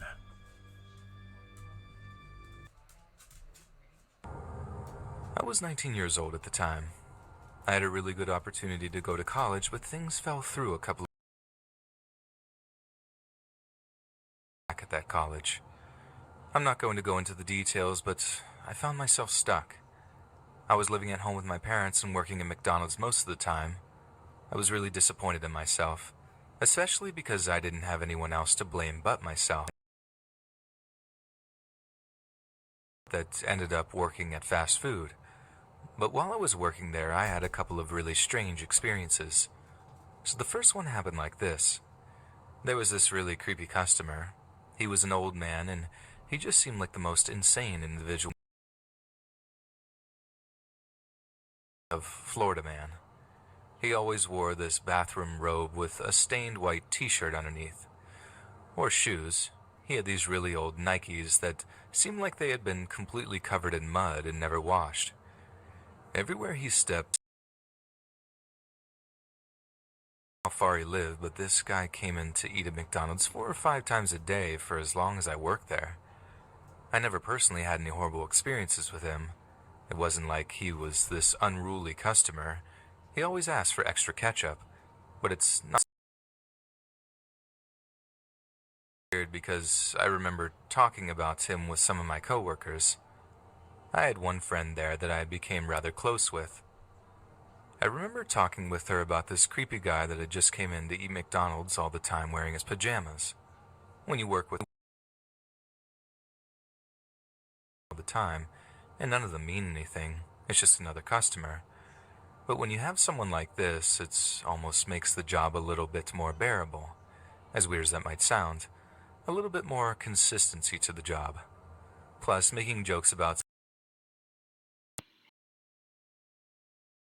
weren't funny anymore, because he stopped coming in. They couldn't find out why either. I mean, when you see someone multiple times a day, every day for months on end, you get a little surprised when they stop showing up.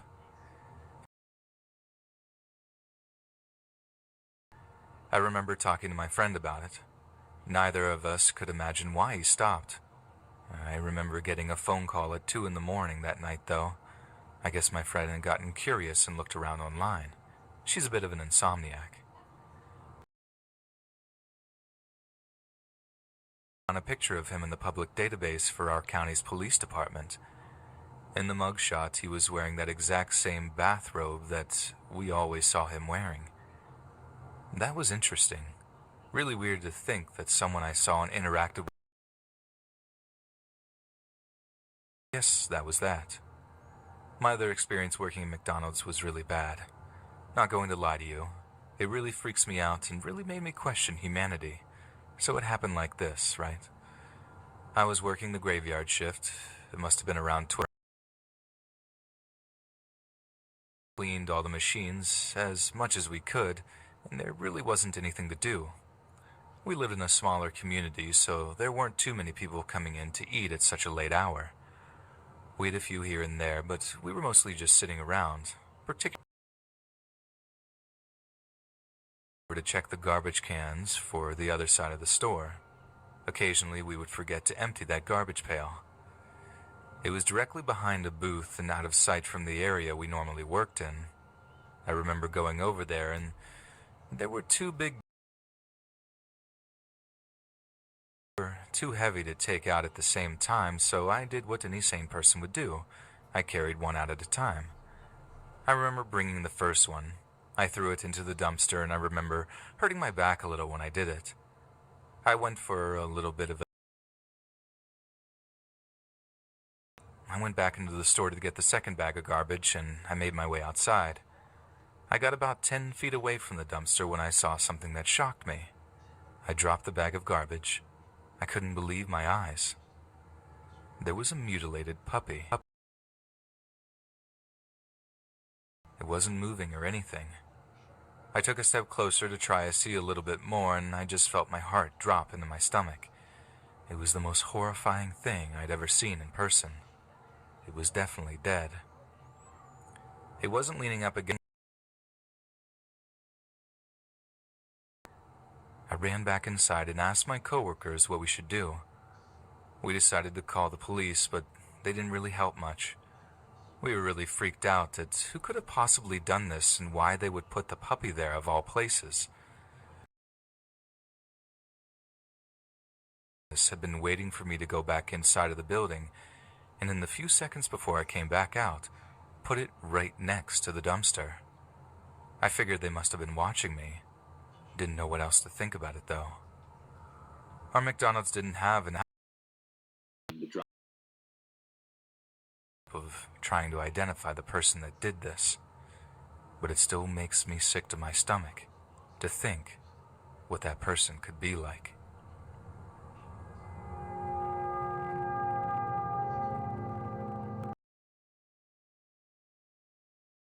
My content and want to support me, please like this video and click the subscribe button. It helps me to grow my channel and is essential in reaching a wider audience. Most of you watching my videos aren't subscribed to my channel, and that's why my animations can't reach their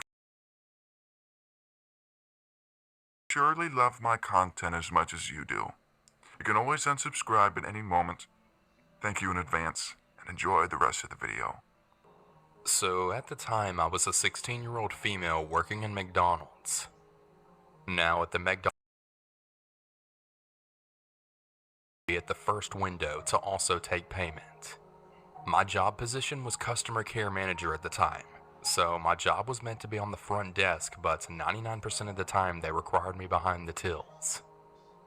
So I was having a normal day, working. I happened to be on headset and first window that day. Anyway, my headset buzzes letting me know there's someone at my drive-thru lane. I go through to the first window to answer my customer, and this is how the conversation ensued.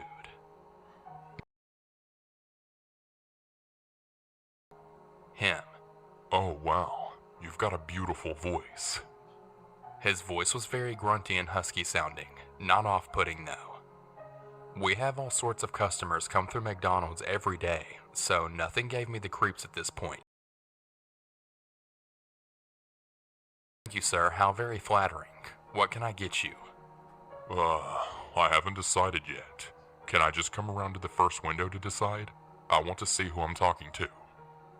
Now, we weren't very busy, and at this point the creeper hadn't actually creeped me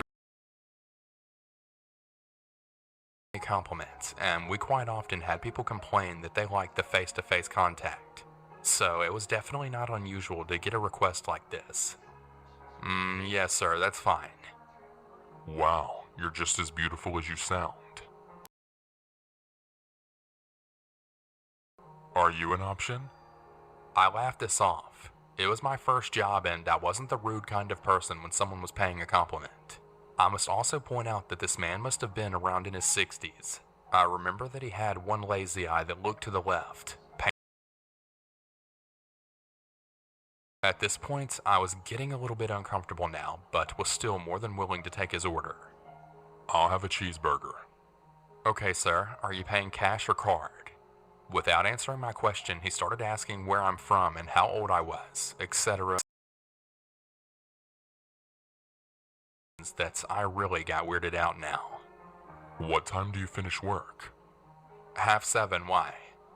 I didn't actually finish at 7:30, but 7:30 was the first number that came into my head when I blurted it out. I finished at 8 and would You know, I can meet you if you want. I can pick you up outside and we can go somewhere. All the while he's saying this, he has this horrendous grin on his face and keeps winking at me. I'm really sorry, sir, but I'm not allowed to meet with customers outside of work. This was utter BS, but I needed to get him to leave me alone, and this was the only thing I could think of to say at the time. He carries on being insistent, but not getting the picture. I cut the conversation short. Anyway, sir, sorry to be rude, but can I have that? Sorry. See you at 7:30. Off he drove to the next window. I was gobsmacked. I'd already said I wasn't going to see him. I was a little bit shocked, but I was not going to go over there and give him the satisfaction of talking to him again. My on you and wanted your number, but I didn't give it to him. He's old enough to be your dad. Anyway, I explained exactly what had happened and how uncomfortable it made me. 7:30 came and my coworker is spooked. Creeper is waiting in the car park for me, just like you can just see him staring in. Now, our car park wasn't very big. It only had 4 rows of parking spaces, so he wasn't that far away and would have clocked me the minute I walked out the door. At this point, I'm really freaking out and head to the back of the store where for about 40 minutes before we knew it was safe to come out. Fast forward a week later, and the creepers return to the drive-thru. And guess who's back on headset at window 1? Me. I heard his voice and recognized it straight away. You meet me the other day. Just 1 second, sir. I'll be with you in 1 second. I immediately handed my headset to my manager and gave him a quick briefing on the situation. He gladly took the headset and dealt with the customer from start to finish. When my name, my address, and my surname. My manager said that he was the most creepiest guy he had ever met, and I was never to have anything to do with him again. If he came to work while I was there, afterwards my manager would have me head to the back room while he dealt with the creep. Time.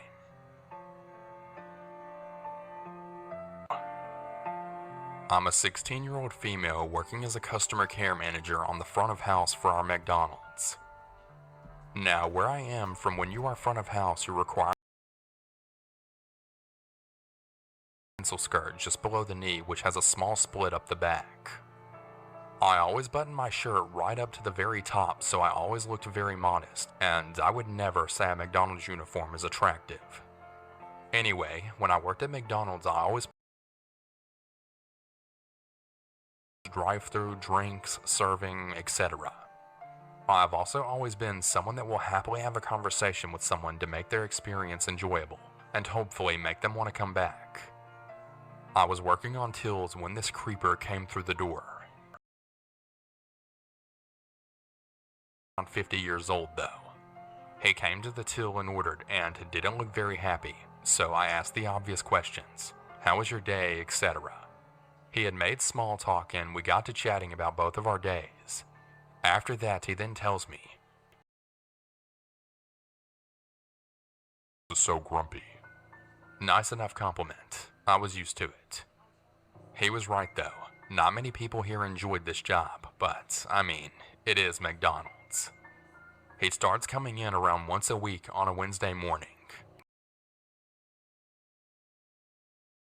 If I was on the floor, meaning front of house, we would sit and chat at a table, and my managers were fine with this, as they knew it made each customer's experience unique.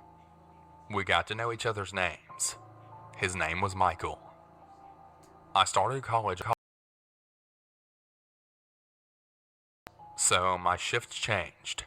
I worked Mondays, Tuesdays, and Saturdays instead of Mondays, Wednesdays, Fridays, and Saturdays, and sometimes extra days if they needed me. Michael started coming into McDonald's every day to find when I was working to talk to. Anyway, he worked out my shift pattern and came in on Tuesdays instead, after asking me why I wasn't in on Wednesdays because he missed our chats. He'd do this thing where he'd let someone else go in front of him if it meant that he could come to my till instead. I didn't think too much of it, just thought he was a man that liked to be served by someone with a smile and had taken a liking to me. Again, we chatted when he came in. Now, this is where it got a bit more weird. We were sat down talking and he decided to really open up. He started going into details of why. He told me he had punched his son. Now, this guy was big, like he looked like a bodybuilder. I can't remember exactly what had happened, but he had ended up smacking his wife too, I think. And here he was. After proceeding to tell me how big his house was, probably to try and grip my attention, he started telling me how he was living in the basement of the house that he owned, and it wasn't fair. "I'm going to hit her again if this carries on." Well, apparently the wife... Blah, blah, blah. He wasn't letting that happen. His son won't talk to him, blah, blah, blah. He then started asking me for advice. Again, a 16-year-old girl. I didn't really know what to say, so I just sort of said, well...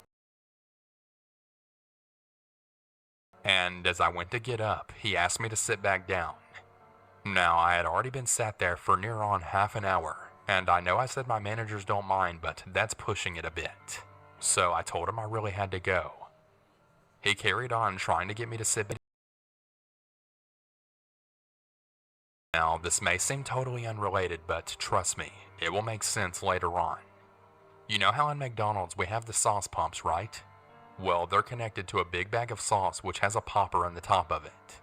You basically pop the tube into the popper of the bag. About 10 minutes just to get it connected, then to put the heavy bag in the holder on the side is another 5 minutes. It's a nightmare. Now back to the story. The sauce had run out and I had to fiddle about getting it in. Where the sauce dispenser is right. His eyes burning into my back as I did this, and anytime I turn around he would always be looking at me with a smile. It made me feel a fair bit uncomfortable, but hey ho, it's my job and you deal with this stuff all the time. Trust me, he's not the first. A few more times, and each time he did I felt more and more uneasy. He started being a bit more personal now, telling me he thought I was a pretty young girl and we should meet up for coffee at some point, and I politely declined. Michael then said this. Depends what it is. I can't really promise I'll answer. Are you a virgin? I'm not answering that. What size are your boobs? I have a boyfriend and I'm not very comfortable answering these kinds of questions. Do you love your boyfriend? My boyfriend is behind the counter and I don't think he'll be very happy with you asking questions like that.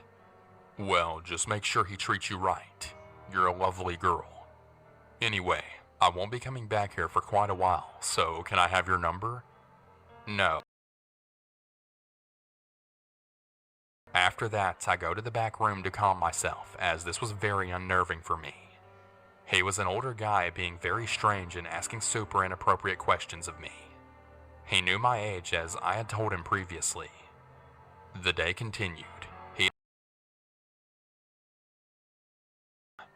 When I woke up the next morning, I had a message on WhatsApp, a message on Facebook, and a friend request on there, and an Instagram follow as well. It was Michael. I don't know how, but he had found all of my personal accounts just through my first name. The only and getting my number out of one of them. Maybe he was friendly with one of my other workers and got my number from them. I don't know. He had sent me a message saying how he needed to see more of my pictures, but he saw my main pictures for them and my WhatsApp photo. But when I was bent over crawling on the floor to fix the sauce bags and saying all the things he would love to do to me, at that point I noped out and I blocked him on everything. I still sometimes get messages from other accounts he has made, wishing me a Merry Christmas to talk to him. Luckily for me, I moved away about a week or so after that happened. Thank God. So I worked in a McDonald's in the UK, and the area my McDonald's is located. Druggies, alcoholics, and just overall idiots who cause trouble. I'm usually pretty good at fending for myself and checking things off, but this encounter really freaked me out. So it was a couple of weeks ago, and I was working on the drive-thru window where you could comments or any windows when they come through the drive-thru because they don't really have to face any consequences. However, this one guy came through the drive-thru and commented on my beautiful BJ lips, and he then asked me to meet him out back to put them to good use. As he was holding up the queue of cars. He then moved and I thought that was the end of that whole ordeal. 5 minutes later, the same dude comes around again and makes even more sexual comments about me, my hair, and all the creepy things he'd like to do to me. They were mostly about the things he'd do to me. I was shocked and quite visibly sickened, so he drove off and I told my manager that I felt uncomfortable by this customer, and I asked to be moved to a different station in case he came back around. Well, apparently he did. He was asked where I was, what my name is, if this guy would give him my phone number, and if he knew where I lived and what time I finished. The boy thankfully only told him my name and that I had moved on to the front counter, but that was before he realized this guy was a total freak. This is where the story gets really weird for me. The creepy guy came into the store and came up to the till that I was stationed on. He made similar remarks about what he wanted to do to me if he were to ever get his hands on me. He didn't stop until other customers interrupted him and told him to.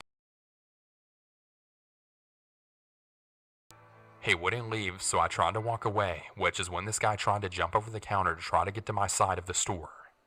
Luckily, my managers and a few other staff members grabbed a hold of him and stopped him getting near me, but that didn't stop him from fighting back and still trying to touch me and getting in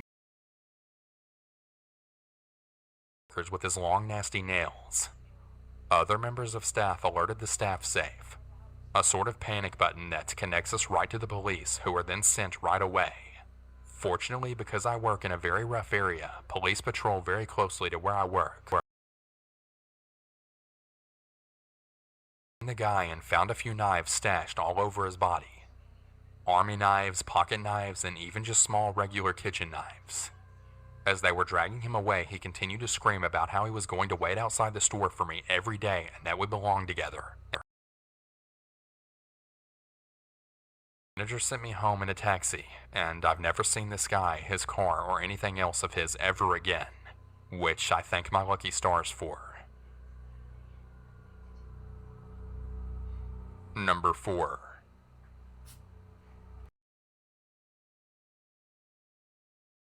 I lived alone when I was 19, and one night I decided to walk down to McDonald's like I do on occasion. I lived about 1 kilometer from McDonald's.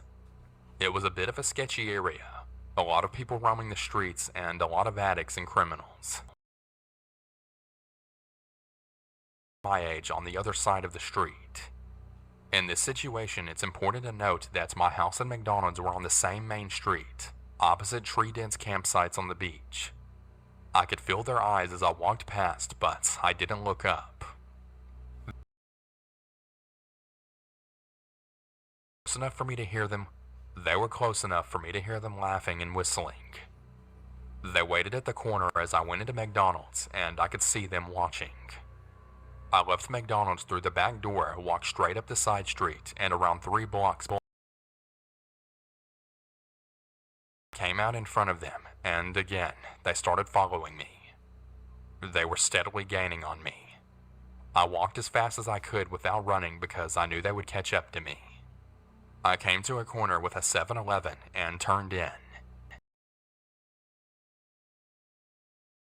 Hid between a dumpster and a bush. I just stayed there for around 20 to 25 minutes. I slowly emerged and went up to the next side street. I followed that street down until I came to a few more shops behind the main street.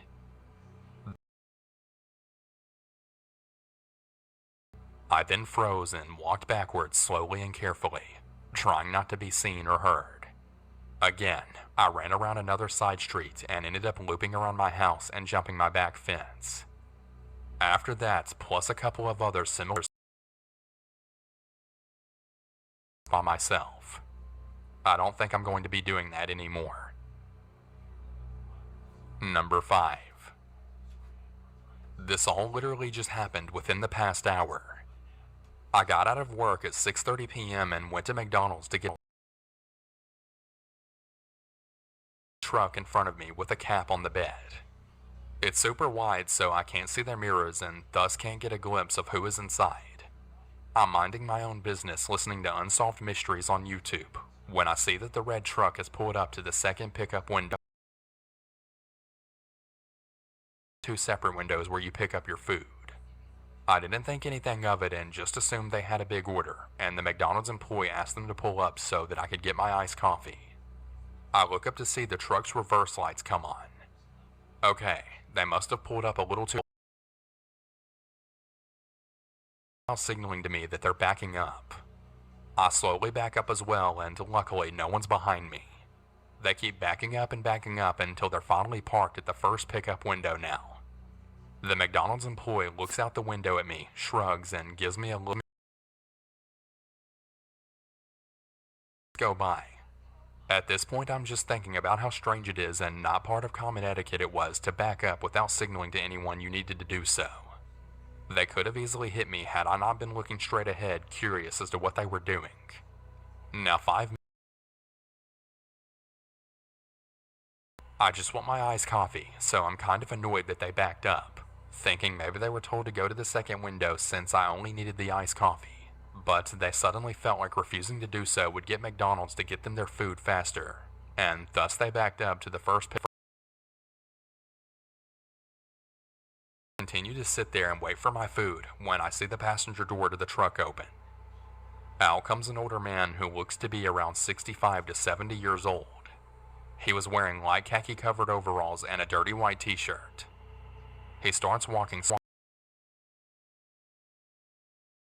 going to apologize to me for not signaling that they needed to back up. He gets to my passenger door window, turns so he's facing the window head on, and then just stares at me. I'm waiting for him to signal me to put my window down, thinking he had something to say. Well, he doesn't. He starts to lift his hand towards the door handle. I quickly lock the door. He scowls and walks back to the truck and gets back into the passenger side. They immediately drive away the second he closes his door. They didn't get any food. They didn't get it to the drive-thru to finally get my iced coffee, and it's been well over 10 minutes at this point, but I finally head home. At this point, I have more questions than answers now. Why did they back up without signaling? Why did they need to back up at all? And why why didn't he say anything? Why didn't they get their food or drinks? It might not be the creepiest thing to have happened, but this whole ordeal made me so anxious that I was shaking the whole ride home. I just wish I had some kind of insight or understanding to exactly what happened here. McDonald's, and I really hope I don't have another one. Number 6. This happened last month, but I totally forgot about it until I read the recent story. I was waiting to get a coffee, then got out and made to get into her car. My story isn't anywhere near as creepy, but still pretty creepy to me. Anyway, my daughter and I went to the drive-thru for a late night snack. As I was ordering, this guy ran out. Yorkie Obi, who was sitting in my lap, didn't like that at all. Normally he likes everyone, but why would he be friendly to some strange guy who was taking exaggerated movie slasher stomps towards my car? I stopped ordering our food while Obi went nuts, and I had a quick exit in case the guy made a run for my car. The guy kept stopping forward, but now he started barking in a deep, threatening voice like a large dog and staring straight at Obi. I was afraid Obi was going to jump out the window to attack, but my hands were frozen. My daughter and me and freaking my dog out. I had a sudden crazy thought to just gun it and run this idiot down. Move, you idiot. Your barking ass is standing between me and my quarter pounder. Of course, I never would have done that, but I almost reversed. He came. The whole thing only took about 30 seconds, but I was pretty shaken and jittery the whole drive home. My daughter thought it was funny, but not me. Maybe he meant it as a joke, but I certainly wasn't amused. This happened around 2006, when I was 11 years old. My cousin Aaron was spending the week with my sister and I over summer vacation. At some point during the week, my mom decided to take us all to McDonald's. We ordered and took our food to the back of the McDonald's to the wall nearest to the bathrooms. Sitting on the same booth, but a few tables down, was an older man sitting by himself. He was probably in his 60s, a bit overweight, balding, and had huge lens 80s style glasses on. When we first walked in, I noticed him, but he kept his head down and didn't seem to pay any attention to us, so I kind of blew him off and almost forgot that he was there. My mom had my brother in his car seat by the table and was feeding him French fries. He must have either chewed. My mom grabbed him and rushed into the bathroom with him, followed by my sister to help. Aaron and I were left alone at the table. All of a sudden, the old dude looks over at us and starts trying to have a conversation with us. It started with the cat, and then he said something about hoping my brother was okay. So we politely responded, thinking that's all that he wanted to say. But then he immediately started getting weird. He asked our ages, which we told him, and then he started asking our names and where our moms worked. The man then looked down at his phone and said that our mom had just texted him saying they would be a while in the bathroom and that he was supposed to bring us home because it was getting late. Although I knew my mom had never even talked to this man once, so even as a kid, I said we should hurry. At this point, we were practically being dragged outside. We got outside and this man started leading us into an old run-down white van. He opened the back door and said that we could stay in there for the ride. Luckily, just over and told the manager what was going on. As this was happening, my mom and my sister also came out of the bathroom, saw what was going on, and screamed while running outside to us. At this point, we hadn't gotten in the van yet, but the man was trying to push us in. Now hearing my mom, the guy quickly gives up as the manager and my mother are fast approaching. The guy gets in the driver's seat and steps on it with his back door still open. My mom was still yelling at us and we started crying. We didn't know what to think. I don't know why me and my cousin were stupid enough to go along with what this guy was saying, but I'm just glad my mom showed up when she did.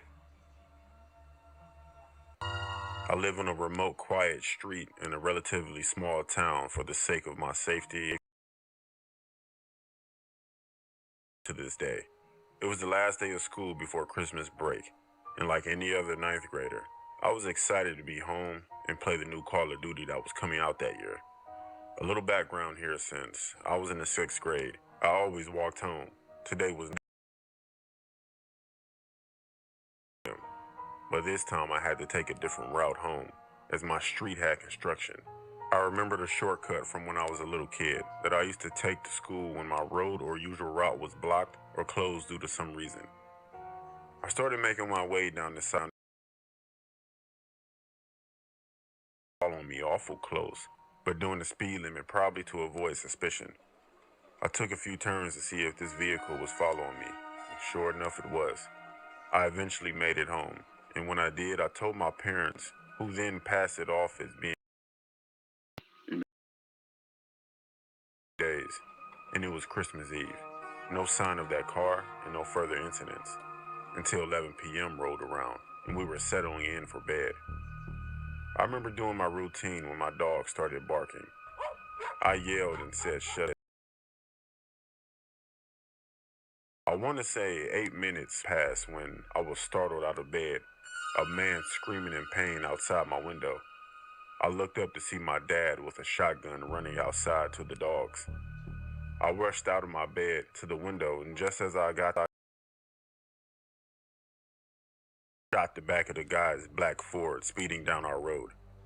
A police report has been filed, and it's been 4 years since the incident, and I'm now finishing school and looking at colleges. The police never found him, and I still sleep with my dogs by my bed, so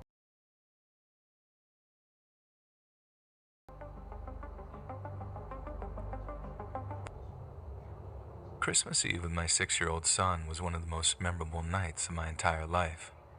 Sure, we'd had a bunch of Christmases before that, but being a 6-year-old marked the first.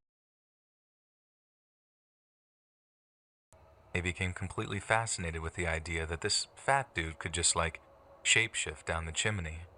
Not to mention how he could visit every single child on the planet over the course of one night. He started begging me and his mom to take him to Santa's grotto. Cookies and milk. He insisted on leaving out an entire package of Pepperidge Farm, believing the more cookies we gave Santa, the better his presents would be. It was absolutely adorable, and it totally rekindled any of the festive spirit me and his mom. Eve, we leave out the whole bag of cookies, top up Santa's glass of milk, and then I take him upstairs to bed. He's way excited about the possibility of Santa arriving, which poses something of a problem for me and his mom. If he was still awake when we started see us eating the cookies and arranging all the boxes, then his festive fantasy would be totally ruined in my mind. We agreed that was totally unacceptable, so we waited until 1 a.m. when he was completely out for the count before we note thanking our son for all the cookies, saying he was the most generous little boy he'd ever had the pleasure of delivering to. We were so stoked to see his reaction in the morning, so much so that even we had trouble sleeping that night. But just like our sleep, drifted off to sleep. The next thing I remember, my son is standing by my bed, shaking me awake and whispering, "Dad, wake up, wake up." I can see the little glow in the dark hands of the clock on my bedside table, and they're extremely early in my mind. I knew I had to get up if I wanted to see his face when he opened his presents. All this is going through my head, and I'm just about getting ready to slip out from under the warmth of the covers when my son says, "Dad, Dad." My first move is to look over to my wife's side of the bed, but instead of being downstairs like I thought she might be, she's lying there asleep next to me. I'm instantly struck by this uh-oh moment, thinking that if my son had just heard someone downstairs, obviously sure wasn't Santa Claus. I remember telling my son to wait where he was as I crept towards the doorway, listening out for any sounds coming from downstairs. Believe it or not, it wasn't just his imagination.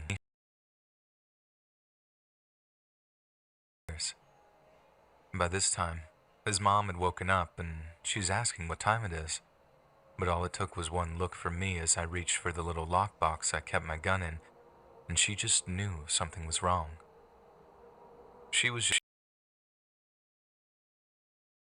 I wanted to have children with her in the first place. She just started, "Come to Mama, come get a Christmas cuddle."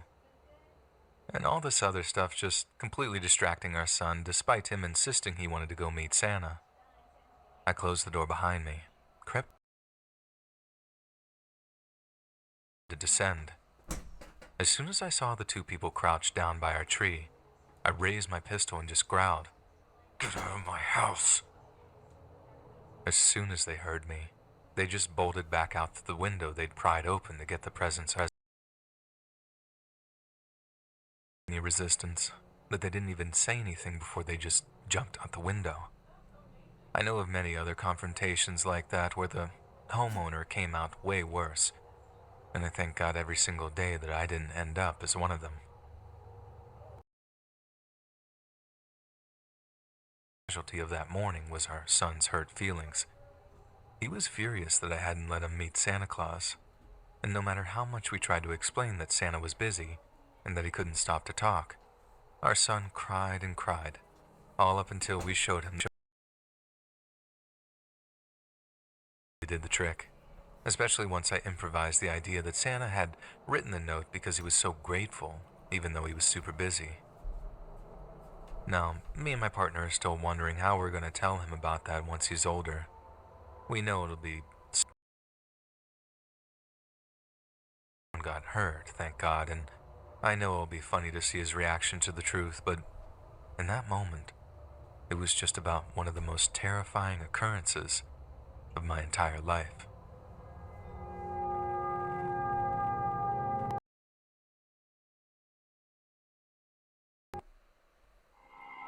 This took place in 2014 when I was 15 years old, and it's probably the most terrifying thing that I've ever encountered.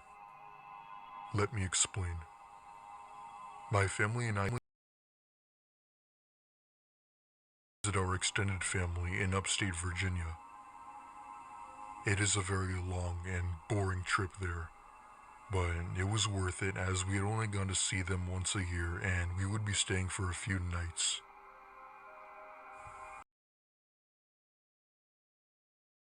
As we had never celebrated it with them before and figured it would be a nice stay. To cut to the chase, we get there around dinner time on Christmas Eve and everyone was just about done setting the table for us to eat.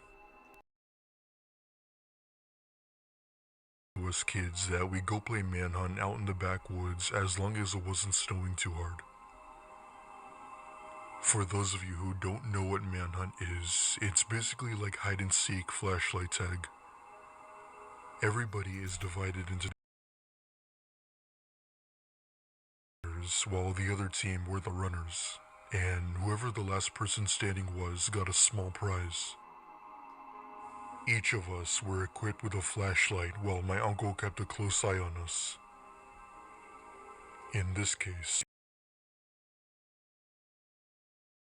a good minute to pick a hiding spot. I chose to hide behind an old barrel that was thrown into the woods years ago. Even though it was a little ways into the woods, it was still a great hiding spot. Even to find us. I ever so quickly ducked behind this large barrel about a good 25 feet away from the house. After about 5 minutes of hiding, I then began to see that the other team kept on getting closer and I quietly walked into the woods where I was sure they couldn't see me, when I saw the dim glow of an orangish light about 20 or so feet into the woods. At first, I thought this light wasn't as bright as a normal flashlight, and the other team wasn't in the direction of this light. Being the curious kid I was, I started making my way over to it, wondering as to what it could be. But I didn't understand as to why there would be a lantern this far out into the woods. Once I got about 10 feet away from it, right then and there, it randomly shut off, allowing me to see nothing but darkness and the light snowfall. That maybe I didn't need to see what that light was. Suddenly, I began to hear heavy footsteps in the snow approach me fast from behind. With it being dark outside and still snowing, I couldn't see. I ran as fast as I could, a bit more closer to the house where I saw everyone crowded around, including my teammates. I had asked them what was wrong, and all I remember was my dad. When we did, my mom came to tell me and my cousins that there had been a police officer that came up to the door and informed them about a few locals who reported a serial rapist in the area. My blood ran cold as she told us this.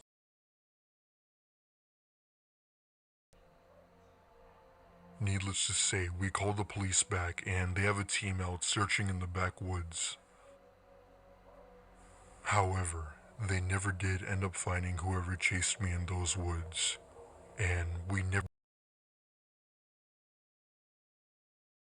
I haven't been back up there since, and neither have my parents, and we don't plan on ever going back up there anytime soon.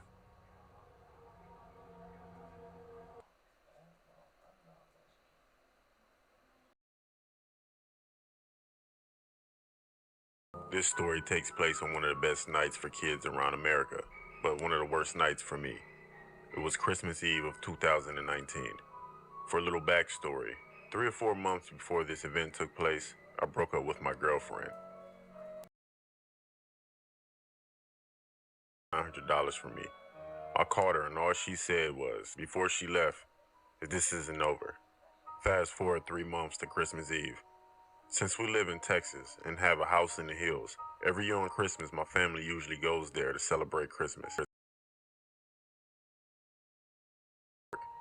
This year I was 17 years old and just got a job by a local supermarket and had to work all Christmas Day. I had no problem being home alone. On Christmas Eve night, it was getting late, probably 11 o'clock or so. I decided to take the day. As I started to shower, I heard a strange noise coming from the garage, sort of like a metallic banging or something dropping. I thought it was some form of a heater because I put the water as hot as I could. I took my shower, bed, and as I did, I heard the noise again. Although this time, it was on the other side of the yard. I was confused because I didn't think there was anything over there. I went to go look outside the window and see. I looked out and didn't see anything but my backyard. My backyard is pretty flat and empty, and it has nowhere for someone to hide. Now it's hard to explain, but my window is fairly large, and it has a blind spot to the left where there's a corner where someone could easily hide, but I was tired and didn't think window of my house. And as I looked out the window, I saw the figure of a person dressed in all black standing at my window. It made me jump, however, I wasn't too scared as I am fairly a large dude and a high school football player. This all changed. I ran away from the window toward my parents' room to go retrieve my dad's shotgun. I knew he kept it in the safe and had the safe key under his pillow. As I was running to retrieve this, I dialed 911. As soon as the dispatcher answered, to my parents' room, and I shut the door quietly. I whispered into the phone what was happening to the dispatcher. She said to stay on the line as the county sheriff was en route, but it would take about 5 minutes or so. I told her I was going to retrieve the shotgun. with caution. I quickly realized my dad took the gun with him because they were going to the gun range. I informed the dispatcher that the gun was gone. She said to make sure to stay on the line. For a moment, everything was silent, and I thought that it may have been a burglar. My heart sank into my chest when I heard not one, but two sets of boots walking up the stairs. I heard a heavy metal pole scraping the floor. I locked and barricaded the door to my parents' room, then I almost passed out when I heard one of them talk. She said, "Merry Christmas, Tommy," and I heard a male voice mockingly say, "We know you're in there," and he knocked on the door of my parents' room. I almost screamed and got underneath the bed. My ex then said, "Don't worry if you can't open the door. We'll open it for you." Lock falling out of the door to the floor. I had to put my hand over my mouth to keep from being too loud. All of a sudden, I heard police sirens and my ex muttering, "Oh shit." They ran down the stairs to run out the front door when the officer said, "Freeze." I heard a bunch. "Make yourself known." I called out to him saying I was Tommy, and I called 911. He told me to come out slowly with my hands visible. As I left my parents' room, I saw the two being escorted out in handcuffs. The rest of making a 3-hour drive to come home. This incident was very disturbing to me, and I'm grateful that I reacted the way that I did. Had I not, I might be dead right now. My cousin Ethan and I grew up rich, so he always had the best stuff.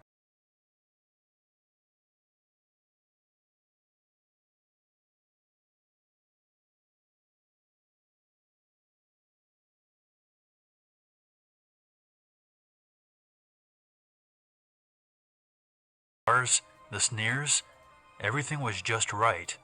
I didn't have a mask. My parents couldn't afford one. I had torn aluminum foil taped to the side of my face. It was meant to look like the Terminator after some skin had been ripped off. Blood.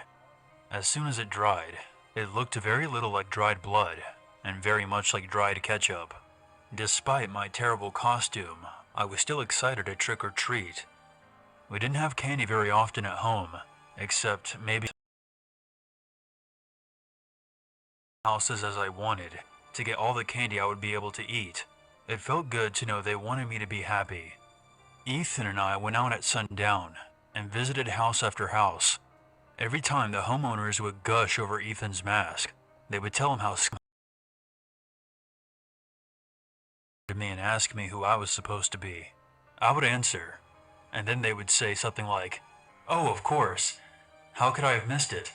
I could tell they felt sorry for me. One even handed me a few extra pieces of candy. When we were done, our began the long walk back home. As we went, Ethan rooted around his bag of loot. I could hear him grumbling and complaining through his mask. Then he started throwing candy on the street, stuff he didn't like. Go ahead and pick it up if you... He called out, heaving handful after handful into the gutter. I didn't say anything, but I reached into my pocket and pulled out a lighter and 2 cigarettes I had stolen from my dad. I had been smoking on and off for the last few months. Even didn't care. It made me feel good. I stayed a few steps behind Ethan as he tossed more candy away.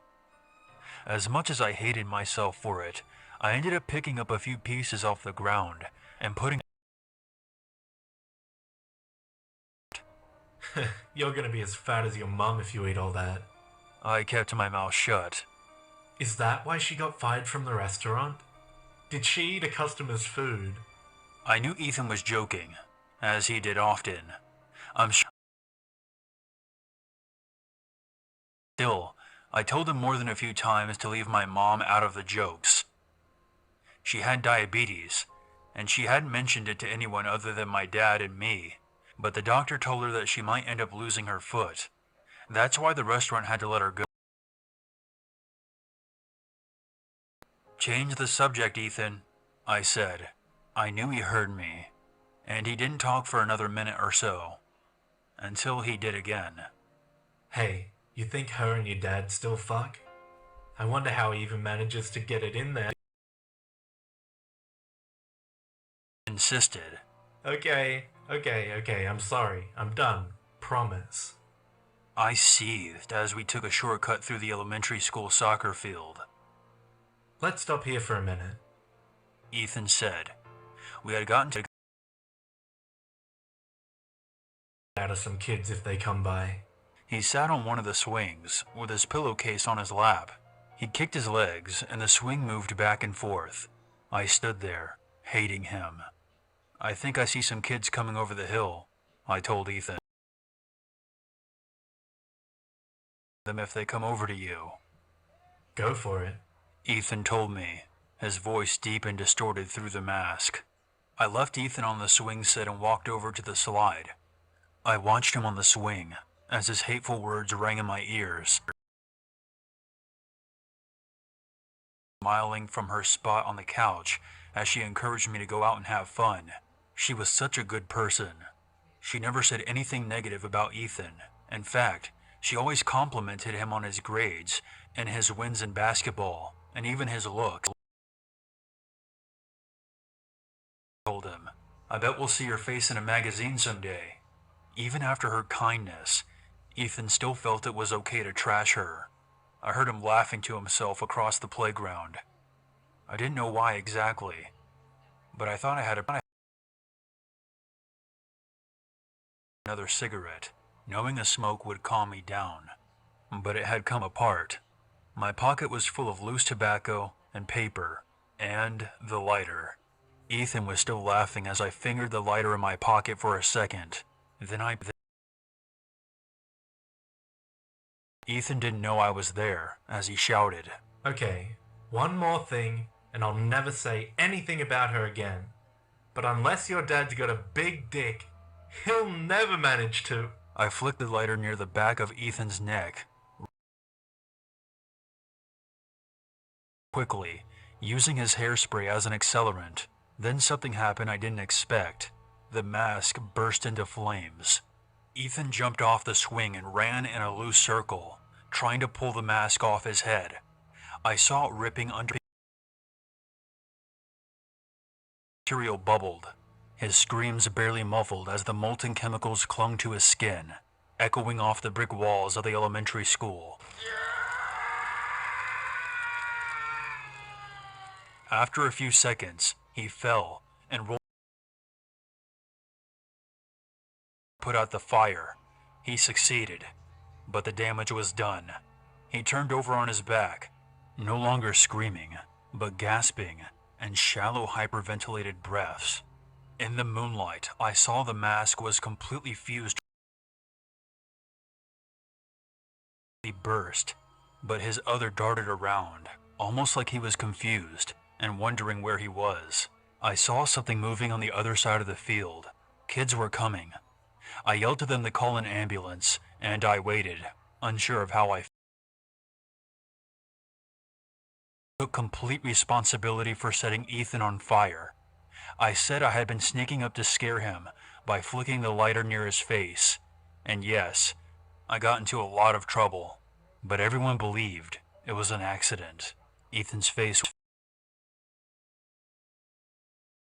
and all sorts of reconstructive surgery, but he never recovered, not physically or emotionally. He killed himself in 1990. His parents held a very expensive funeral. I was invited. They had forgiven me for my part in his accident years before. The mask company is the reason why Halloween masks are now made with flame retardant materials. My mom died a few years before Ethan, but not before complications from her diabetes took her left leg. Dad and I were with her in the hospital at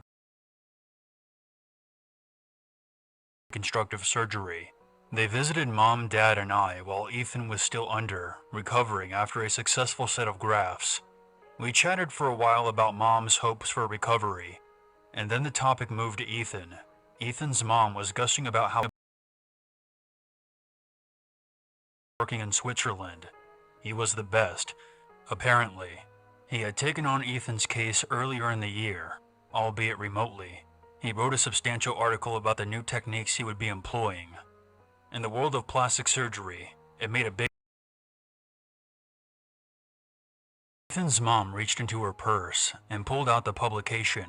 She flipped it open to the page that showed various photographs of Ethan's burns, along with notes and explanations the doctor had written to accompany the article. I could tell Mom was holding back tears. Mine, and she couldn't hold back any longer. She began to weep. Dad and Ethan's mother held her while she cried. I just watched. Mom was thinking that she had been right all those years ago. She had been right for all the wrong reasons. Predicted, Ethan's face had finally made it into a magazine.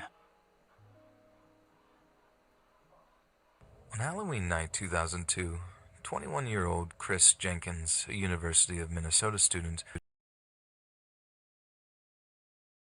Tree Bar and Grill with his girlfriend, Ashley Rice, and 3 other friends. Shortly after midnight, Chris was separated from his friends and ejected from the bar. According to reports later given to police, a drink was accidentally spilled on his pants,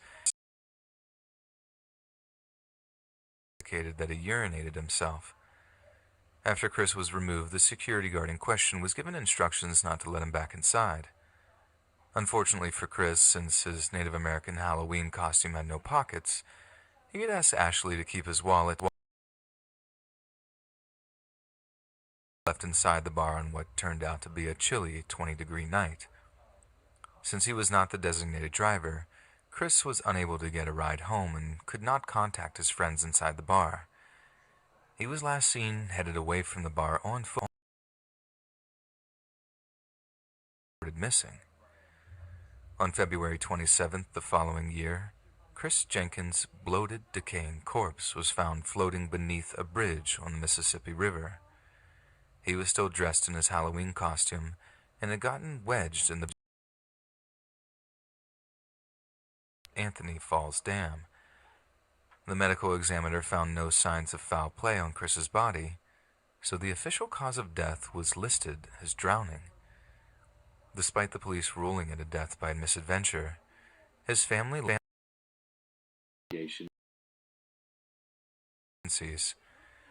The Jenkins family hired a private detective, Chuck Loesch, to further investigate their son's disappearance. When Loesch questioned staff at the Lone Tree Bar and Grill, they maintained that Chris left the bar on his own and employees not to speak to anyone without an attorney. Loesch also contacted the Federal Reserve Bank, who happened to be the owners of the 2 CCTV cameras that had a good view of the Hennepin Avenue Bridge. The bridge was on the route. Checked the surveillance footage from the earlier morning hours of November 1st. There was no sign of him. Loesch's investigation also led him to multiple witnesses who each independently recalled a fight that had occurred in front of a local pizza place. A gang of around 9 or 10 people had violently attacked another outside of the restaurant. Mike Casey, an off-duty police officer, was present in the area on the night of Jenkins' disappearance.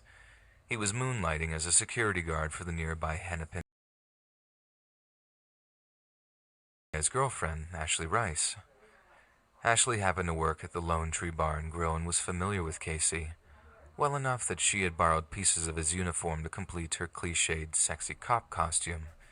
There are rumors that Casey had in fact mastered, given that he actually gave her a ride home later that night when her shift finished. The Minneapolis Police Department never formally questioned Casey, but stated that he's a married man with children. We don't want to break up a family. The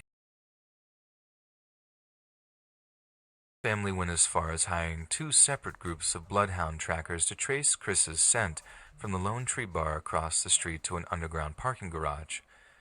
The scent trail led to parking stalls that one of the bar's bouncers was reportedly parked in. A mild hit for Chris's scent on this person's vehicle. Droplets of blood residue, a piece of red string, and red feather fragments which possibly belonged to the headband of Jenkins' costume were also found in the garage. Jenkins, so he could not have been particularly drunk, but coroners noted that traces of GHB were found in Chris's system. However, since GHB is a substance which is produced by the body naturally, this did not necessarily mean Chris was. Michael Baden took issue with Jenkins' body being found with his arms crossed in front of him. Drowning victims who accidentally fall into water are almost always found face down with their arms outwards towards their sides and their clothing disheveled. Yet Jenkins sure slip-on moccasins were still on his feet. This led to speculation that Chris was already dead when he was placed in the river. Hydrologists who studied the Mississippi River were highly skeptical that Chris's body could have been in the water for as long as it did not freeze over until January 2003. What's more, the area beneath the 3rd Avenue Bridge was searched in the weeks following his disappearance, with no sign of him. A daytime thawing occurred on February 27th. Was found From another location before his body got wedged in the trees. Jenkins' family found it extremely unusual that there was no bruising on his body. Their son was an enthusiastic lacrosse player, a goalie in fact, who often came home with legs and forearms. Since these bruises were not present, his parents believed he may have been alive for a couple of days after he went missing, allowing enough time for his bruises to heal. 3 years later, in 2006, the Jenkins family decided to reopen the investigation based on the newly attained evidence. Chris's death was eventually reclassified as a homicide, and Chief Dolan held a press conference to issue a formal apology to the Jenkins family. Years later, Dolan homicide, 30% chance of accidental death, and 20% chance of ending his own life. Once the case of Jenkins' death was reopened, an informant told authorities he had witnessed somebody throw Chris's body off the Hennepin Avenue Bridge. Story, since Chris had no broken bones or injuries, and it would not have been possible to toss him over the bridge's high safety railing without his body hitting a steel support beam and vertical metal cables on the way down. In July, announced that they had been approached about filing charges against a suspect for Chris's murder, but declined to do so. The suspect in question was one Jeremy Alford, who was serving a life sentence for the brutal murder of a man by the name of a drinker down at the Lone Tree Bar and Grill around the time of 2002. Chris's case also had been connected to the infamous Smiley Face Killer, as his death took place around the same time that many college-aged men in the Midwest were discovered dead. But unlike many of the other cited cases, no smiley face graffiti has ever been discovered in relation to Chris's death. I thought it would be kind of fun to share a spooky event that happened to me a few years ago in Rains Park, southwest London, and I was fairly unfamiliar with the area. Now, my current bosses and supervisors know that I'm fighting a losing battle when it comes to the reliability of the Southwest trains, and as a result have less than on time. A battle that I had hoped to circumvent with the purchase of a bicycle.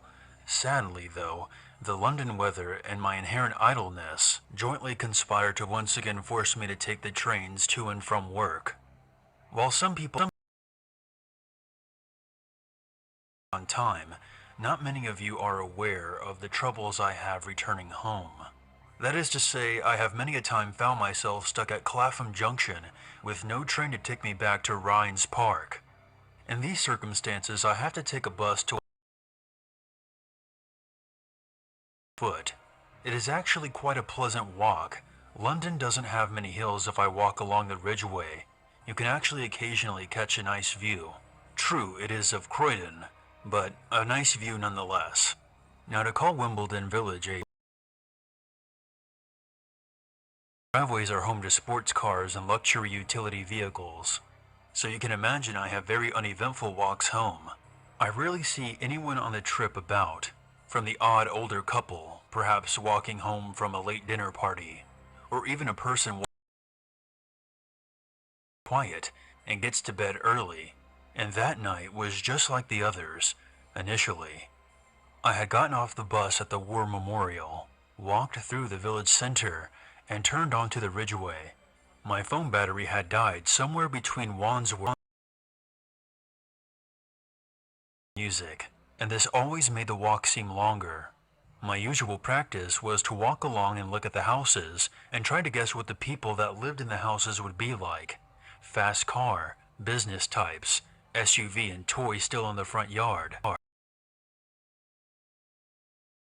I was playing my game and decided to have a cigarette, so I stopped.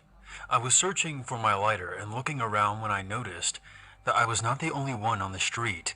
Now this was unusual but hardly alarming. What was strange, however, was that the young lady, she appeared to be drunk, or tired perhaps. I lit my cigarette and paused for a second. Just a quick second to judge to see if she would be capable of making it home by herself, or perhaps maybe she would need me to call someone for her. I started to walk over to her to make sure she was alright. She stopped walking and immediately froze.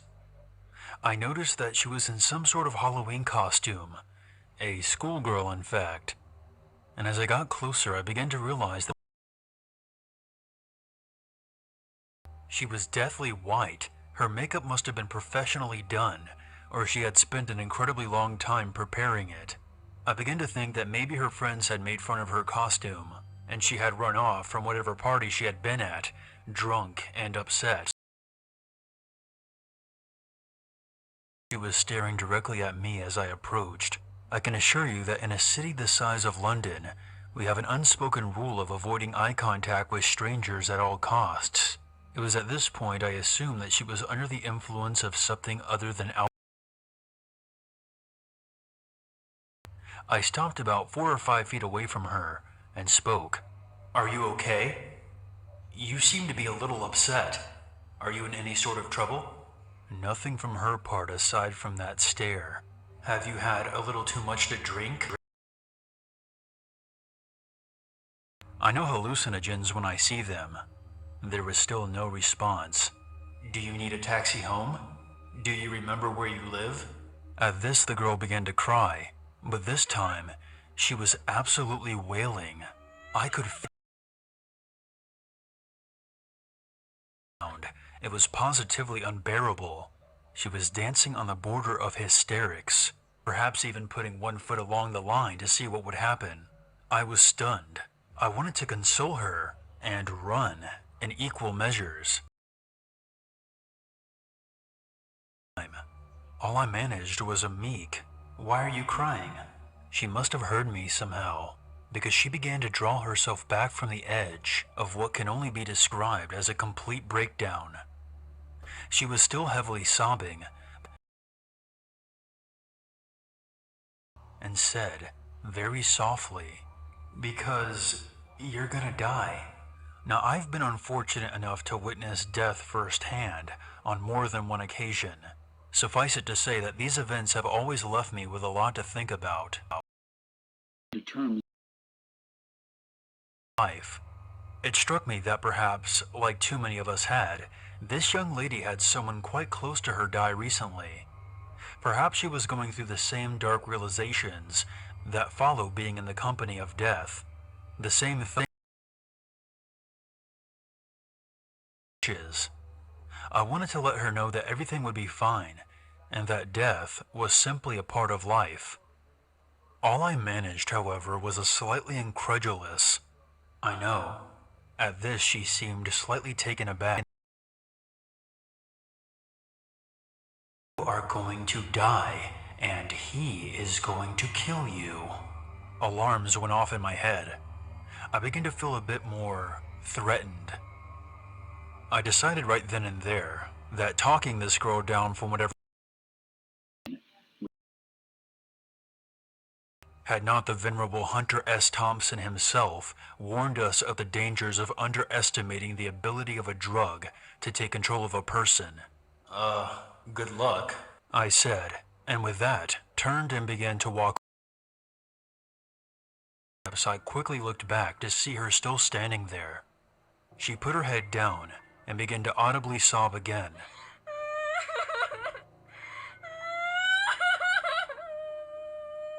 I quickened my pace and shortly had walked along the now. I left a bit agitated. I remember putting my headphones back in my ears and trying to listen to music from my phone, only to be reminded that it was still out of power. I was still 2 miles away from home, but at the pace I was walking, I was confident I could. As when I first heard the shouting, it was a man's voice, layered within an excruciating sense of malice and rage. I am coming for you. I couldn't quite place where the voice had come from, but it seemed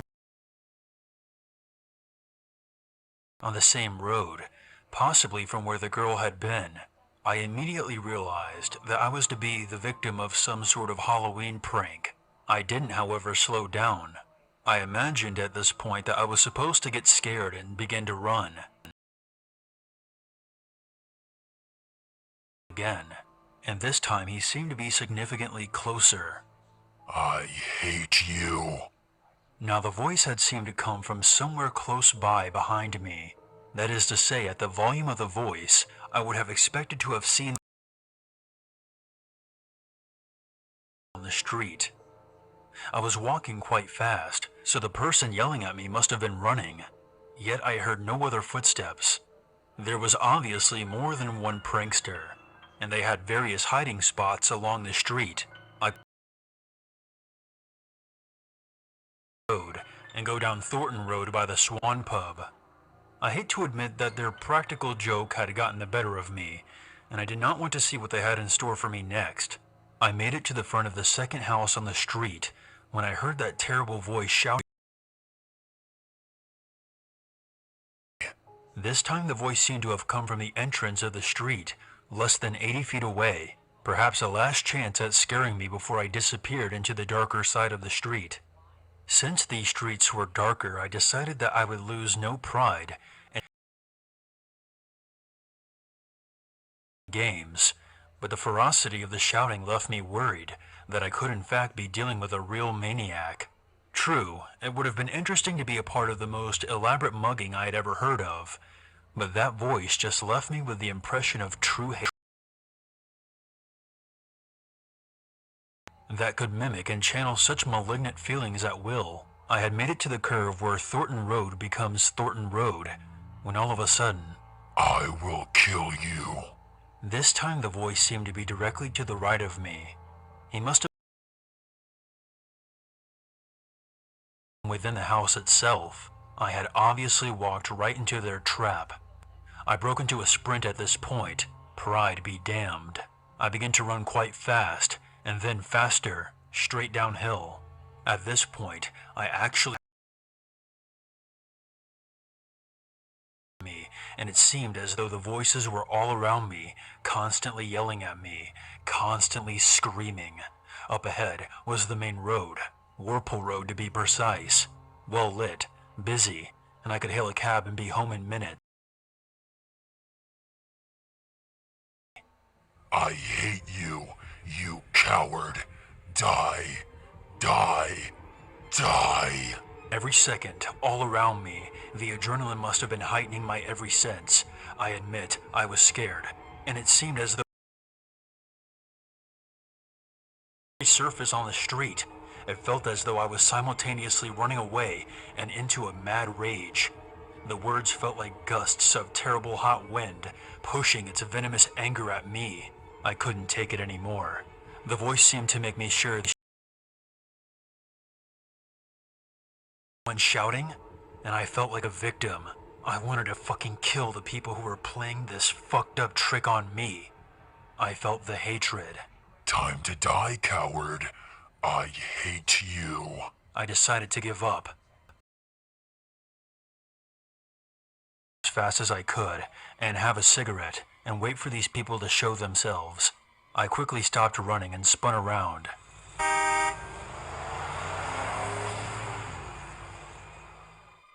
A car beeped as it raced past exactly moment. In my blind panic, I had run past the sidewalk of the main road and onto the actual road and had avoided being run down by inches. I looked up the road I had come from. Whoever had been up there was gone now. I lit my cigarette and took a few moments to calm down. Smoking had saved my life that night. I went home after that, and nothing more happened to me. But as I was standing there trying to I seem to remember hearing a soft whisper. Perhaps it's just my imagination, but I thought I heard a girl's voice, softly saying, "Not such a coward after all."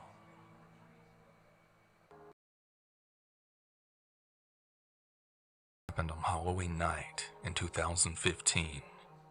Since I'd been sitting around all day, at 9 p.m. I decided to go for a walk out in the woods. It was one of my favorite things to do, since everything looked so different out in the dark. I really loved the cool night air and the spooky feeling of the woods and the nearby pond. I'd started walking past my neighbor's blue house when they were having a huge Halloween party. There were flashing lights at the windows and music blaring, and I could hear all the stuff. I had made it to the quiet woods like I had planned.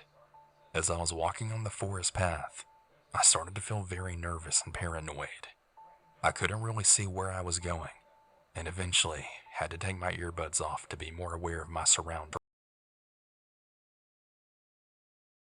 Moment as I made it through the woods and onto a street near the one I lived on. I turned the corner back to my street, my earbuds back on, and blasting Nightcore, now almost relieved that I was almost home. I started to think I was being stupid for getting appeared from behind the still lively blue house, and I immediately tensed back up. As the figure got closer, I placed my house keys between my fingers like I learned from the internet, and tried to make out what I was seeing. The figure was a man, fairly tall. He was also ghost white, and due to my poor vision, I literally almost shit myself thinking it was Slender Man himself coming to take me. A moment later though, I noticed that he did in fact have a face, and he had painted it to look like a skull. The man was the empty street right towards me. For a split second, I was hoping he was too hammered to even notice me, but that hope quickly faded as he made his way right to me. I was absolutely paralyzed with fear. My house was only 2 houses away. No idea if I could outrun him with my asthma. Panicking, I was considering other ways to get away from him into safety. Could I turn back and maybe take a long way around to the other end of my street? No. It's dark. There's no one around. Can I make it to my grandma's house? Can't do that either. There's no guarantee that she's awake or even home. As I was trying to decide, my thoughts were interrupted as the man put a hand tightly on my shoulder. He started speaking, but I couldn't hear him properly. All I managed to hear was him questioning what girl my age was doing out alone so late at night. I could only stand there and stare. The man then paused, raised his arm, and then pointed a finger to the woods behind the houses, and then said something. It was at this point found in the woods. I looked at the woods, then at the guy, shook him off, and broke into a full-on sprint past him at my house, crossing some of that blue house's property. At my front door, I was furiously stabbing my key into the that any second that man would come grab me from behind and drag me into the dark forest on the other side of my yard. I finally managed to get inside and made sure the door stayed locked before I could finally breathe again. I threw my shoes off and made my way into the basement as my tears started. Her brother what was going on, and together we called our parents who weren't home at the time. They said they would check it out, and we didn't call the police, since it was a little town and no harm was actually done. The next day, my dad had informed me that the drunk man never spoke of it again. It's 6 years later, and I still get extremely nervous going outside after dark, even though I don't live anywhere near that place anymore. I've told this story to my friends a few times, and it honestly sort of annoys me that I didn't get I hate the whole town, and the fact that no one there does anything when things like this happen. I'm glad I live in a bigger place now, where we at least have street lights. I'm only 19, and lifetimes. That being said, I'm very street smart and always have been. I live right in front of the Rocky Mountains in Colorado. This particular story happened when I was in 8th grade. Names have been changed for threw a little Halloween party at her house on the night of Halloween. There were 4 other girls as well as 2 guys besides me and Jess. Megan, Cara, Emily, Bella, Chris, and Zach. Everything was going just fine, and trick-or-treating around the neighborhood for a while. I'd also like to add that this was in a decent neighborhood, and crime doesn't really happen in this area. After taking her cousin trick-or-treating, we went back to Jess's house and grabbed hoodies since it was getting cold out. Beats pill, and the 8 of us walked around the neighborhood together with the music on low, just barely enough to hear it unless you were near. We didn't see anyone out trick-or-treating anymore, so we decided to go park near Jess's house. It was a late at all. The playground and the swings were at least 50 yards from the sidewalk, and you had to walk through a large open field in order to get to it. The playground was hidden due to a bunch of large trees surrounding the playground. You would really only be able to see it if you were. As we got to the playground, we all put our phones and Jess put her Beats pill on the park bench, and we headed straight to the playground to just hang out. Everybody was all having their own individual conversations with one another, considering there were 8 of us. Emily, Bella, and Chris were sitting on those bars/walls of the playground. Zach was the only one not on the playground. When we all briefly glanced at a group of men with their hoods up, coming right out of the trees near the sidewalk that was about 40 yards away. To walk along the sidewalk that we were just on before. We didn't really think anything of it, so we just minded our business and continued chatting amongst each other. About a minute or so later, everybody gets quiet, and Cara jumps up random. Seconds later, I see Megan, Bella, Emily, Chris, and Zach all gone and out of sight.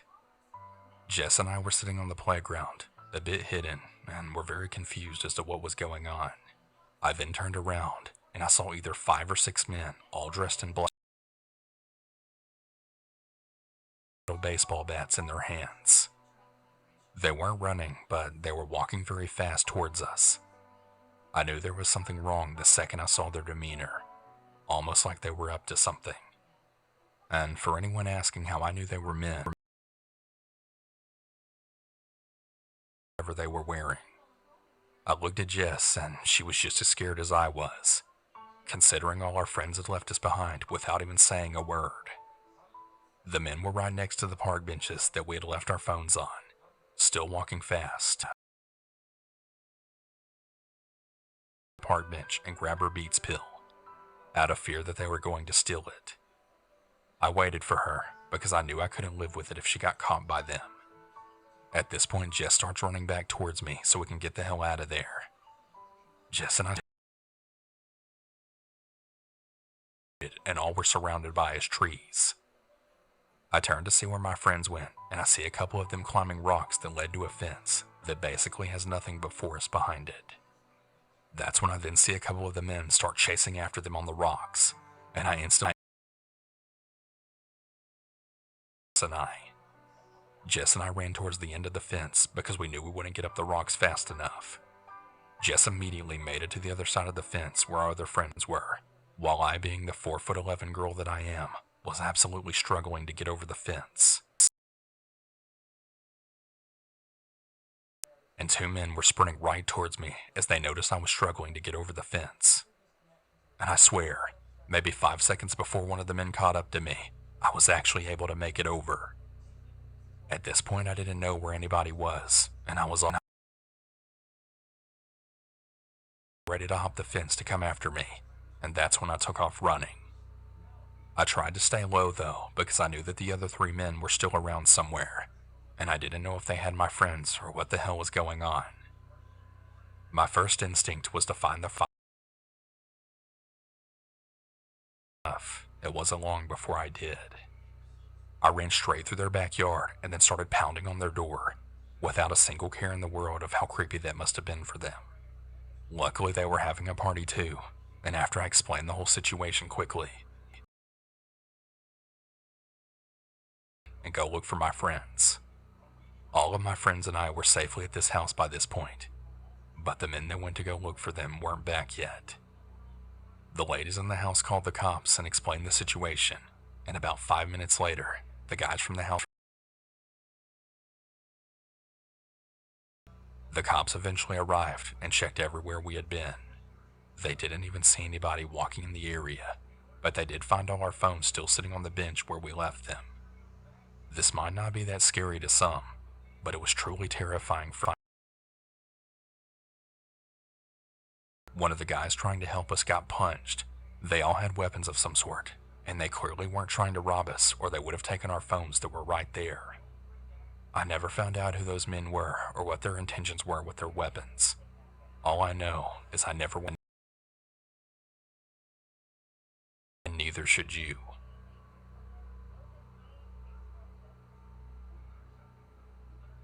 I actually had a pretty decent scare back when I was 14, and I'm in my early 20s now, so some of the more intricate details really as I can remember. So the story happened on Halloween night in 2013. Me and my 3 friends, Dallas, AJ, and Anthony, had all collectively decided that we would meet up at my house to begin trick-or-treating, as my house was... Our game plan to maximize our trick-or-treating efficiency was to start off at my house, then work our way down towards the nice neighborhood, and then loop around. Before we began, Anthony mentioned that he had bought some weed, and so we all smoked some in the way through my neighborhood, in a decent bit into the nice neighborhood before we decided to start heading back so we could get to the houses on the opposite side of the street as we started making our way towards my house. Unfortunately, it was already pretty late at this point, and so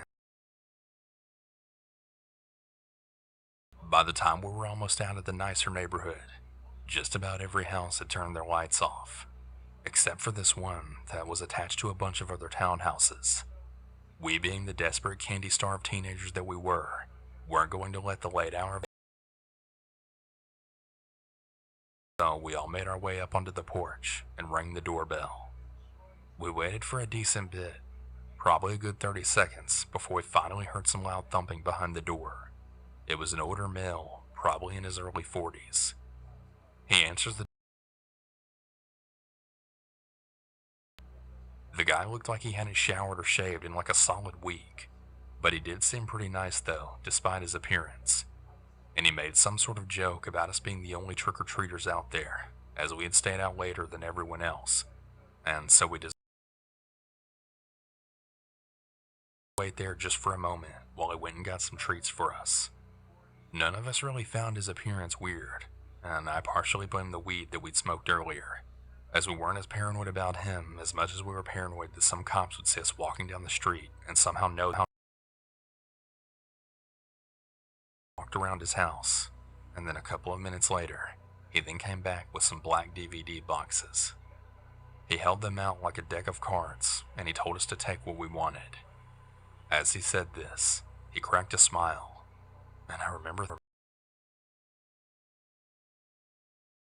we looked at the covers, and they were all adult movies, some of them not even featuring females on the cover. AJ made a comment about the movies, saying we just wanted candy, but the guy just smiled wider with his crooked yellow teeth, seeming to... I know what kids your age like to do. Don't worry. It's okay. You can trust me. I'm cool. At this point, me and my friends all began awkwardly shuffling away from the porch, politely declining his offer, when the man to stay and then come inside so we could watch movies together. He said that he'd let us eat all the candy we want, and other really disturbing things. While he was still going on his tangent, me and my friends all collectively decided to book it towards my house, shuffled in our arms.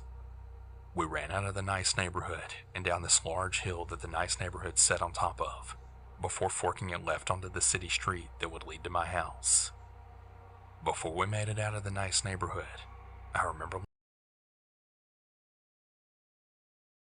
but then giving up shortly after and going back into his house.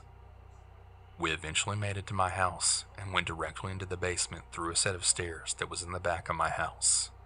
While we were in there, we all collectively talked about just how insane what happened. It seemed weirder or maybe more normal than it actually was. Either way, we egged his house the next day, and we never went back there for Halloween ever again.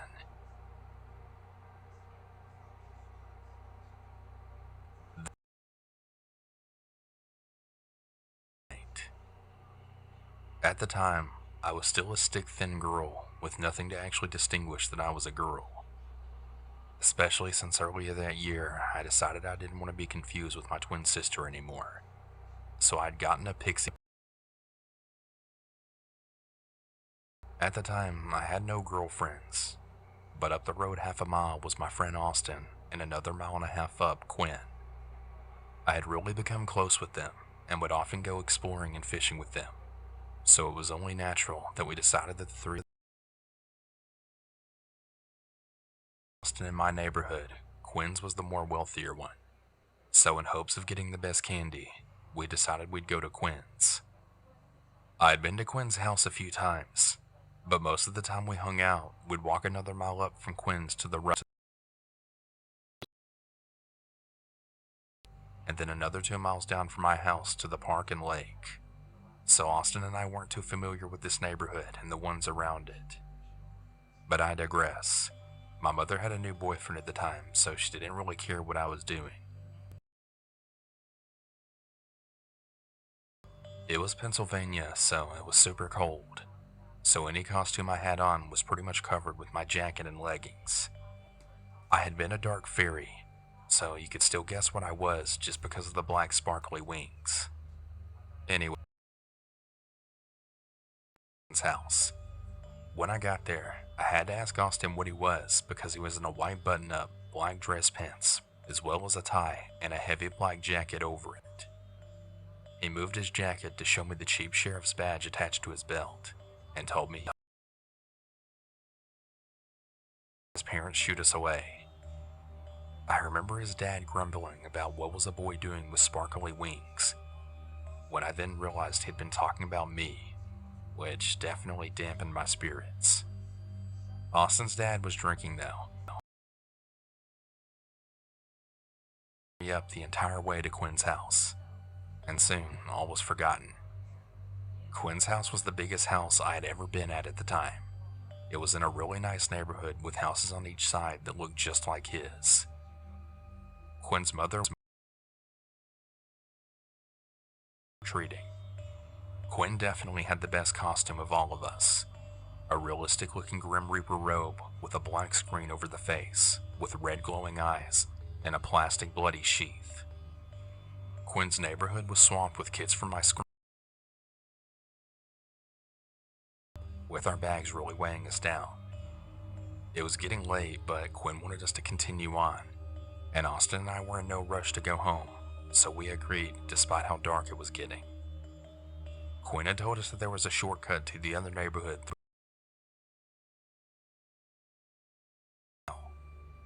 Now, that kind of freaked me out, but being the only girl, I wasn't about to let on that I was scared. So I gulped when this was suggested, but nodded my approval, and off we went. Quinn and decides to leave his sheath behind. We start through the woods, and within about 5 minutes of walking and joking, we all then realized that none of us had thought to bring a flashlight. But it was fall, so there were no leaves on the trees, and life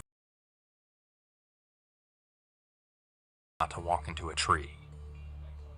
Austin asks how much longer, and I can tell by the hitch in his voice that he likes this shortcut just about as much as I do. Before Quinn can answer, we hear a crunch from somewhere up ahead of us, and we all freeze as Quinn sticks up his... Did you guys hear that? Quinn says. I remain silent, but Austin snorts and replies, "Stop it, Quinn. That's not going to work. You're not going to scare us." Quinn gasps and then says, and before I can tell them both just to keep walking, a shape in the darkness catches my eyes. It's up ahead of us, maybe 20 feet. It's dark, so I can't really distinguish anything, but it's only a moment later that no guess came a strange man's reply from the spot.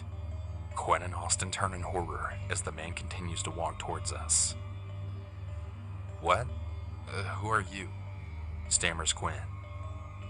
With this, a deep laugh.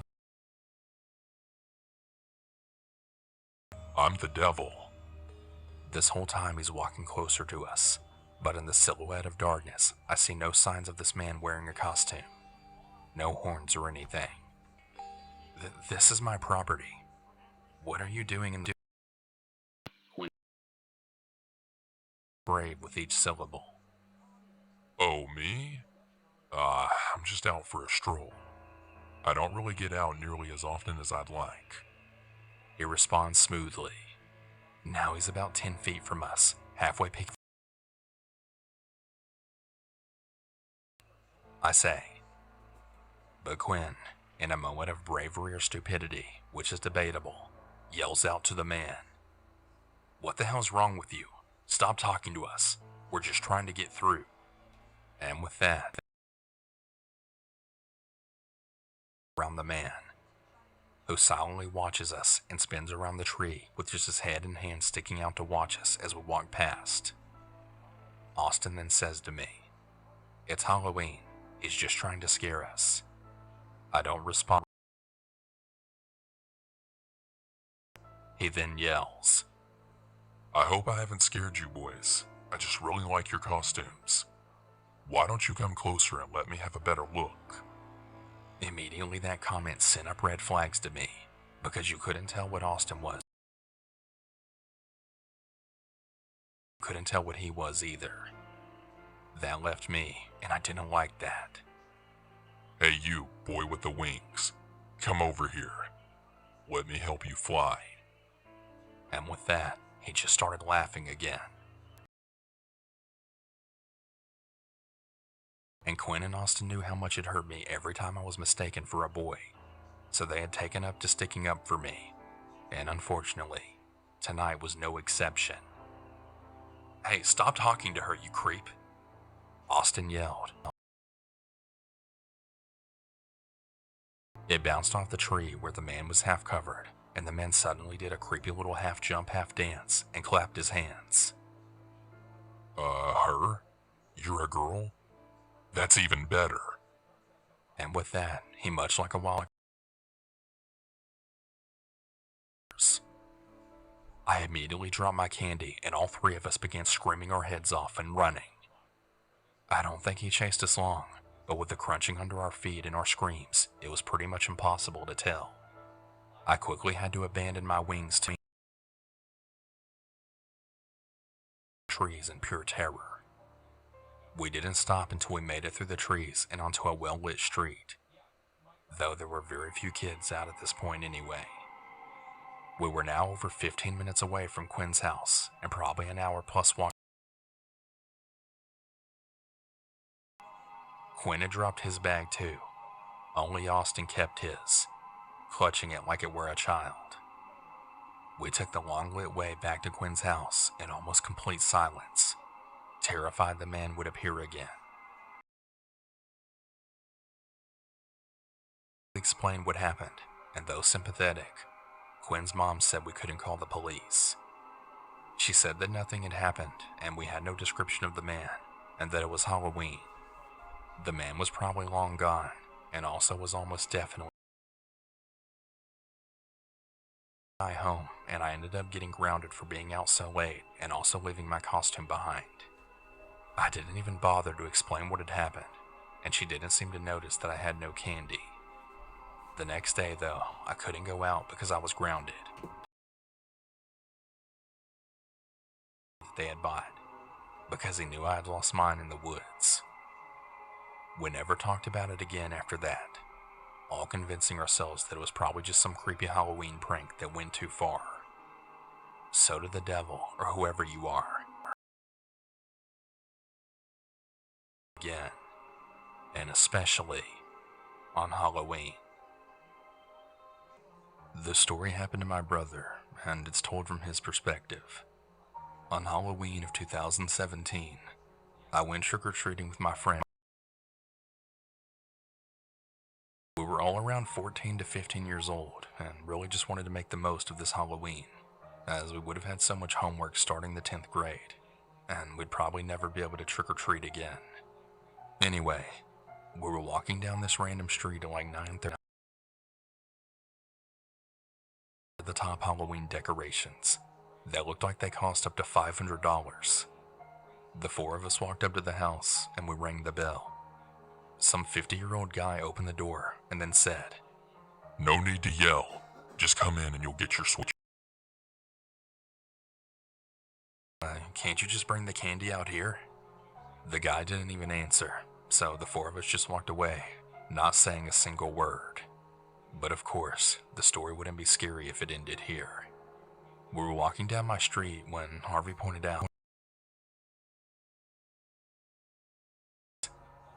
We all looked behind us and we saw that same 50-year-old man walking about 25 feet behind us. The four of us then bolted all the way down to my house. We were all way too scared to even think about revealing where I lived to this psycho. Locked the door. The four of us were just hyperventilating, as if we had just run like a 75-mile marathon. I was starting to calm down when Michael then said, "Dude, look at the window." We all looked. One of my windows. My parents were on vacation at the time, and my older brother was at his friend's Halloween party, so we couldn't tell them. But what really made this horrifying was I could see the guy holding a Saturday Night Special in his hand. We all ran upstairs and the man wasn't on my property anymore, but we remembered the house he was in. The cops went there, searched the whole place, and then came out with the man in chains. As it turns out, the house was vacant, and the man was a serious. If my friends and I are ever able to go trick-or-treating again, we're definitely avoiding the street that house is on. And who really knows what the guy would have really wanted to do to my friends and I, had we been naive enough to enter that house. I will say though, I'm really all I can say is if you're trick-or-treating, make sure the house owner is completely normal. And if a single thing seems off in the slightest, just walk away. Alexis Sharkey was born in father Mike Robinault and her mother Stacy. After graduating high school, Alexis initially studied biology education at a university in Pittsburgh, Pennsylvania, but after gaining her diploma, she seemed to be in no rush to get a teaching job and found work on. She was still working for Monat when she began to gain a great number of followers on the photography-based social media app, Instagram. A combination of her natural beauty and her champagne lifestyle had users hooked. She and her husband, a wealthy, were accustomed to vacationing a lot, and Alexis wasted no opportunity to document her travels, sharing pictures with her followers on a daily basis. Not to mention sharing images of the couple's extravagant life around Houston, the place that they've made their home. Thousands of people, and by December of 2020, Alexis had over 69,000 followers. Now, as you may know, Instagram users with large amounts of followers are often contacted by private companies and offered large amounts of money in exchange for advertising. Within a relatively short period of time, whilst still working full-time selling products for Monat, which has since been accused of being nothing more than a multi-level marketing company, Alexis was getting sponsorship deals which made her income husband. But all was not well in the Sharkey home. A close friend of Alexis confessed that she had recently confided in her that she was filing for a divorce. Some had always doubted their relationship given that Tom was considerably older than her, and aside common. Yet for some reason Alexis didn't move out of the apartment they shared, even though she and Tom were apparently separated. However, she did see an opportunity to get a breakaway from Tom, as Thanksgiving weekend gave her the chance to told her soon-to-be ex-husband that she would be back by the weekend. But on the Saturday following Thanksgiving, Alexis's mother, Stacy, received a call from Tom saying that Alexis was missing, and that he hadn't heard from her since Friday.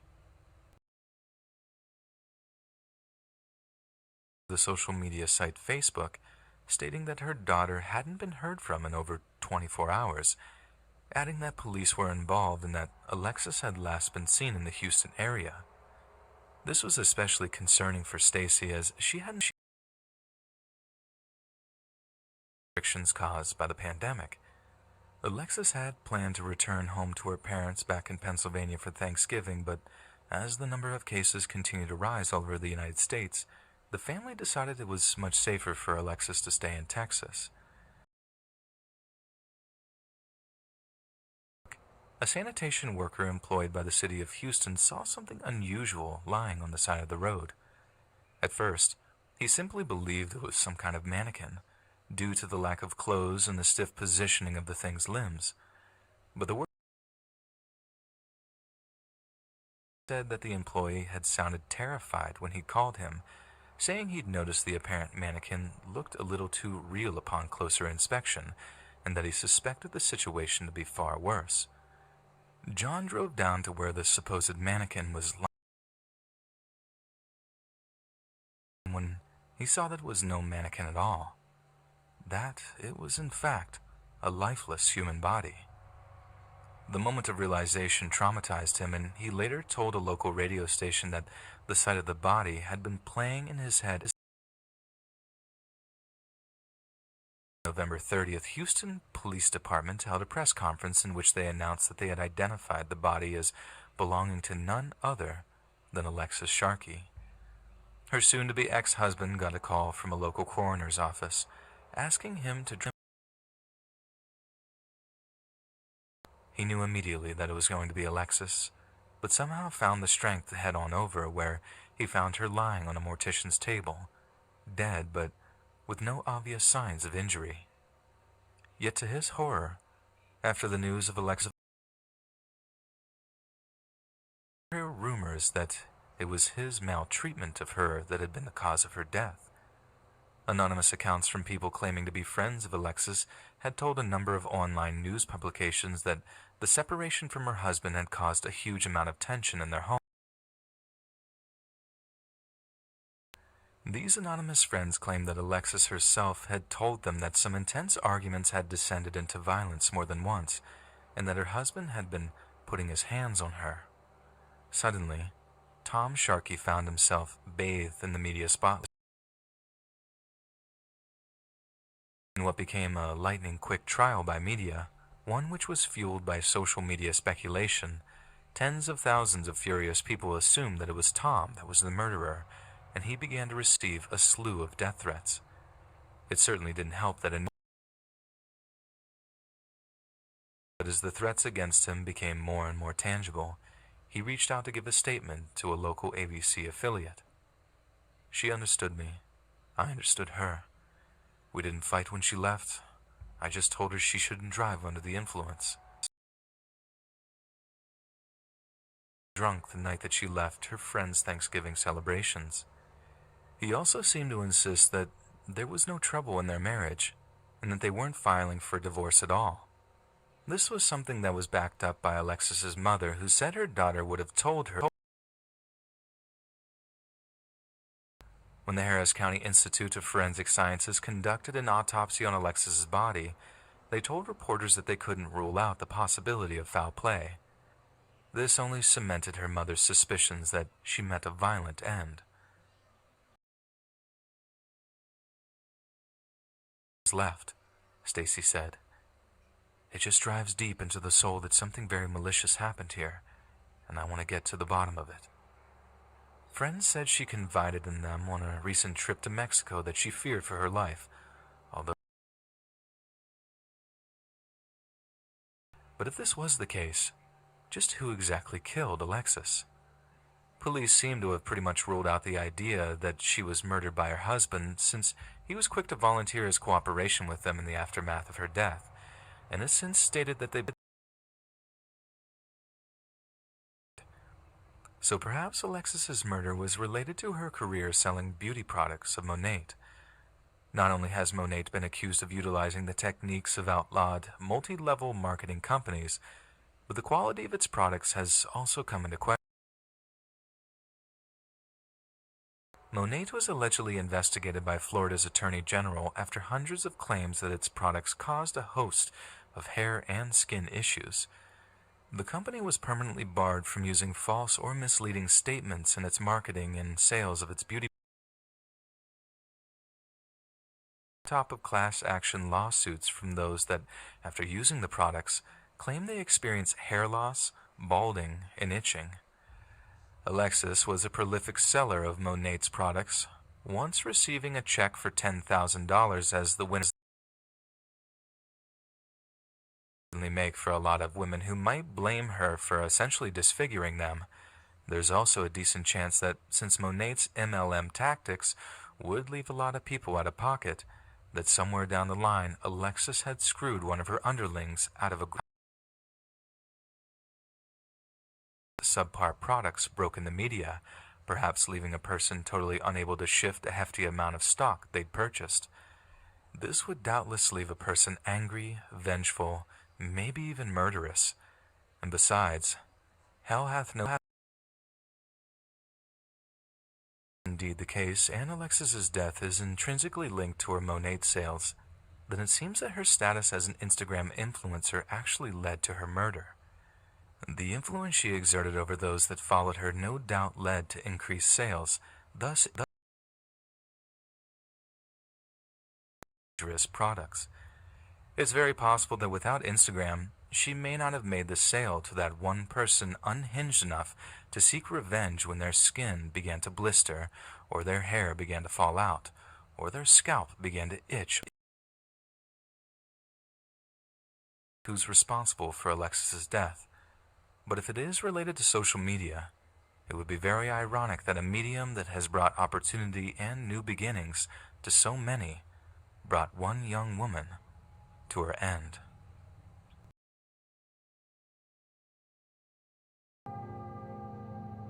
The 24-year-old Russian Ekaterina Karaglonova had a life that many of us can only dream of having. She was young, beautiful, intelligent, and highly educated. Practicing medicine as a university, she also held a residency at a prestigious medical school in Russia's capital, Moscow. And to top it all off, she had recently finished second place in a Moscow beauty pageant.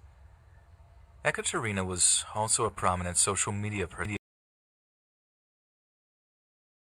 images of herself with hundreds of thousands of Instagram followers. Known by the handle at Katie_loves_life, she was known to write a blog detailing her luxurious jaunts around Europe, where she posed in locations. In her last Instagram photo shows her lounging poolside in Greece, detailing her love for international travel. It was very helpful for a few days to escape from heavy rains and cold to the Ionian Sea. She also captioned the snap of, "Now I prefer to travel very often, but briefly, study and work, do not let go." But the impressions of such short trips remain the most vivid. But one of her close friends, Marina Nikotina, began to notice that all was observed a drastic change in Ekaterina's behavior during the summer of 2019, and when questioned on it, the well-traveled young doctor confessed that she had made a rather dangerous enemy and that someone is interested in my private life. In July of 2019, Ekaterina's family contacted the Moscow police, concerned with the fact that they had not heard from her in several days. Friends remarked that she had recently started a new relationship and had been planning a trip to the Netherlands to mark her birthday. Have been busy with travel arrangements, or might simply have been too occupied with her actual vacation to get in touch. But as we know, Ekaterina posted to her Instagram account almost religiously, and the fact that she hadn't done so for several days worried for her well-being. Ekaterina's family contacted her landlord, who, after some convincing, allowed them to access her apartment. There they found no sign of anything amiss. Her belongings seemed to be all in order, and there was no obvious signs. Looking suitcase, stuffed with something far more than just expensive clothes. Her family were horrified at what they found when they opened it, because what fell out in front of them was Ekaterina's decomposing corpse. With a large slash across her throat and several other devastating stab wounds to her chest and abdomen. Upon examining the crime scene, police were unable to locate any obvious murder weapon, and there were no signs that there had been a break-in or any kind of serious. For any clues that might point them in the direction of why she was killed, they saw that Ekaterina had alluded to a potential romance on her Instagram account, sharing photos of bouquets with notes attached to them. Another surprise from Mr. X, she captioned, "I have been receiving bouquets and little notes from a secret admirer. I wonder who it could be." It was then speculated that such a public display of romantic interest could have angered a former lover, perhaps someone that couldn't bear to see the young doctor at a new footage had captured an ex-boyfriend of Ekaterina's who seemed to have paid her apartment a visit in the few days before contacting her became impossible. Ekaterina had only broken up with 32-year-old Maxim Geryeva a few weeks not taking it very well at all, and that he was a wolf. The man enters the Moscow apartment block wearing a baseball cap, apparently to cover his face from CCTV cameras. He is then seen leaving the apartment around 4 hours later, where the one he'd entered wearing was now covered in blood. Police soon caught up with Maxim, who told police that the breakup had been hard on him, with Ekaterina repeatedly insulting and humiliating him, despite the fact that he had given her a size. Said that she had told him he was ugly and that even a plastic surgeon could not help him. Before they parted, Ekaterina allegedly told him that it would have taken a year before he could save up enough money for them to meet again.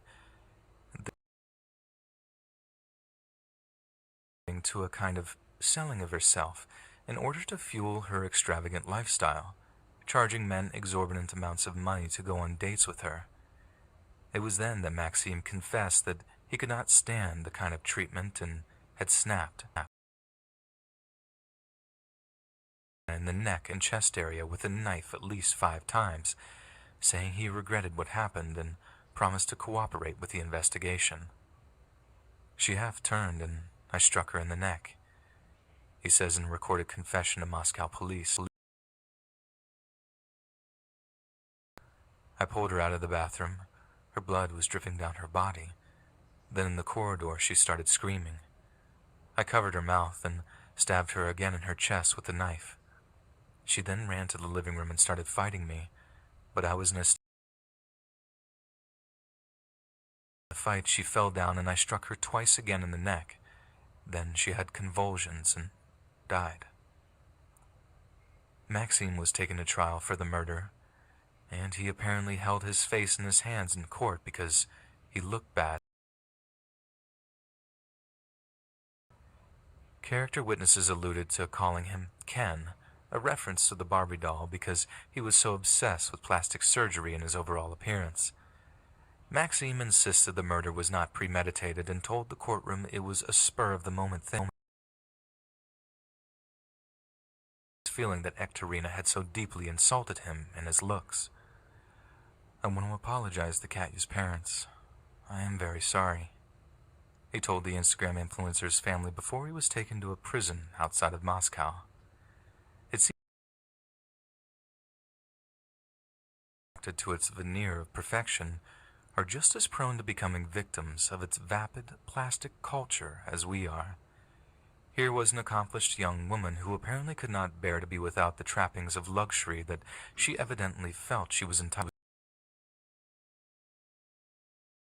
A man who she believed was so beneath her that she could verbally abuse and shame him publicly with no repercussions.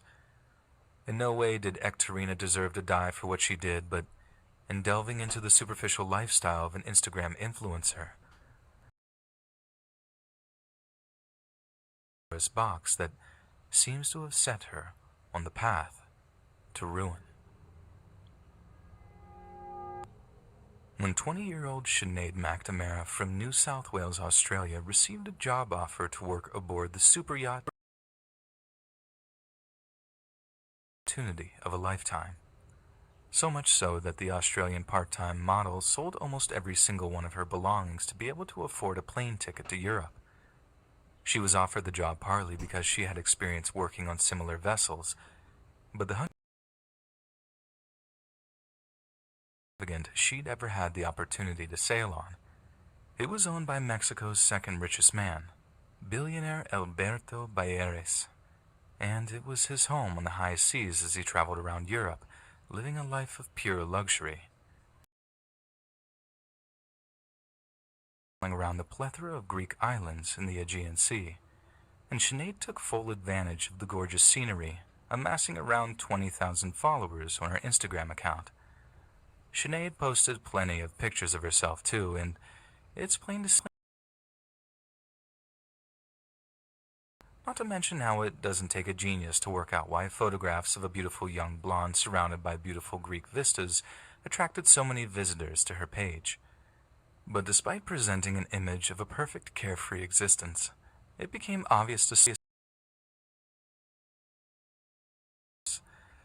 At one point, the young woman called her mother back in Australia to complain that she had been involved in an intense argument with another crew member working aboard the Mayan Queen, and that she seemed scared for her safety. The very next day, a passing boat tangled up in a series of thick ropes. The crew of the Mayan Queen was alerted, and the captain of the boat, who asked not to be named, said he discovered Sinead's body at around 1:45 a.m. and began screaming for help.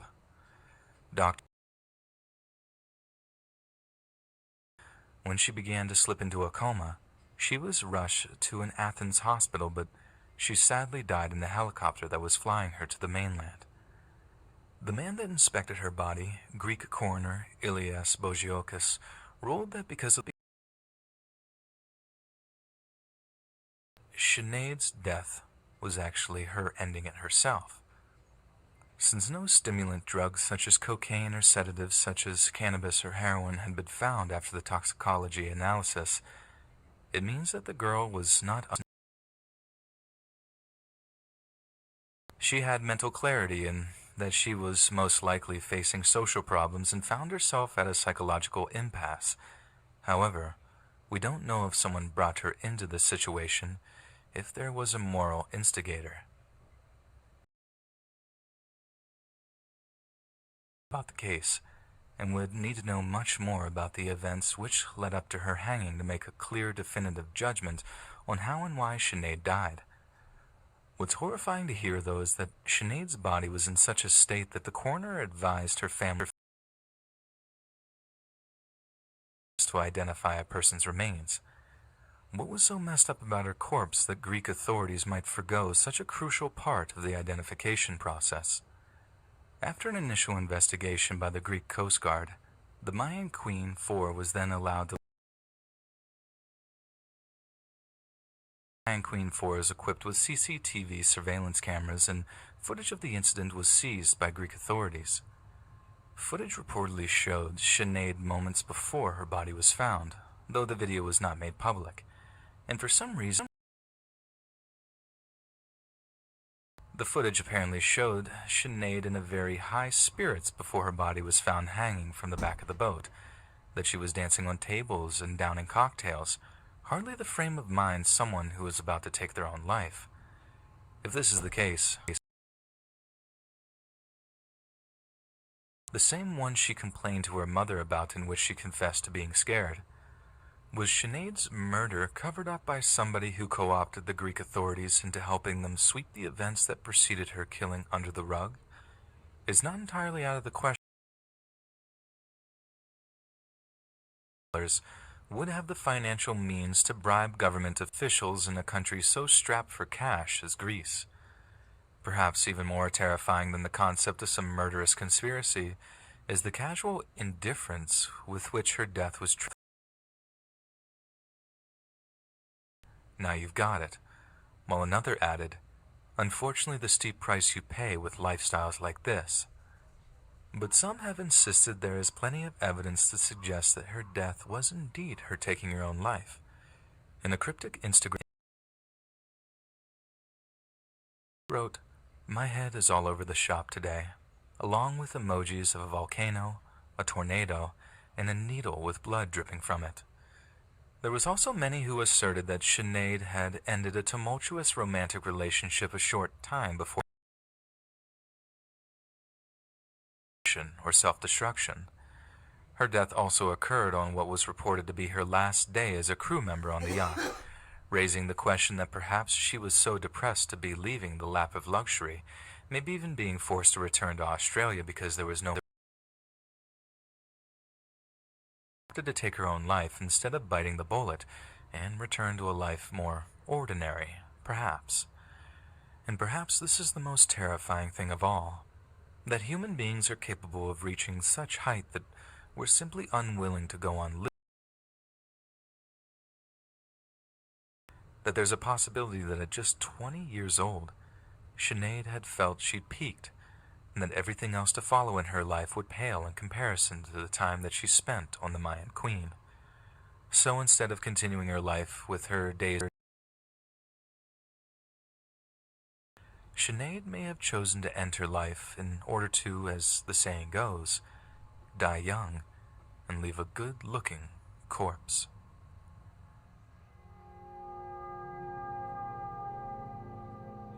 My name is Shane. Asking my parents for money. I put in a lot of applications and I end up getting hired at Chick-fil-A. I'm not gonna lie, I was definitely excited because of all of the chicken nuggets I was gonna be eating. Anyways, after I got hired, I started to get the hang of the job a lot because we were the busiest fast food restaurant in our town, and people really liked my personality. After working there for a few months, my dad's creepy friend Tyler would come there every day at the same time and go to the same drive-thru line, which was weird because the drive-thru line he'd always go to was mine, and he would always call me Shell Shell, which I've hated since I was a small kid.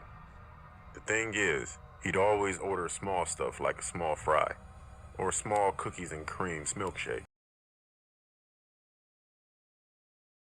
And then he'd say that he forgot his debit card, and he would just try and talk to me. I'm not dumb. I knew exactly what he was doing. Ever since I turned 13, he always acted weird toward me, telling me that I'm growing up into a woman, or that I look like a family and friends. And I yelled out to my parents that I had to pee, and I ran upstairs. I swear a few seconds later, Tyler burst through the door, looked at me and said, "Wow," and stared at me. Then he straightened up real quick and said, "Sorry, my bar." So we closed at 10 p.m., but we always take orders up until around 9:59. One day, we were inside cleaning up, and it was around 10:30 p.m. There were about 5 or 6 of us in Chick-fil-A at the time. I was mopping the but turned around at the entrance because we put cones out there after 10 p.m. The car drove around our parking lot at least 10 minutes, and I noticed that it had temporary tags on it. After a while, our manager went outside and went up to the car due to it stopping. I watched the manager walk to the car as the driver rolled down the window. The window was all the way down before my manager reached the car, and to my surprise, it was Tyler, my dad's friend. He had a new car that I didn't recognize, but what made this he never looked at my manager. He was staring directly at me, talking with my manager. I was standing behind the entrance door. He saw me looking at him, looking at me, but he never turned away like a normal person would. My manager walked back here. I was the last person to get done with my closing, so it was just me and my manager. My manager told me to make sure the doors are locked. I told him okay, then I went to the bathroom. I figured I'd lock them once I'm done. As usual, I was on my phone.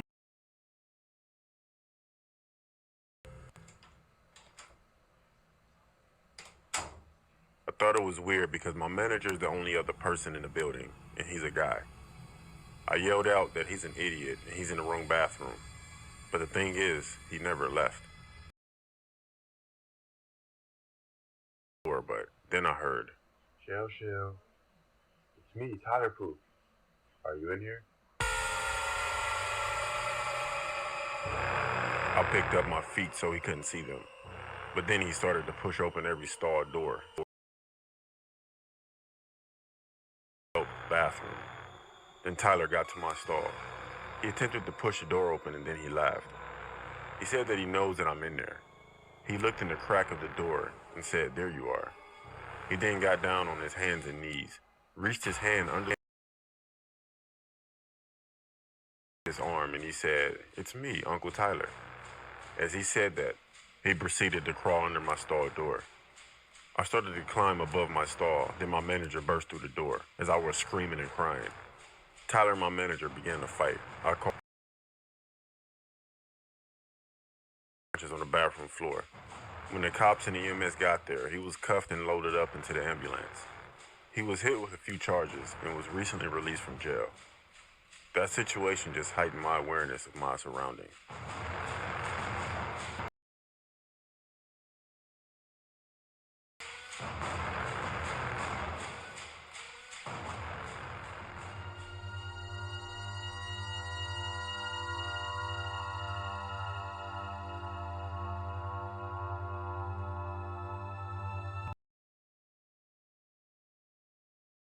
Streets. Well, technically in my car. I would always post up by fast food restaurants because people would always give me their change or some of the food that they had recently purchased. One day I posted at the entrance of a plaza, and in that plaza the busiest place was a Chick-fil-A Nuggets. After being out there for a few hours, I noticed a car that left a few times and came back to park in the Chick-fil-A parking lot with covered license plates. But the person never got out of the car. Of course, I thought it was weird, but I didn't think anything to my car and I'd eat. Around 8 p.m., most of the plaza was closing up, and the traffic started to slow down. Finally, when Chick-fil-A slowed down for a few minutes, a man in the car got out and he walked up to the door of the restaurant and took a picture of the inside. and it looked like she was arguing with the guy. She went back inside and the man got back in his car, got on his phone, and left about 5 minutes later. FYI, I was parked about 25 feet away from the Chick-fil-A parking lot. Go by, and the place was closed. From the outside, it looked as if the employees were cleaning up. I was trying to fall asleep, then I saw that car from earlier pull up. Then it woke me all the way up. There were 2 cars left and some people left. The only person I saw inside was the woman that he was talking to earlier. I saw the man get out of his car at this point.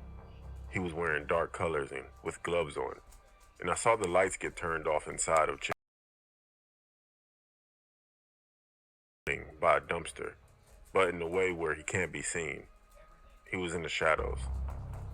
At that point, I leaned my seat all the way back so no one could see me. The woman walked out, turned around, and began to lock the door. As soon as he yanked her hair and started to yell at her as he took her back inside. I leaned up a little bit to get a better look, but I couldn't see anything. There was nothing for about 10 minutes until the man walked back outside. He went straight to his car, but with his trunk left open. A few minutes later, I saw something that I would never forget. The man was dragging the woman's body, but there was no head. He struggled to get her in the trunk, but eventually he got her there. He went back in there and He went back inside again for what seemed like 20 minutes. He came back out, locked up Chick-fil-A, and drove away. Someone else came back for the other car in the parking lot. A few days later, I went into a Starbucks to use the restroom. They showed the picture, and it was the woman who worked at Chick-fil-A. They were interviewing her husband, who was crying during the whole interview. What creeped me out is that her husband was the man that I saw with her that fateful night. I know he killed her, but he was on. He doesn't know. Seeing that lady that night has haunted me since.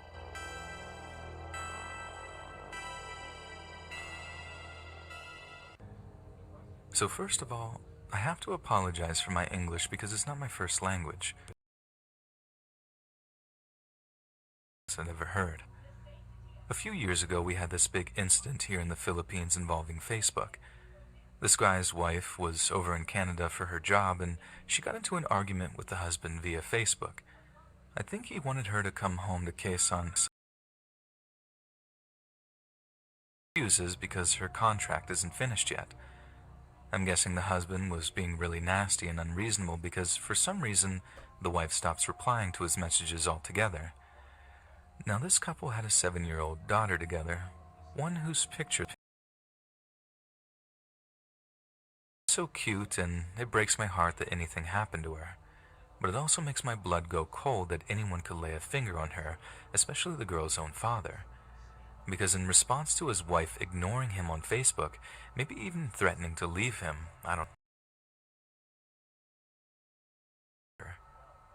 he stabbed her in the neck and chest, then took pictures of the body and uploaded them to Facebook while tagging his wife in the pictures. Can you imagine how horrific that must have been? To get a notification on your phone or laptop or whatever device, then see it was your own dead child.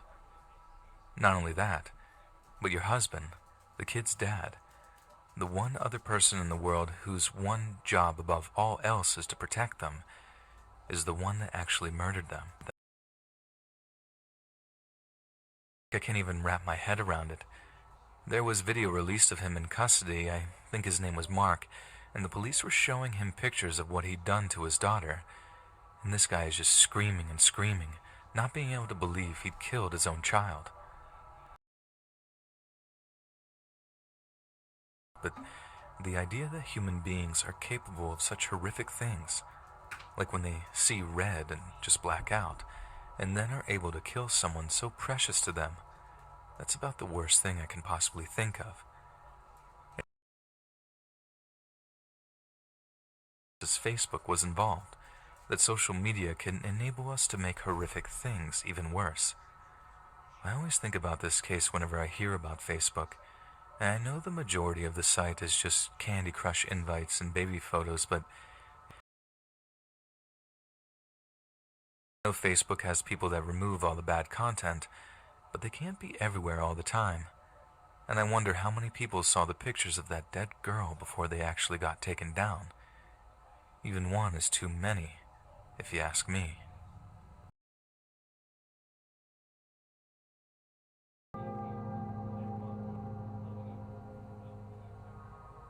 Sometimes Facebook just seems like a powder keg of trouble. It had this weird ability to help exacerbate drama to the point where someone gets hurt. A really good example here in Holland. So there were these two friends of about 15 or 16 years old who went to a New Year's Eve house party together. They ended up getting pretty drunk and having an argument because one of the girls was like making out with guys and her friend didn't like it. The other a sleaze on Facebook. So the friend who got called sleazy complained to one of the guys she'd been making out with at the party, who said that if she wanted to, he could teach the judgmental friend a lesson. I think it says a lot about how petty and accused of being sleazy says yes to this, that she wanted her friend to regret saying mean things to her. So instead of just sending over some rude messages or whatever, this guy gets in touch with another friend of his, who agrees to actually go over to this girl's house because of a few comments on freaking Facebook. Only he doesn't just slap her around or whatever. He takes a knife over to the girl's house, rings on her door, and then stabs her repeatedly with it. That's when this girl's dad is ill. The girl ended up dying a week or so later in the hospital, and it was a huge news story here in Holland. But I think the really horrible thing is that the kid who did the actual stabbing only spent a year in juvenile detention.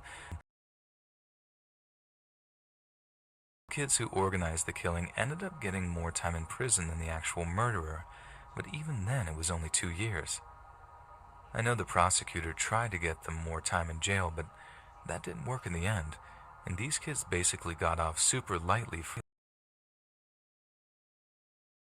argument that unfolded over Facebook.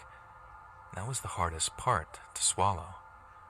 The Dutch media even christened the whole thing Facebook Moord, as like a nickname which basically just meant the Facebook murder in Dutch. I'm not saying there's no doubt that it made it easier to organize. Like I know for a fact that the older guy managed to get in touch with the guy who actually carried out the attack via Facebook, and maybe he wouldn't have been able to organize that without it. Stuff like Facebook is supposedly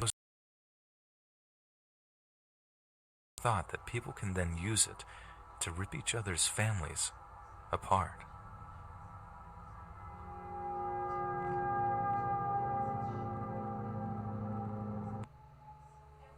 I'm kind of weird about social media.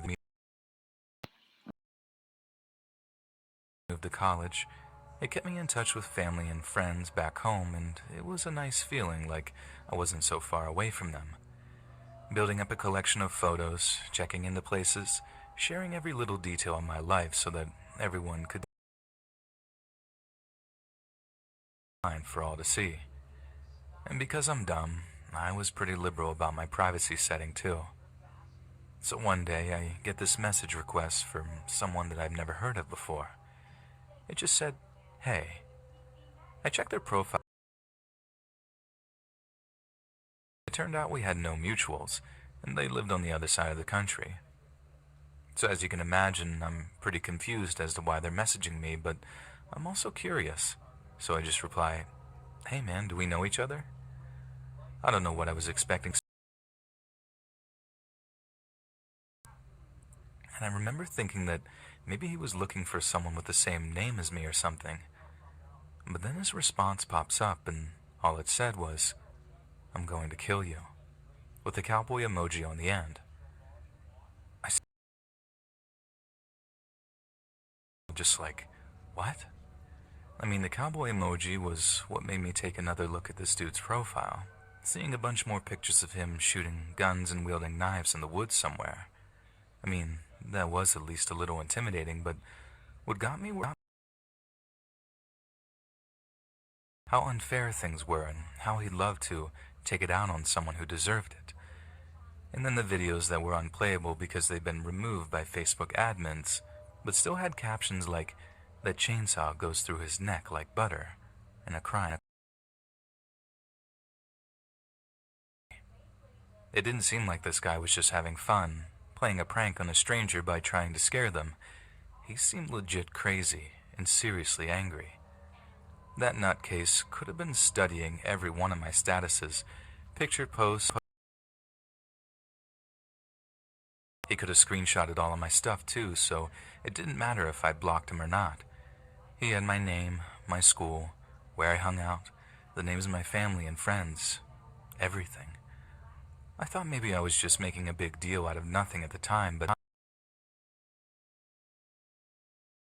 how horrifying a thought it was that he could have been driving across the country as I lay there in bed, having just picked a person at random to kill and being crazy or angry enough to actually do it. You can call me paranoid all you like, but I just couldn't get this guy or whatever was unnerving enough. I mean, he had enough info on me to be able to ambush me at a dozen different places that I just couldn't avoid because they were school or grocery shopping or just my dorm. But what had me freaked out is that creep might have been enough to let it happen in the first place. I knew the internet was full of crazies. I just didn't expect it to reach and touch me in the way that it did. If I didn't make it clear already, I did actually block the guy, but some weird grim curiosity up on him and make sure he wasn't about to do something too nuts. There were no rants, no threatening statuses, just a long series of photo posts that made me think that he'd taken up photography or something. I'm scrolling through them when I couldn't be 100% sure, but I'd swear a lot of the pictures he'd taken were of things that were around the town I was living in. There were no street signs or anything, nothing that actually confirmed he'd actually driven across the country, but if he wasn't taking pictures in a town that had a whole lot of trouble, I expected that guy to jump me for weeks after, like I was a complete nervous wreck. It messed with my sleep, I lost a bunch of weight, being in an almost constant state of anxiety for the better part of a month.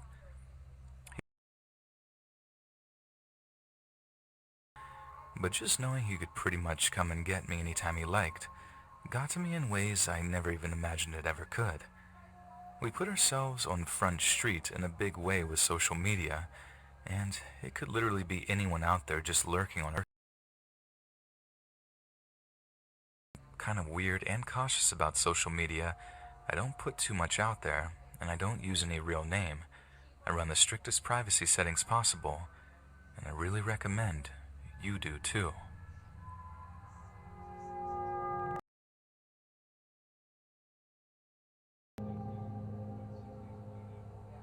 I live here in a place called Mountain City down here in Tennessee.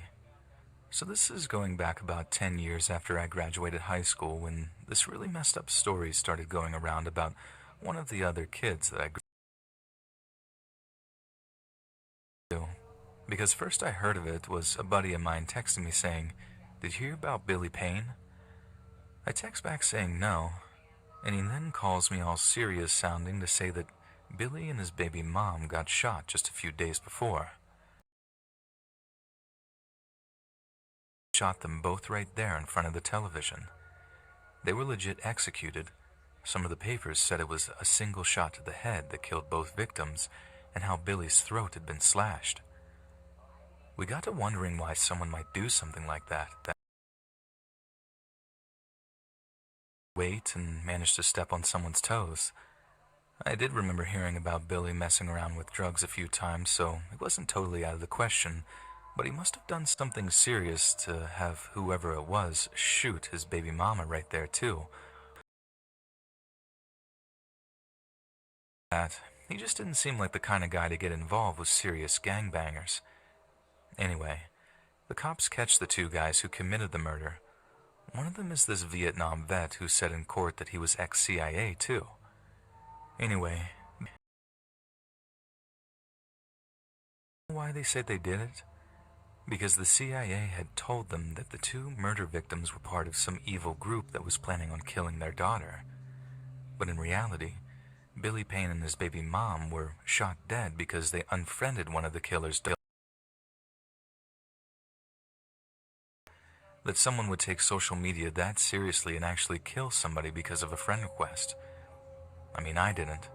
I was convinced that there was more to it than that. And as much as it made me feel like a gorehound, I stayed interested in the trial to find like the cops found Billy's baby alive in his mom's arms. Poor kid is going to grow up without a mother and a father. But then yeah, that's the only reason or motive established, and the prosecutor brings up Facebook messages detailing intense arguments between. They'd argue about it back and forth for hours with some pretty harsh language exchanged too, and then the girl says that she's going to tell her dad. I don't know if the girl just didn't expect her dad to actually go kill them, or that she knew he'd overreact. Hands too, as far as I'm concerned. Like it's the way she told her dad too. She just didn't tell him direct.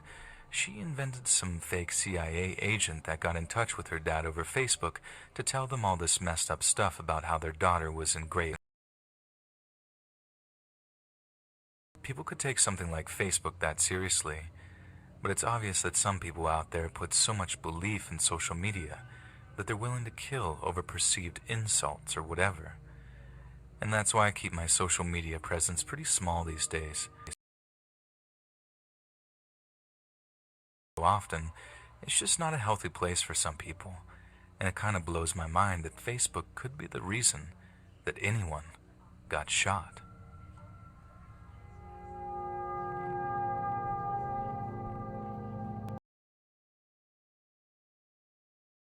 In 2018, 27-year-old Renita Williams of Shreveport, Louisiana was at home, minding her own business. She lived at home with her mother, Anita, and had just broken up with her long-term boyfriend, Jonathan Robinson. Like many relationships, folded on social media websites, mainly the most popular of them, Facebook. Apparently, Jonathan had moved on rather quickly from Renita and had recently started dating a woman from Houston, Texas named Sharika Taylor. And although it's not entirely, there had definitely been some exchange between the two women that had seriously enraged Jonathan Robinson. As foolish as it often is, men sometimes attempt to defend the honor of the women in their lives, but no one could have expected Jonathan to take such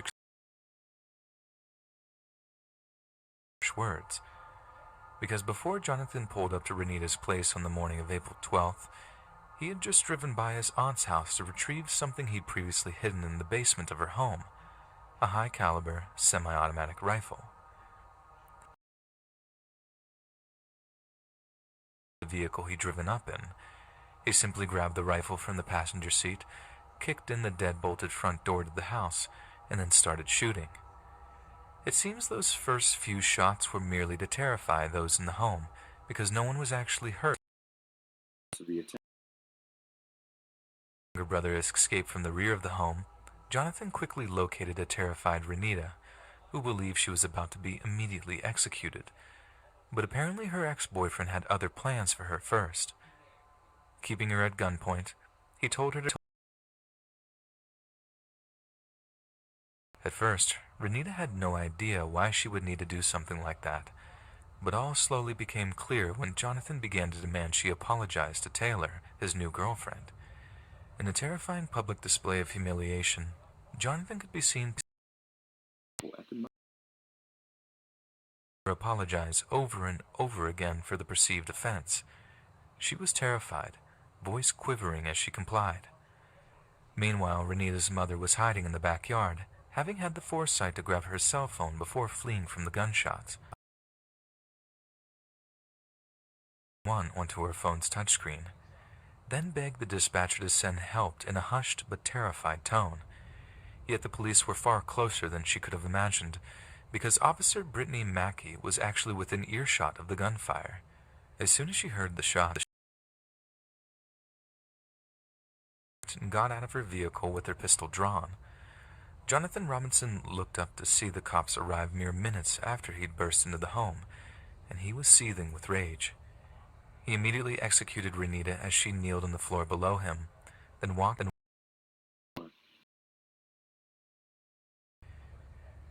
using trees and parked vehicles as cover, Jonathan sent round after round of high-caliber rifle fire into the officer's patrol car, forcing her into cover.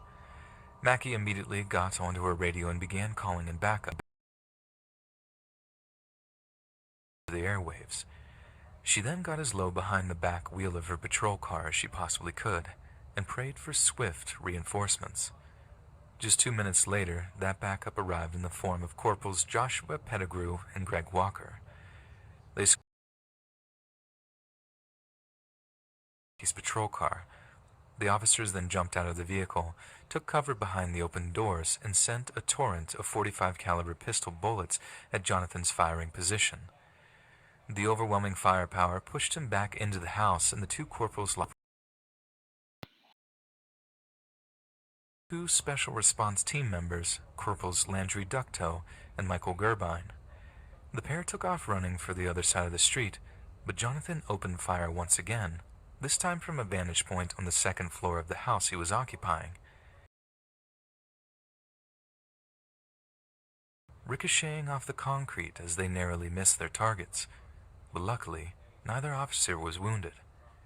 He's in a sniper position, another officer can be heard screaming on a police cruiser's dash cam. Get down. Position coupled with high-caliber weaponry, and for almost an hour, he kept every officer pinned down and unable to approach his position. They were so heavily outgunned that the only two shots that managed to fire were to disable the car Robinson. Plus, the police had no idea where he was even shooting from and couldn't risk civilian casualties by peppering the entire home with bullets. To the officers pinned down at the scene, waiting for a full special response team to arrive seemed like an eternity. Was pushing up towards the house, preparing to breach and clear the entire structure to locate and eliminate the active shooter. Yet just as the team was cleared to breach, Jonathan indicates to those on scene that he wished to surrender. They hesitated, and them first, and sent a bullet smashing through SRT operative Robert Entrikin's right wrist. "I've been hit," Entrikin cried over his radio. "Officer hit." Another torrent of bullets are exchanged for a few moments before a sudden eyes of the attending officers, Jonathan appeared to walk out of the busted front door again. Only this time, he was unarmed, and he proceeded to lie down on the front lawn of the house in a show of surrender. The SR team rushed in, putting cuffs on. Mother and brother are led away from the scene safely, but heartbreakingly, Renita had succumbed to her wounds before the EMTs could get to her. At his murder trial, Jonathan Robinson pled guilty to first-degree murder and admitted to investigators that he narrowly escaped the death penalty by agreeing to a plea deal presented to him by prosecutors and was later sentenced to life in prison. 100 years ago, a person would have to drag another into a busy street to perform a public execution, but to have all your family and friends watching as you're executed in cold blood by some deranged killer. And such incidents can happen so fast that there's simply no way of preemptively or actively censoring them, no matter how hard Facebook might try. Us to share all the intimate details of our lives, humanity seems to relish in sharing not just the good and positive, but also the darker, more terrifying things too.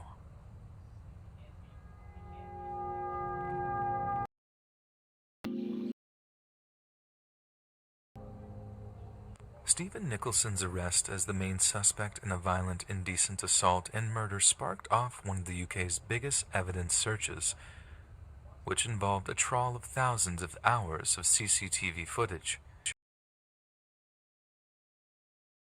Q, and actually rented a room in her parents' home at the time of her murder.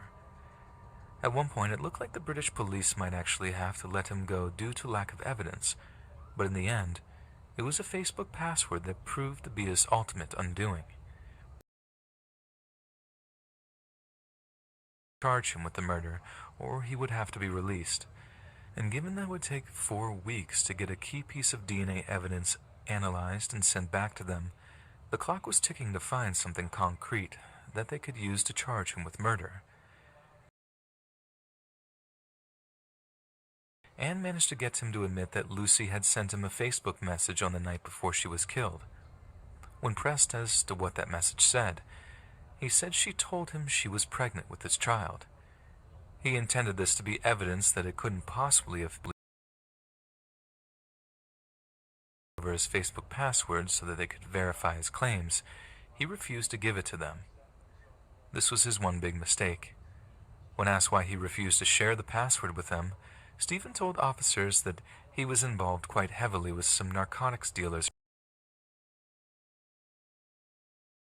as them, possibly even causing them to take reprisals against him. But this didn't wash with investigating officers, who became convinced that the information contained within the account could be used against him. It also presented them with a marvel available to them. One being to seek the compliance of U.S. federal courts to get Facebook to hand over Stephen's passwords to them, but that would have taken way longer than just